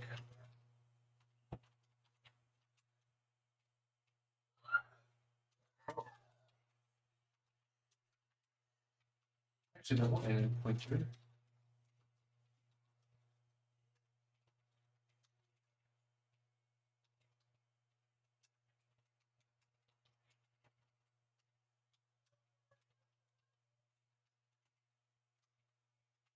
Okay, so where this needs to happen then is in scheduler in our update.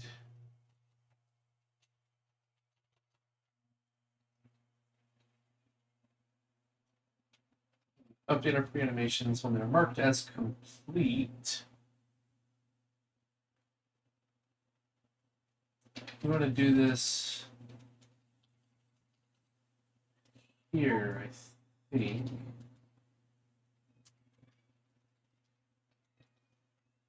If it is complete,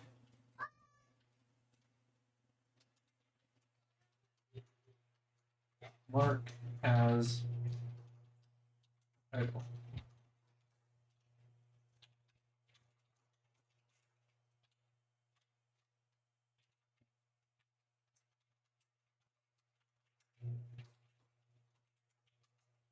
Is that the final solution? Is that the answer? I think it might be. Oh.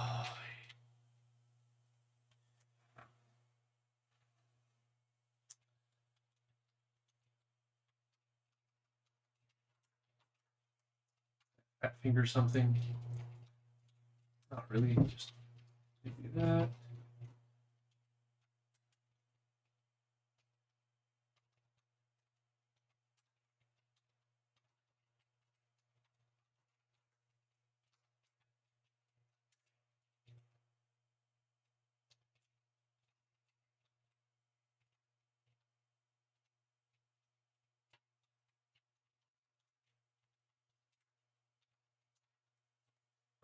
Okay.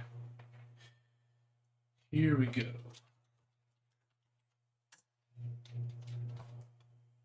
Play. Wait a second. Spacebar. Everything's silent. Run codes. Okay. I'll take a 20-letter 11, 16-letter clue. Orange toads. Demon.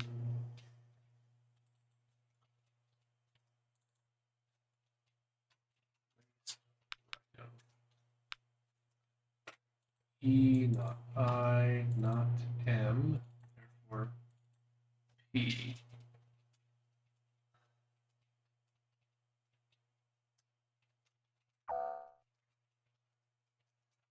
Whatever.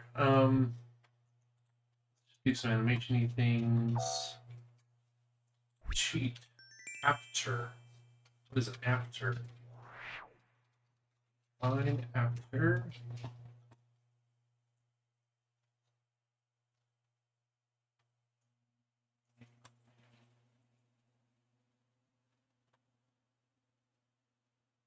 Exactly suitable, appropriate. Okay. Alright, never heard of it. Spacebar. Everything is idle. Great. Codes. Ultra demon. Based. Rhino line. Interesting word. We're just gonna play it through for a few minutes and check our action sequences and animations that they're all idle when we're not using them. ED are in, M or O, but it has to be O and not S. Which leaves me with BD, logs, not flogs, jacks, nope, waxed. There it is. Everything but BYWX. Oh, there we go. Okay. Spacebar. Everything is idle. We will never run out this way. Lunch toads. Game replaced. Rhino. Lines. Everything goes. Placed Rhino. STUMP. Proud lines. MATCH. So ACH. Well, we've got plenty of information here. We don't need to go hunting any further. So N, oh, no. N is out. Thank you. Out, I said. D or O. Grade. C or H. If it's D, it's H. If it's O, it's C. Which is consistent with everything we know. Lunch toads, ultra demon chips, C or H. Not interesting. Waste rhino stump already did that. Proud lines, MATCH. Still no new information. Therefore, what did I say? If it's D, it's H. If it's O, it's C.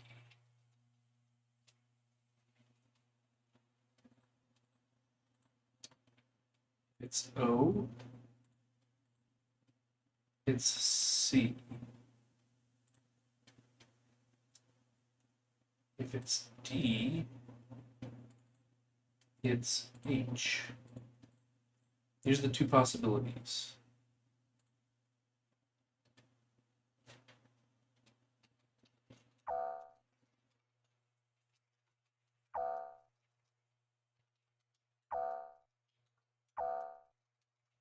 Hmm.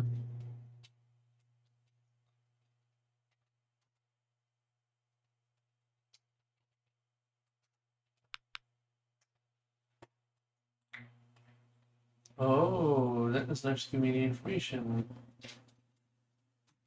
Clamp. Yes. So this one goes away. This one is correct. Locker. Well, that's spelling. Spell it. Ralic. Cheat. Corral. That makes sense. Everything is idle.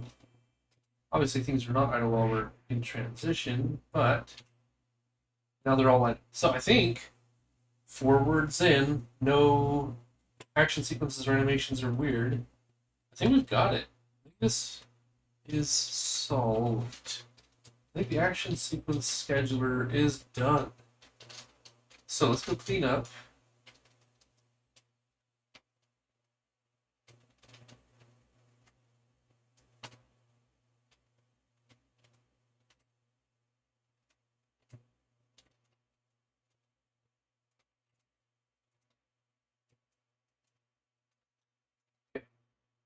So in animation.h, we have a bunch of stuff for debugging.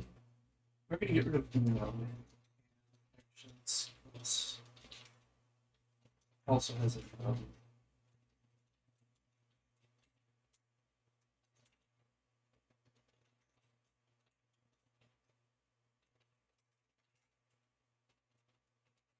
I think we're there.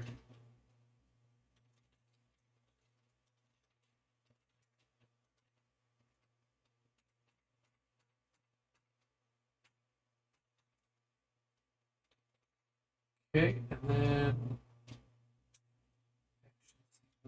and yeah, we might as well check it out real quick. No. Okay.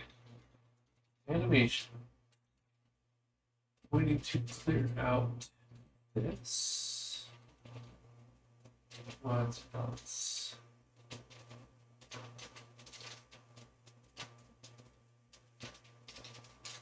Do logging. Stopwatch. Logging. Stopwatch. Stopwatch. Do logging. What else have we got in here?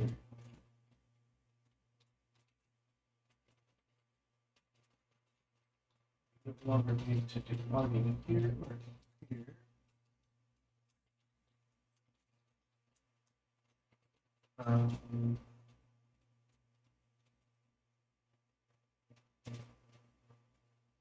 Set range.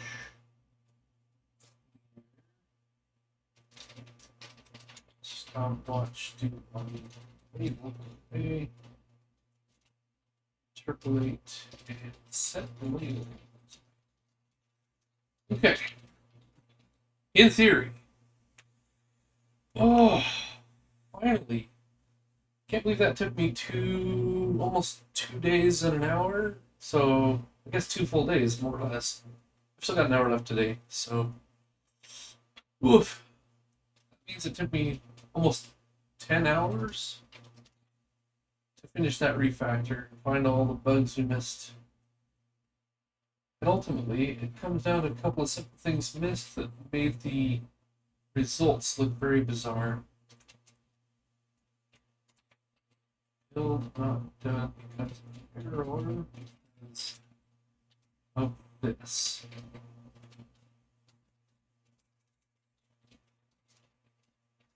Okay. But the bookkeeping has all been consolidated, cleaned, and simplified.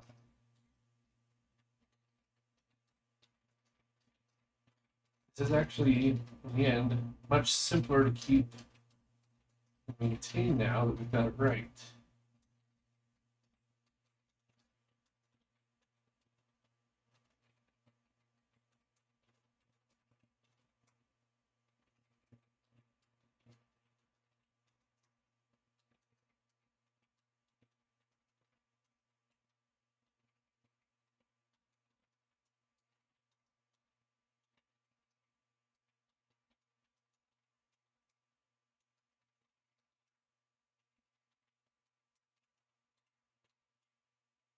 Phew. Action sequence step one in. Okay.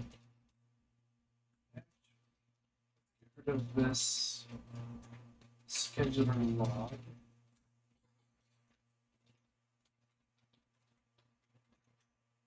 You can see it no longer needs to be logged.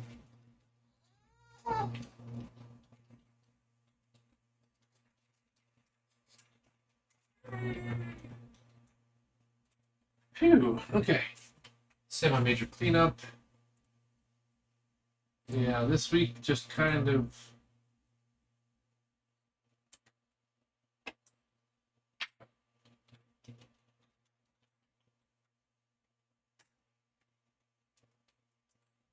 we'll just make sure it's running real quick here.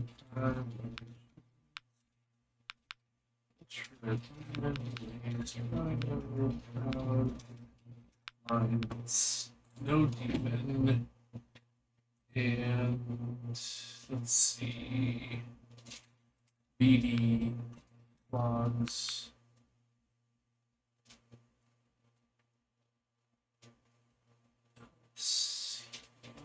CAUH. Not seeing a good pattern here. Let's just brute force it a little bit here. TA, not S, T, not A, S, not T, A, S. Look for contradictions. LC would go away, so BU or H. BY would go away. F and G would both be in, which is a contradiction. Because we still need one letter in lunch and one letter in prime, and we've already got 4. So this one's got a contradiction in logic. Moving to the next one. LI goes away. PRRH. PR has 1, so U has to be in. B and Y have to have 1, but so does F and G, which creates a contradiction because we already have the 4 letters here. Ooh. LC goes away. I goes away. PR, therefore U. B and Y go away. F or G. So that happens. R is in. H is out. P is out. Sugar. Very nice.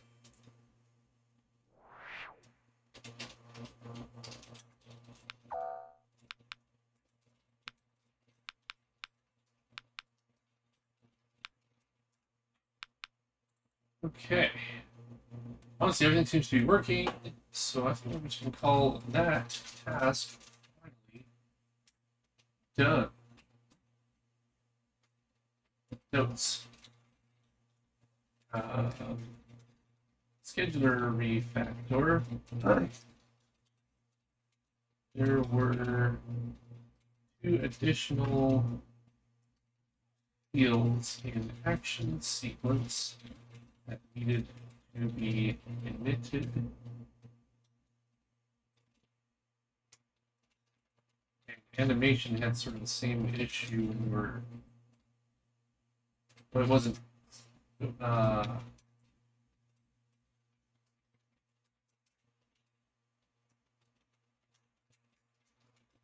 much. Debug logging. Tracing. There were 2 things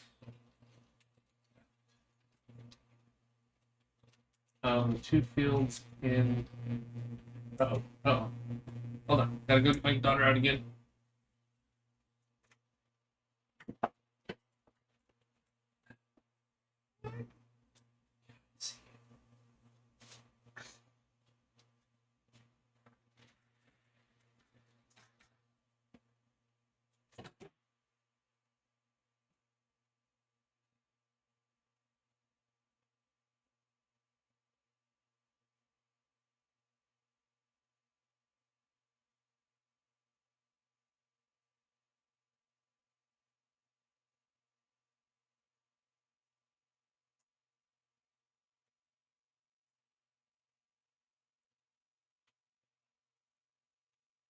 Okay, I'm back.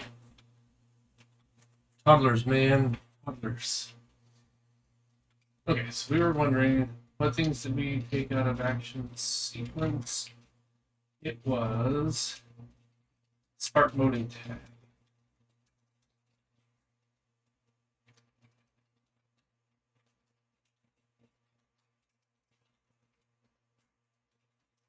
Start mode. Animations weren't always being cleaned up. Action would clean. Wouldn't being marked final after going. Actions would do this if and only if the action was to play, not start. It has been refactored, so scheduler manages the complete to final state change. Thus, all animations are marked as ready for use, whether the action was to start or play. Boom, done. Phew. So we committed.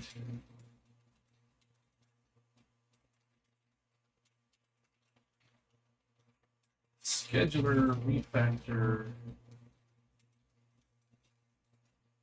complete. Scheduler action sequences and animations are all now supplied from a pool, and all the bookkeeping has been updated accordingly. Done. Well, that was painful. Now, next step. Phew. Where are we at? 4:43. We've got plenty of time to do anti-aliasing. So let's do that.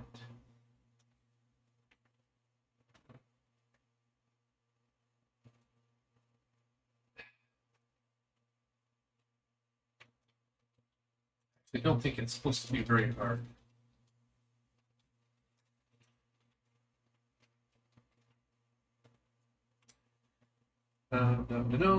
We just turn on MSAA. So if anybody has any questions about what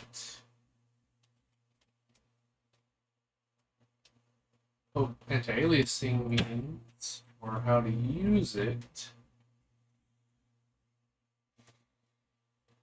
let me know, and I'm happy to talk about it, show pictures, etc., etc.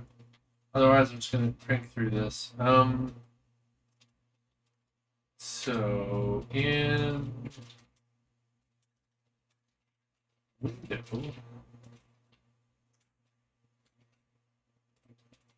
where we initialize our window,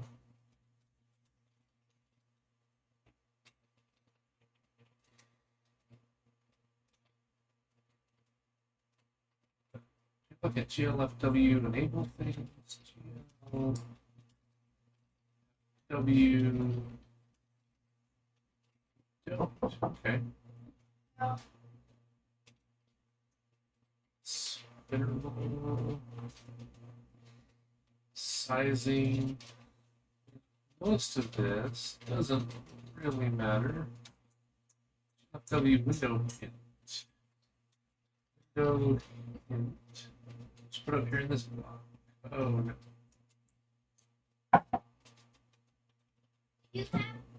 Do it here. I think that's the best place to put it. So basically, instead of each fragment in our shader being 1 pixel, we're going to tell it to oversample all of our pixels by 4. So instead of 1 pixel, it's 4 pixels. And then when we get those 4 pixels back from the renderer, it's going to draw 1 pixel that is the average of those other 4 pixels. That's what gets you the anti-aliasing. So we're going to do that. The next piece is to turn it on or off. Roughly looks like that. But we don't make those kinds of calls here. We do that kind of thing in the renderer usually. Let's see. GL thing, set clear color. Clear. Set viewport. Or set vsync enabled. This is kind of where it would be. Void renderer set anti-aliasing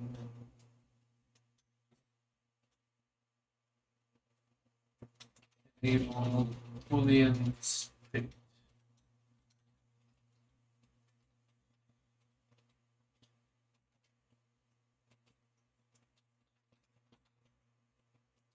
Render that.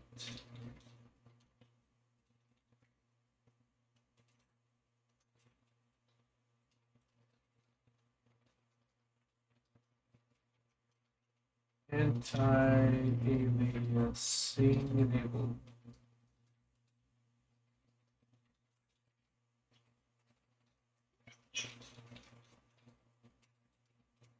Equals true. I think we want by default anti-aliasing to be true. Therefore, equals state if s underscore anti-aliasing enables is not equal to state, then we do things. If anti-aliasing enabled, then we will thing, otherwise we do the other thing. Disable. There we go. That's piece number 1.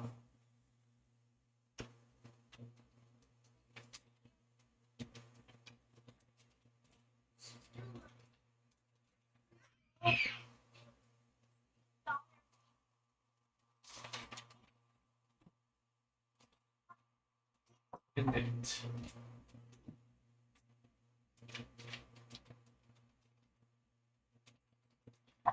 So when we initialize our renderer,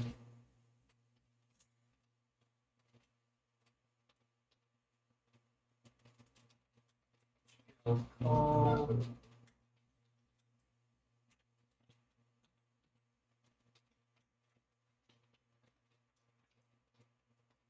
should be wrapped in a GL call as well.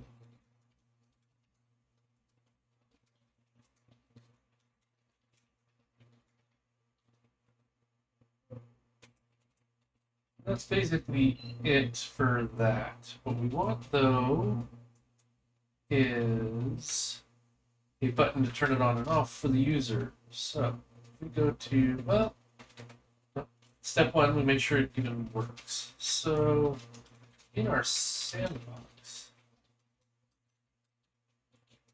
I don't remember, are we still initializing text? Yes. Okay, so we run that. So we probably should do a clean up.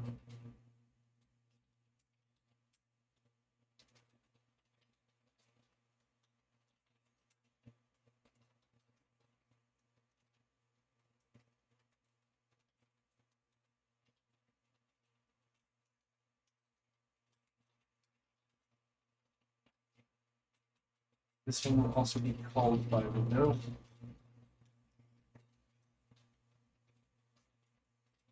Oh. So that is set vsync enabled.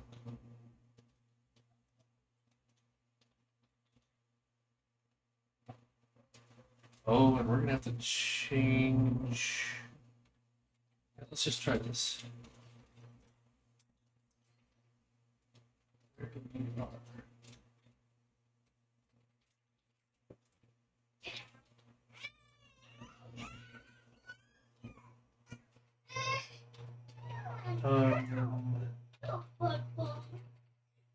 Go scare Lily. Like this.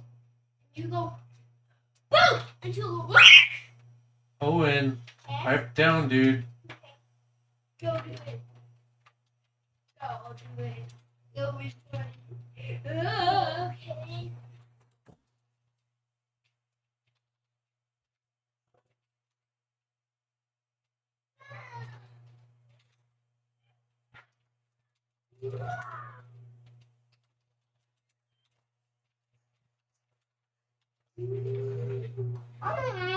Okay. Okay.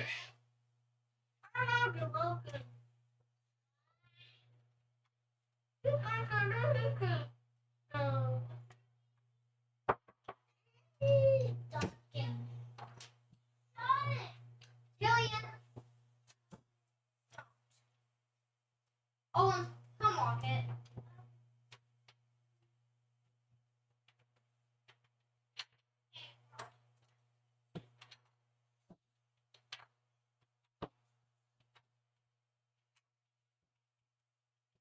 Build not made because of errors. I don't want errors.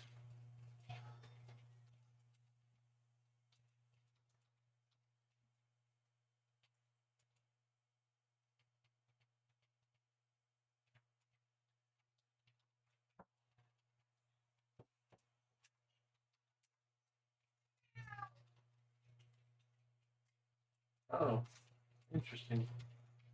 Because of the way that macro is structured, we could do some rather strange things. Oh, macro fun times.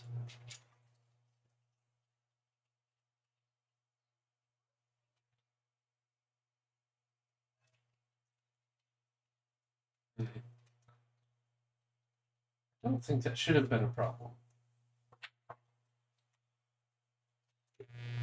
Oh, because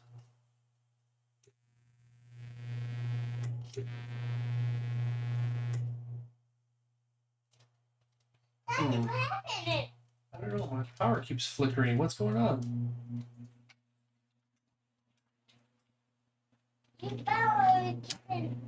Okay, let's try this out then. Go into our sandbox. We center, and then we can rotate. Already looks much better than it used to. Maybe we can oversample by 8. What does this do to our frame rate? 18,000.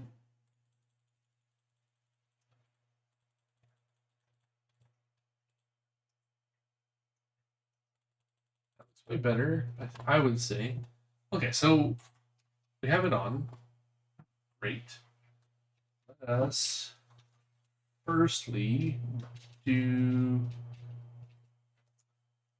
Okay, it's a little bit more involved than just turning on anti-aliasing, since I want people to be able to turn it off as well.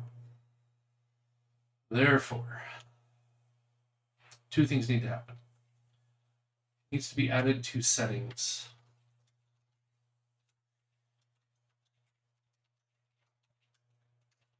With whom we are having problems anyways. So,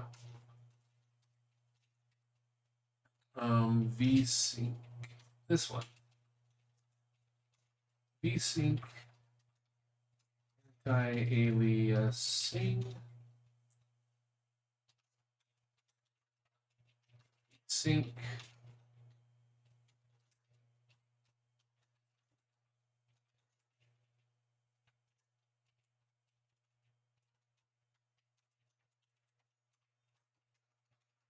anti-aliasing on. That's the default.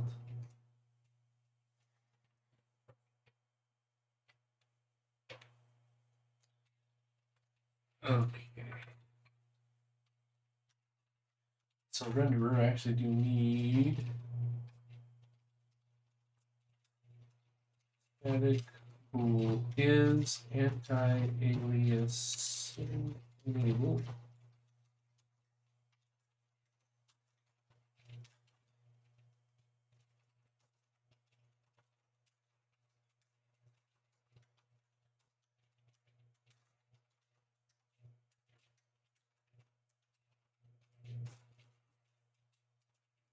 Turn s underscore anti-aliasing enabled. Okay.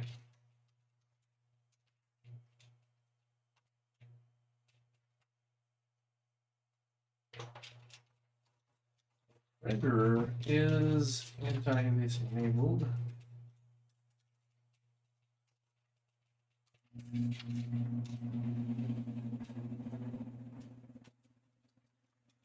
If it's not enabled, button anti-aliasing dot set text, which is this text here.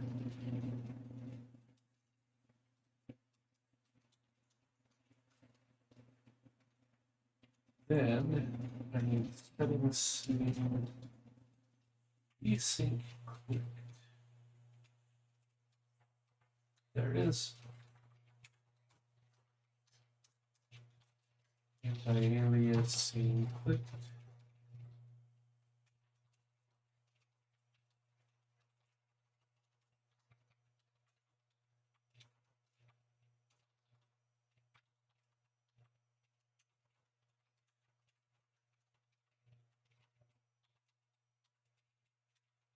Async clicked. It's a new version that looks very similar, except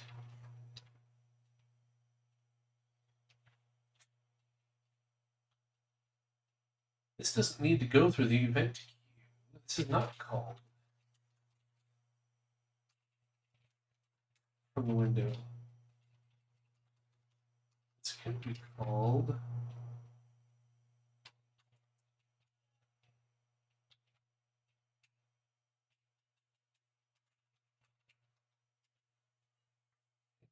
by application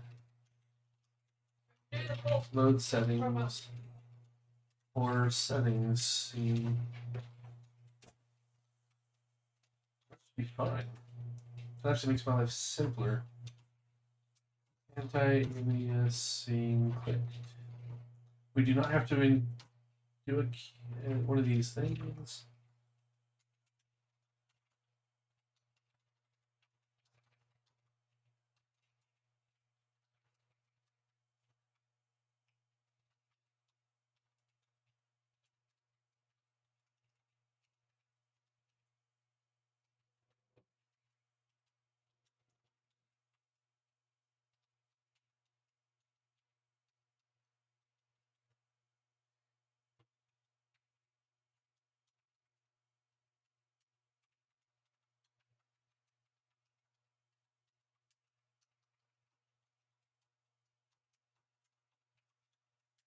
Set anti-aliasing enabled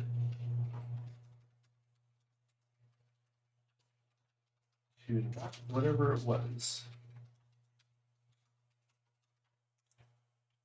That should be it, I think.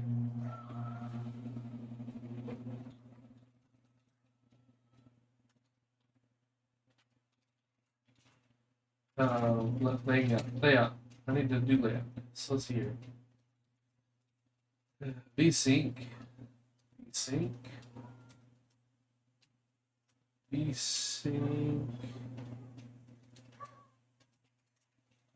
Button anti-aliasing. Vsync clicked anti-aliasing clicked. Oops. Anti-aliasing. Vsync. Anti-aliasing. done. Seems good. Vsync, anti-aliasing.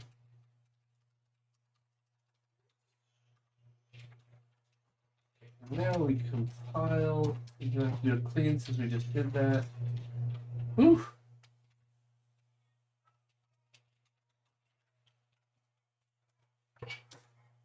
Okay.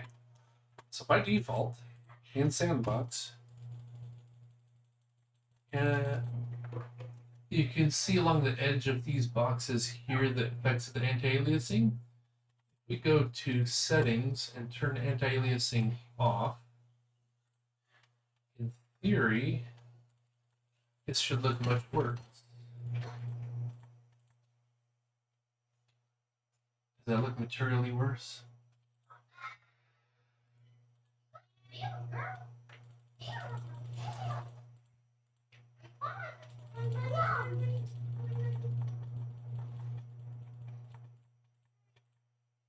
That doesn't look very good. So at rotation 4, that's what that looks like. Settings, anti-aliasing on.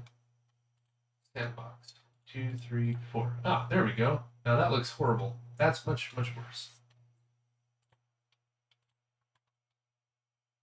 It is backwards.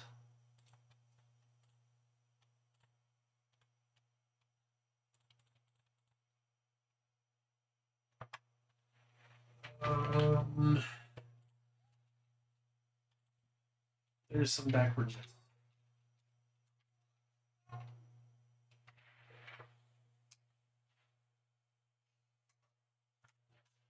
Tiny bit of backwardness.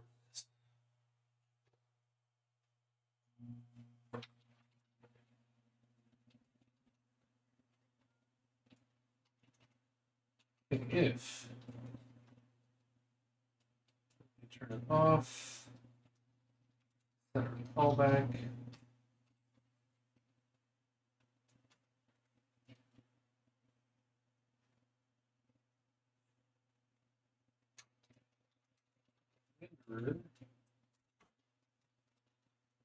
If it's enabled, disable it. Otherwise, enable it.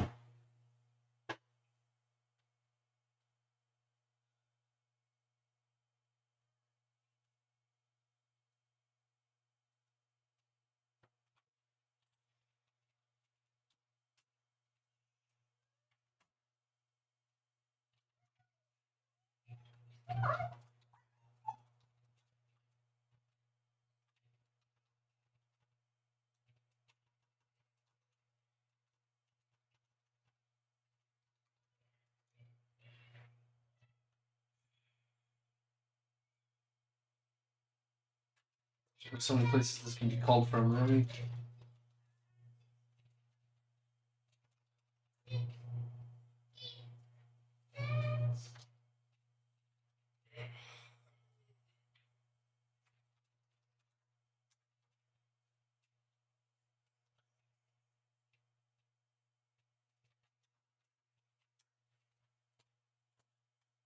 Sandbox.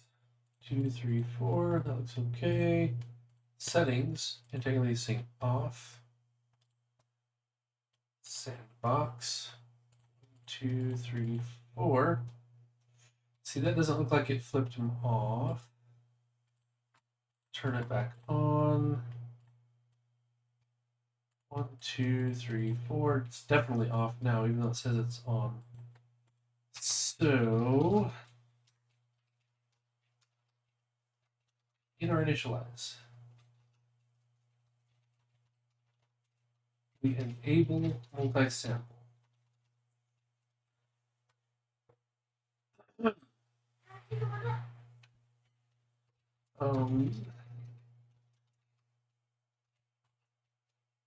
Hey Beth, where's Orla?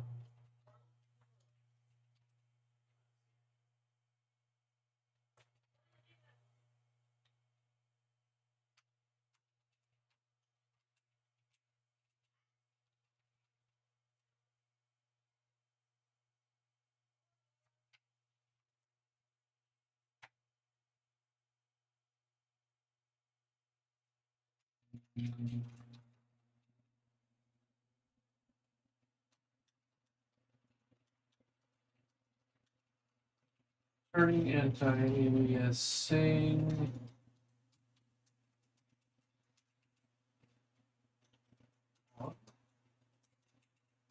On.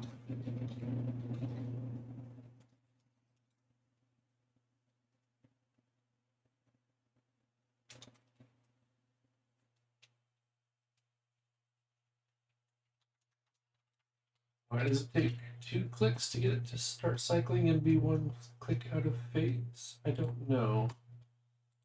Off, on, off, on.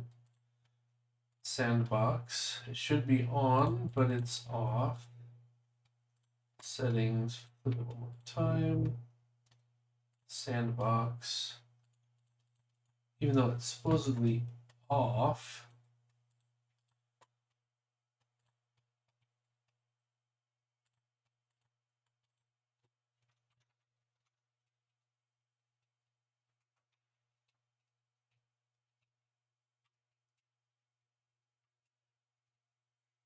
Oh.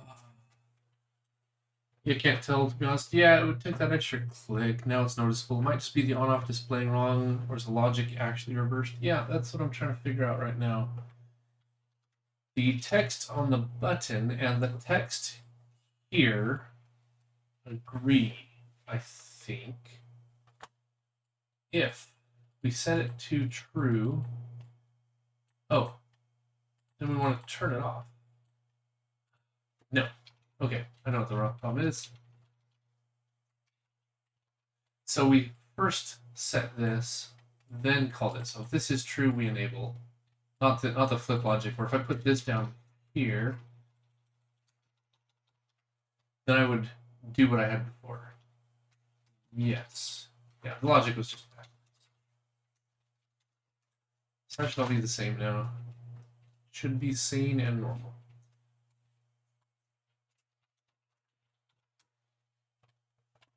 Okay, so sandbox 1, 2, 3, 4 looks fine. Then we go to settings. We turn off anti-aliasing, and it looks like garbage. Perfect. Good. Okay, final piece of the puzzle.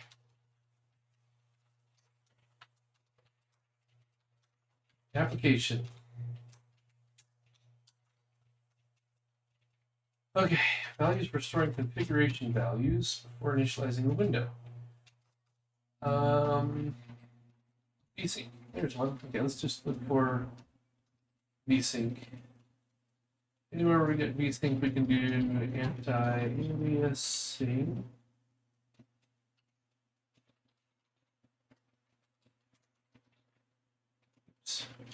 Anti-aliasing. Oh, let's just shrink that down.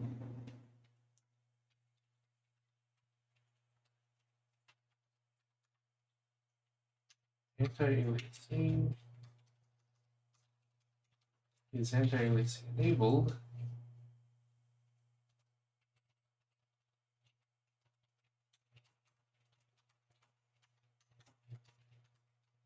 We're adding a byte. Down here,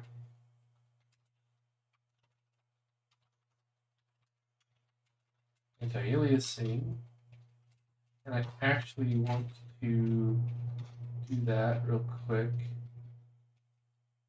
Apply config.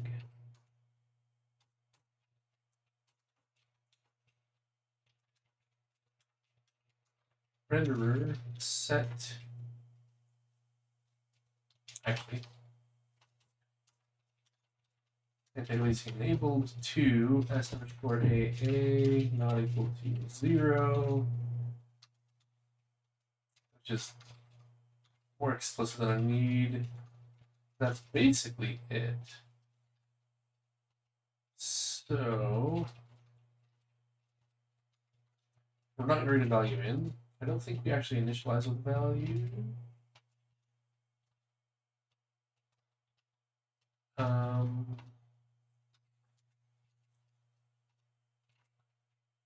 Since we're just going to do application MSAA equals true for this startup. It's not a static number, it's about to be.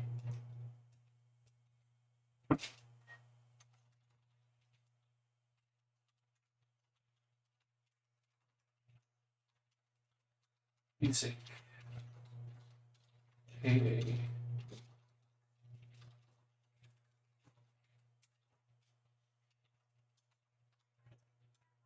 Okay. Yeah, I definitely blame those kinds of issues on streamer brain. Although I do them when people are not watching me code either, so probably doesn't matter. It just takes me longer to find on streamer brain. Oh, finally getting some things done. Those 2 days of debugging were a little bit longer than I'd hoped. Okay, so we're going to run, and it's not going to load our anti-aliasing status, but it will save it. Oh. Insertion failed. Oh, buffer size.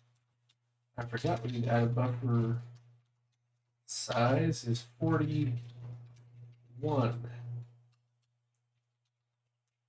That's in save. Where's load config? Do I assert size greater than 41? Those are all required fields. Oh, no, not yet.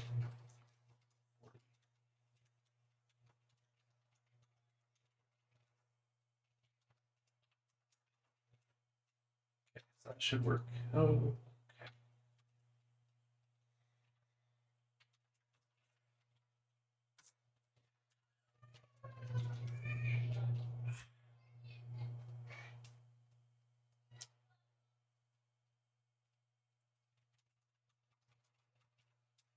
Take that out.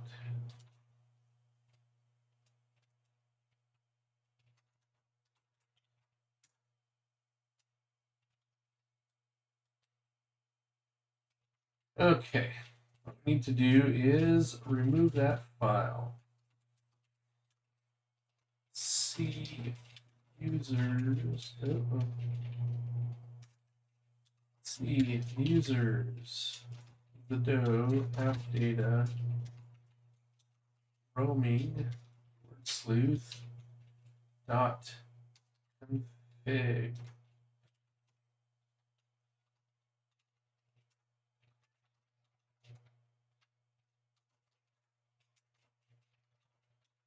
All right. EP. Right. Does not remember any of my settings. That's fine, because all we're testing is anti-aliasing back and quit. Now, we want this to be 41 bytes at least. And now we read it from the file.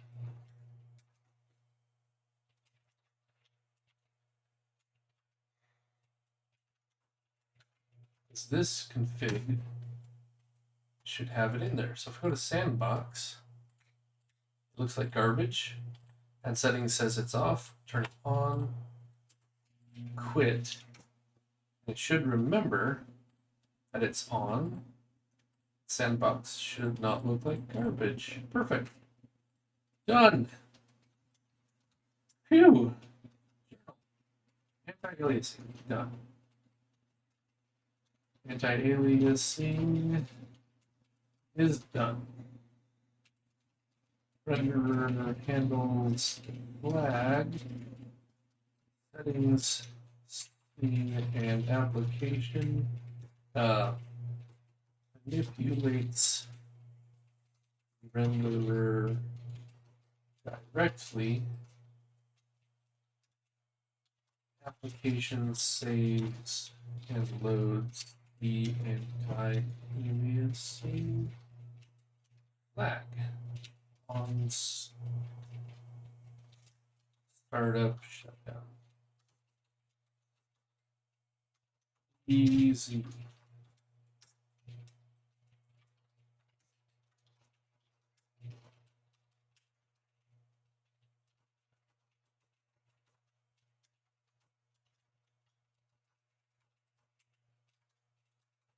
It's been implemented and is configurable. Perfect. I do want to know. Okay. Success. Woohoo! Yes, success at last. I'm not getting the tooltips today.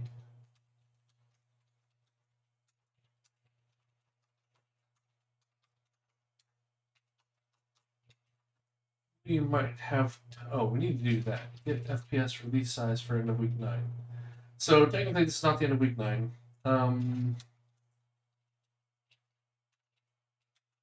But it is now functioning. So we're going to use this commit to mark our week. Documentation.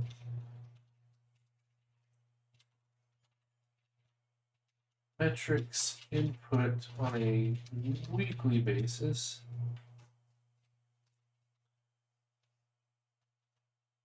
Week 9.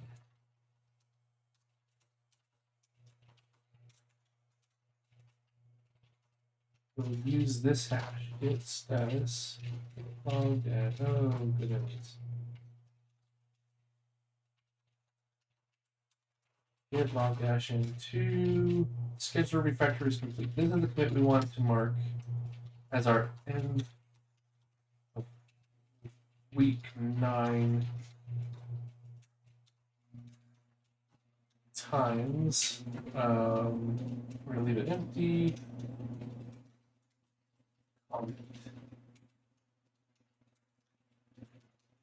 It's not functioning on EOD Thursday.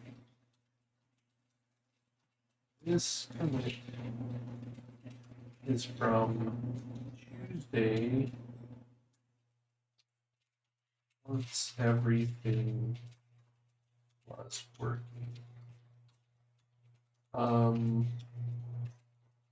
Times will reflect this. I'll figure out the times later, but basically we need this commit logged there. Now,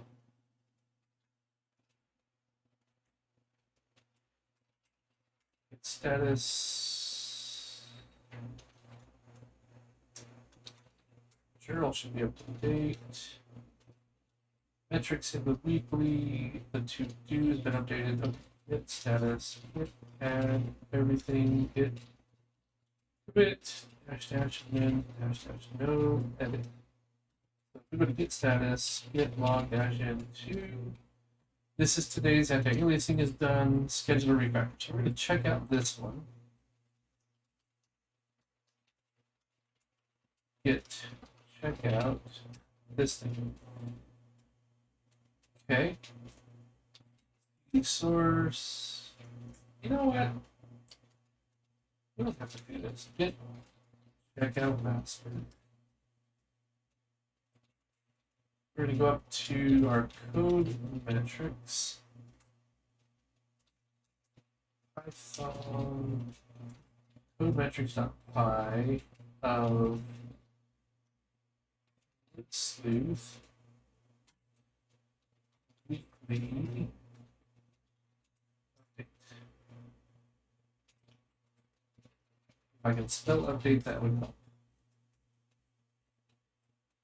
Yeah, perfect. So there's our new commit. Now we can do summary. In our week 9 doesn't have time, but we do have our lines of code growth. Churn. If we fake a time, let's go fake a time.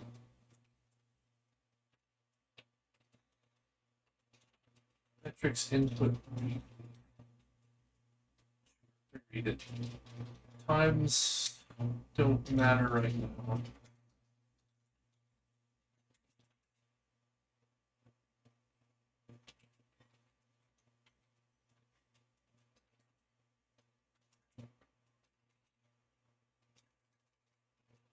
status. Oh. Alright, we're in code metrics. Where's the git status? Git and no edit code metric.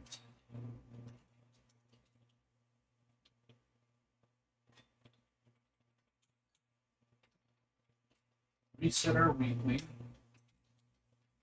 Update our weekly. It won't recompute just because I changed the times, so count our lines for us, do the diffs. I could have faked it on the output, I guess. Okay, that's fine. Then our weekly summary, week 9.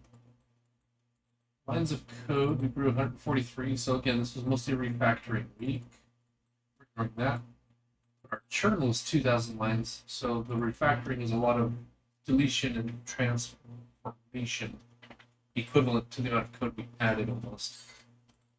So yeah, these last couple of weeks, heavy refactoring weeks, not adding a lot of new functionality. So there we go, there, got that one.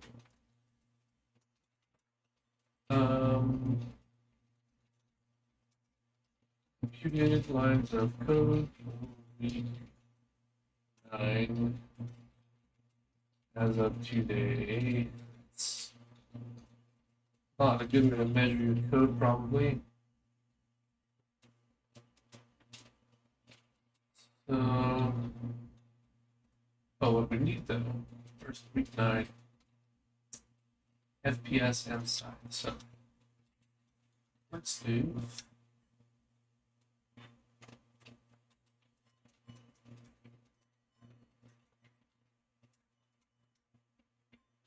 Okay. File name release. All right.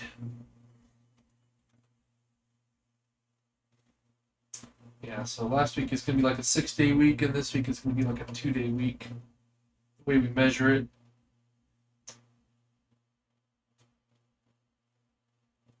Or we could just measure the code from that Thursday in the broken state. Not sure how I feel about that.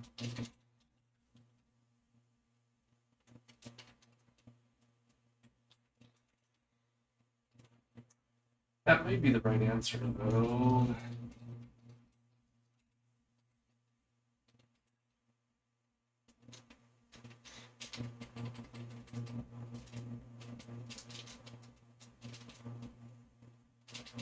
Let's see, Wednesday, Thursday, we did not.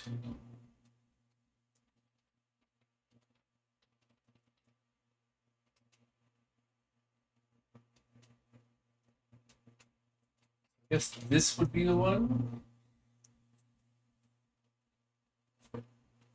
Instead of using this one. That's probably the more consistent way to do it.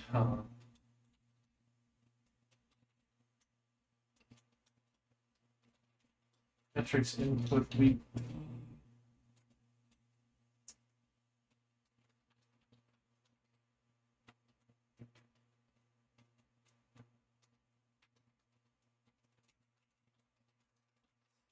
Scheduler.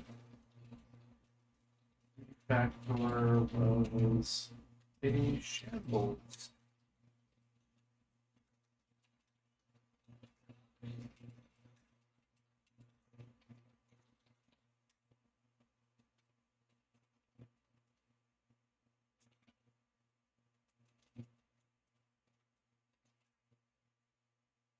Yeah, it's fine.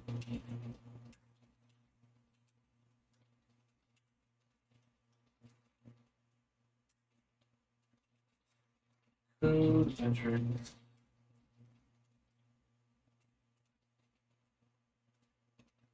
Reset. Update.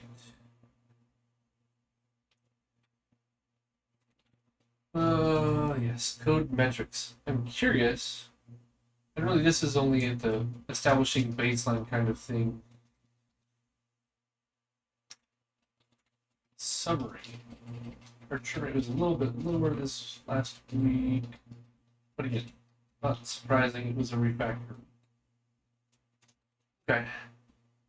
That's probably more correct way to measure it.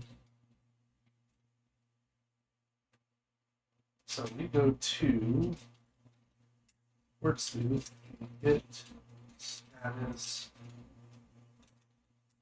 metrics and weekly.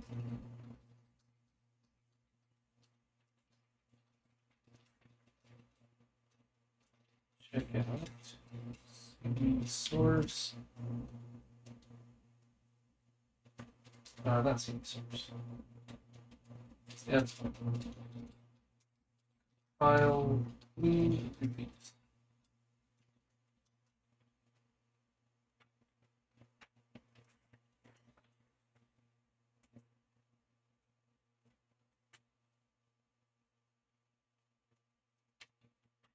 All we really want is the FPS and the size of our binary. But we have not one single STD container in our game. I think that's pretty cool. Who needs containers? Okay. Builds, release. Here's my size.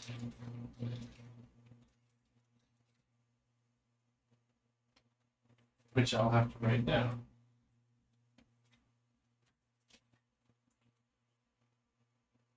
One 40, 813, 68. So around 14 megabytes. That may be smaller. All right, L./ builds least. Looking for is our frames per second.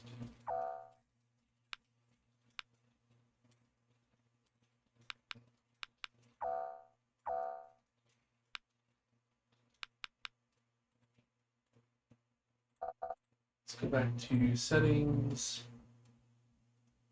Oh, this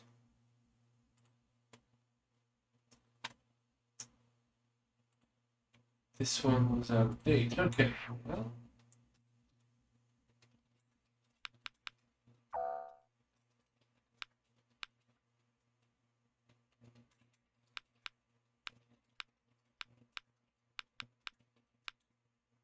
Still around 22,000 per second.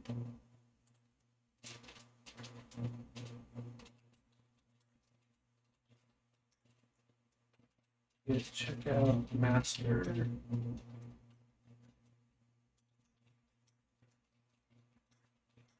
File clean.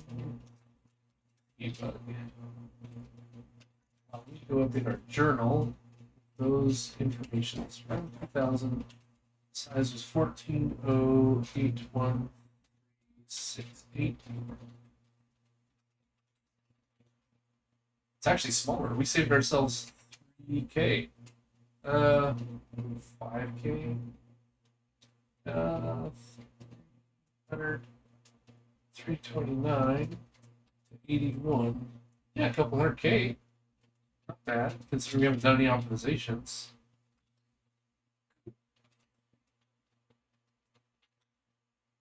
Compilation. Get status. And dash edit. Okay, so journal.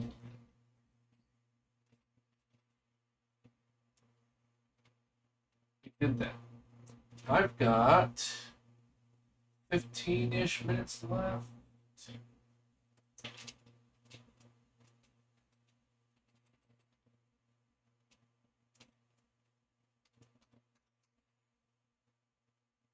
Minutes.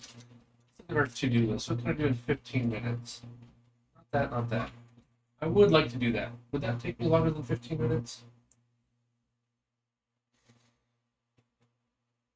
Double click is still on the sticky side. Delta animations. That's a simple testing question.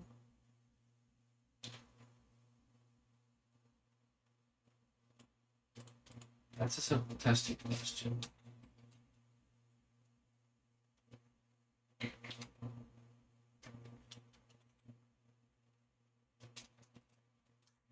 Alright, so let's go verify. I saw some things that might indicate that our animation of delta doesn't go all the way to the end. So, aims, that's here. It's an animation.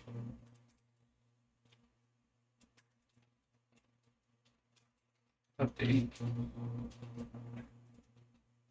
This is a delta value. Take the parameterized thing, interpolate next value on its previous value.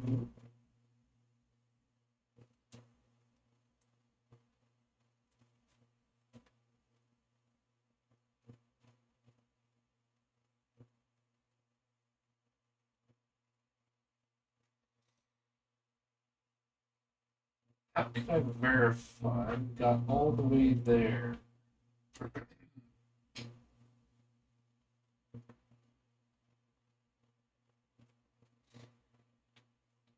And our bleeding precision. We could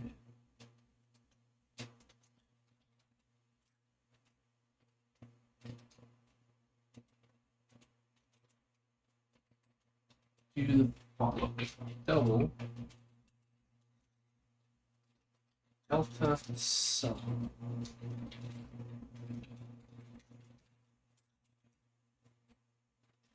Start. Delta sum equals 0. When we update here,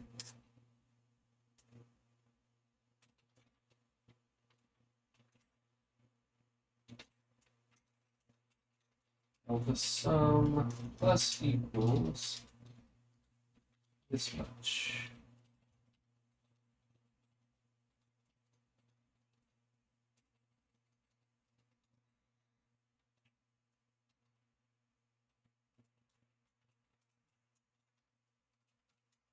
If m type equals animation type delta value,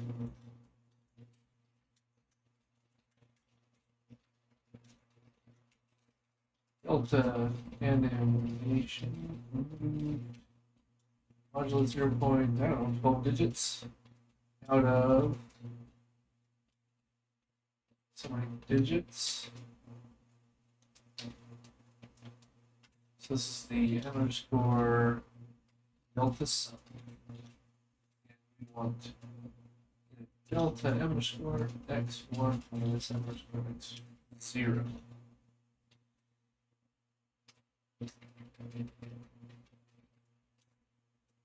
I might as well go to 12 digits, right? Why not?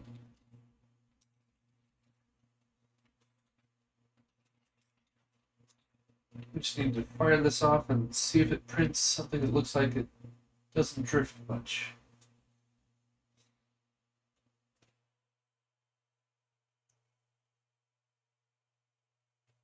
Over a very long run, we don't want the words to slowly drift up pixel by pixel until they're misaligned in a visible sense.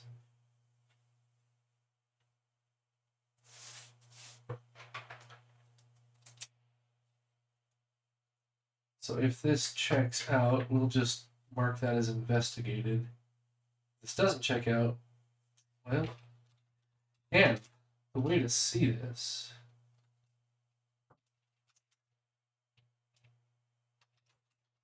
from master, yes.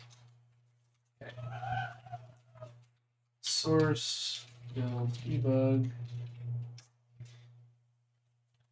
is to actually turn anti-aliasing on vsync on,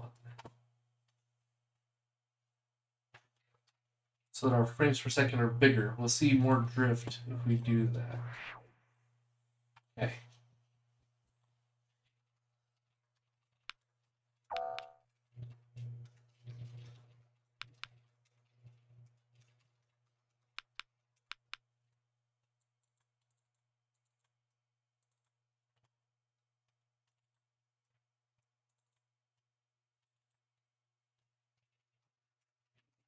Logs,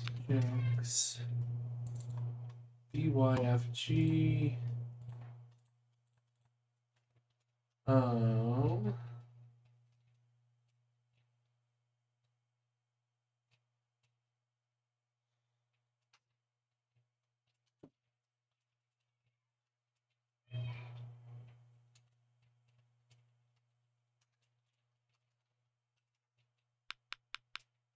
G and B. So Berg. This one is one that goes up. This one comes back down. Okay, I don't see a lot of drift. Sheet. We go up. We come down. Yeah, those are off by such a small amount. It's not accumulating. It's yeah, that's perfectly acceptable. I think the drift is fine. That was with our FPS very, very big compared to the usual, so it doesn't get any worse than that. So settings, vsync back off. So that investigation is done. Git restore source animation and .cpp. So we don't get any code for this, but sure.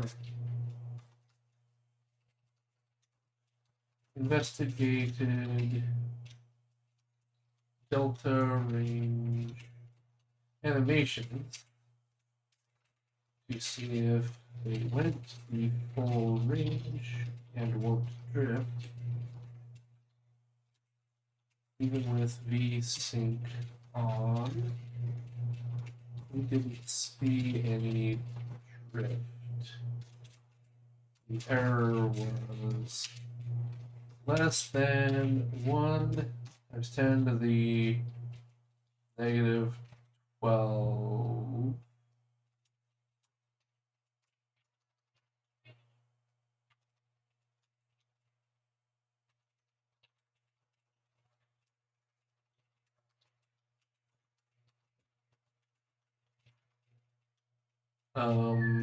Delta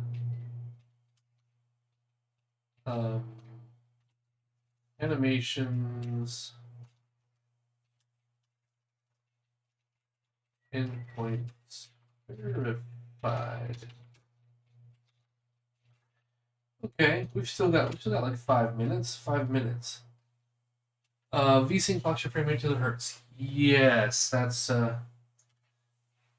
basically your game gets one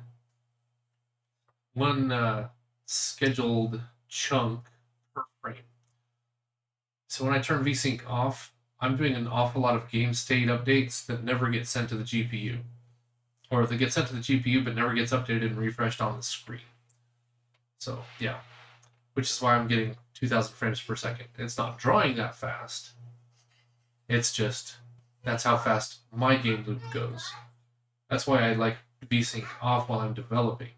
I want to be sure I know what my performance looks like. And 1 frame every half a millisecond is pretty good.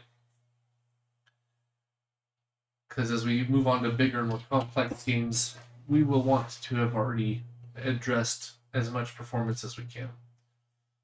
So, yes. Next. Oops. Is there something I can do in 5 minutes?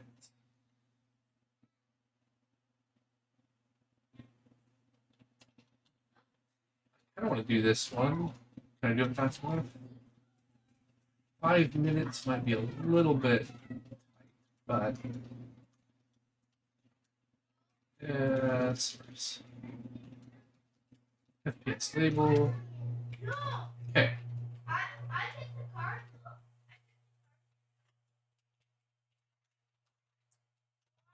2, 3. Last FPS.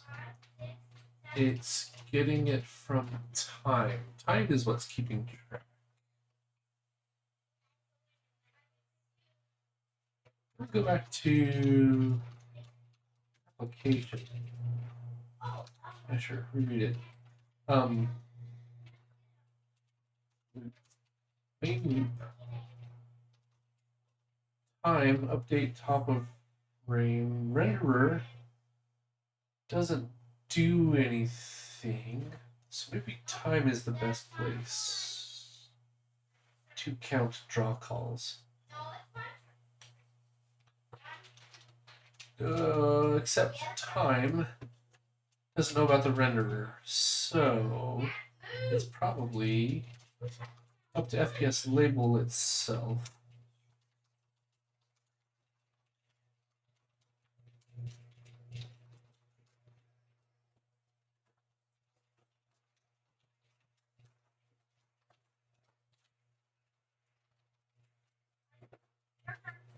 Ooh.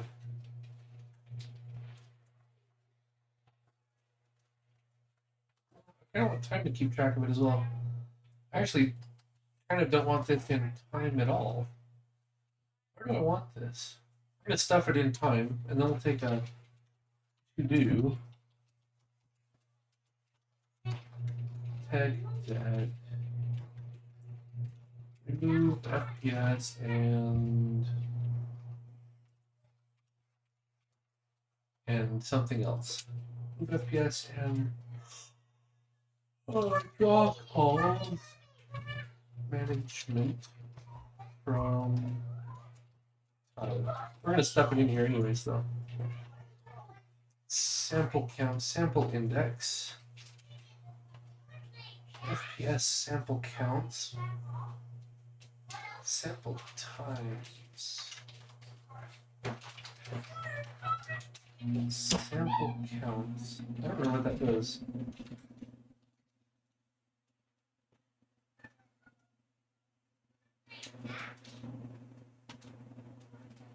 FPS sample time is computed from that. Okay.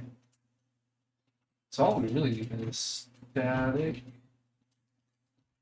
32T S underscore draw calls per frame.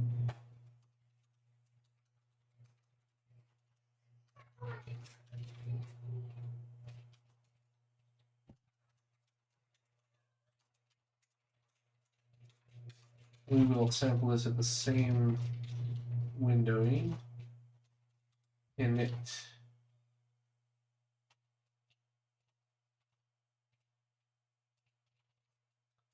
We're not setting those to 0.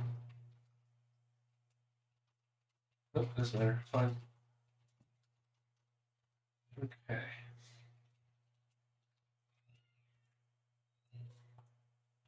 So we can actually measure this 2 different ways, but we need to get this information out of the renderer. So renderer 8. Ooh. Maybe we put FPS in scene. That kind of makes more sense, but like I said, look at their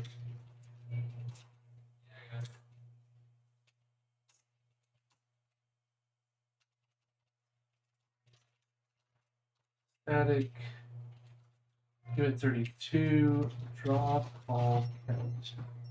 Okay, that's my warning to wrap it up here. Let's get this renderer.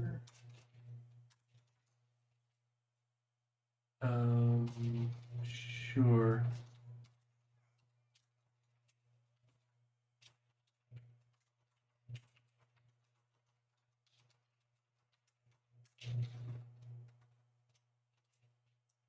Renderer init.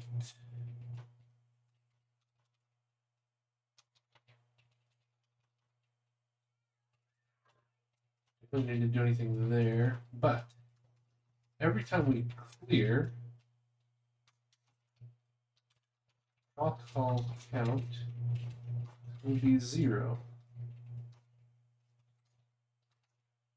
which means who calls clear? I think scene calls clear.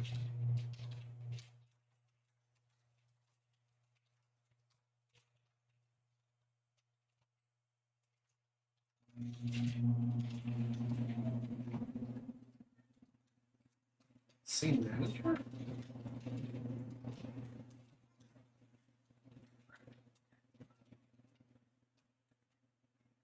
Scene render. It clears, then it renders the scene.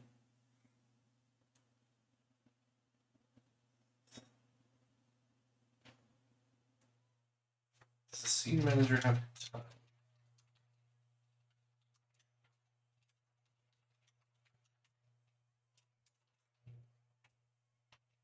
Doesn't, but we can do this.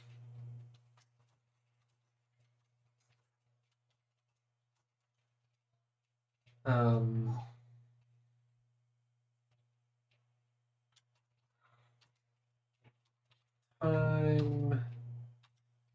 add draw call count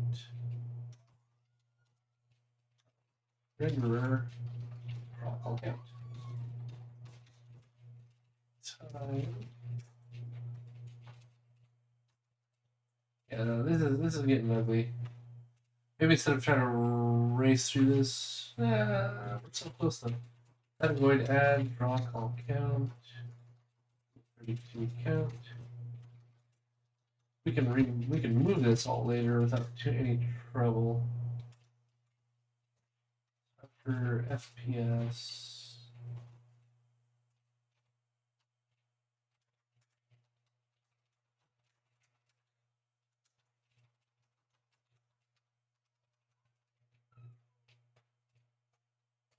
Update at the top of the frame.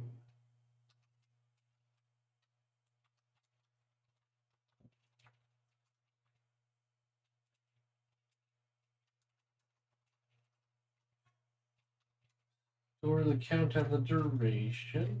So we really just need this equals count. We don't need to advance because that happens here.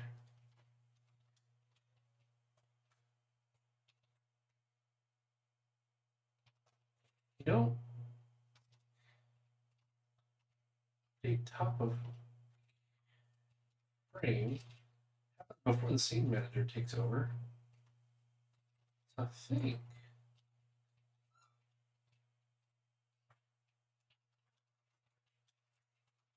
I'll call count. That might be easier than scene manager.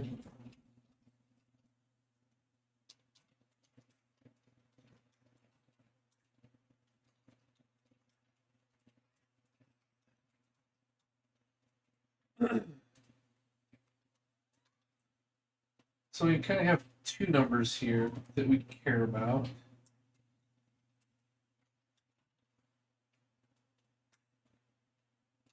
We care about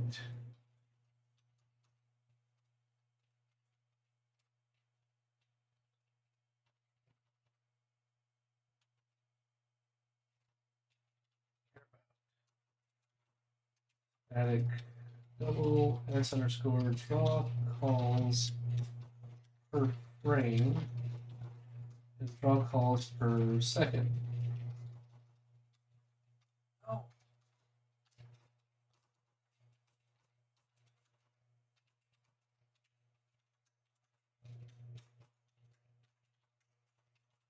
These are of course averages, so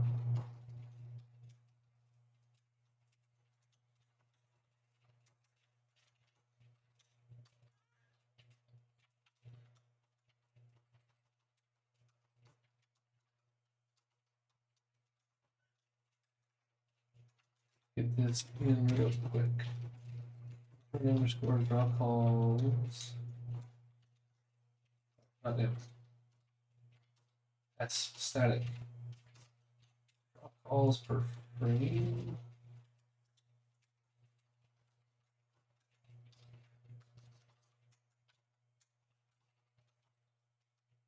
Per second. Now, lastly, compute FPS and so forth. Total time is great. Unit 32 T total draw calls equals 0. As we're blazing through here, we can take total draw calls plus equals S underscore draw calls per frame at that index. Okay. And FPS sample count. Time S underscore draw calls per frame equals total draw calls divided by FPS sample count.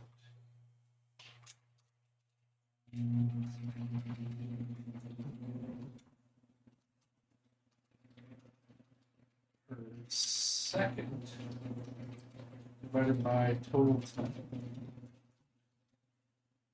Okay, now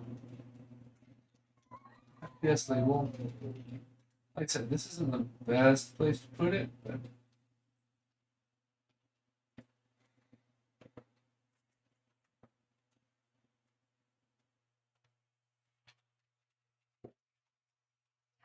it's going to get more complicated.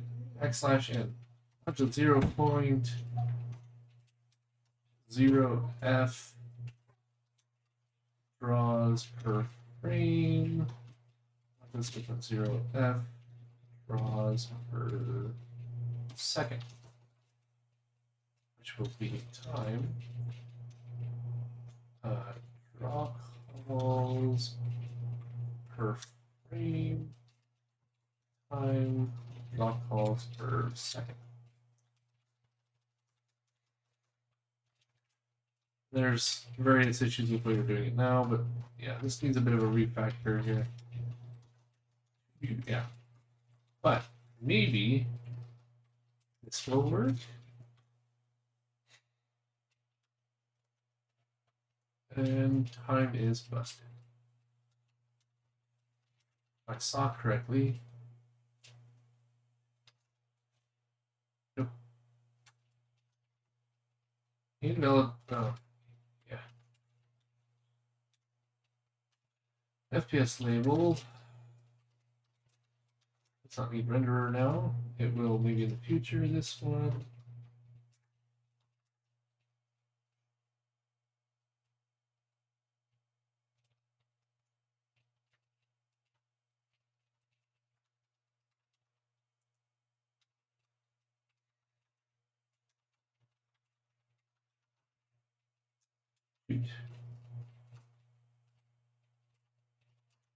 Draw call counts.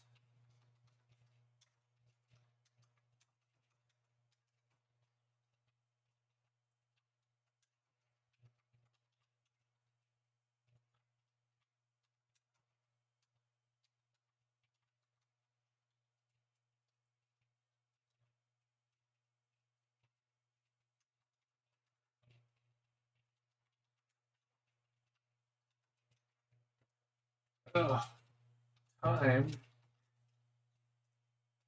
does want renderer. Okay. For now. I don't like it.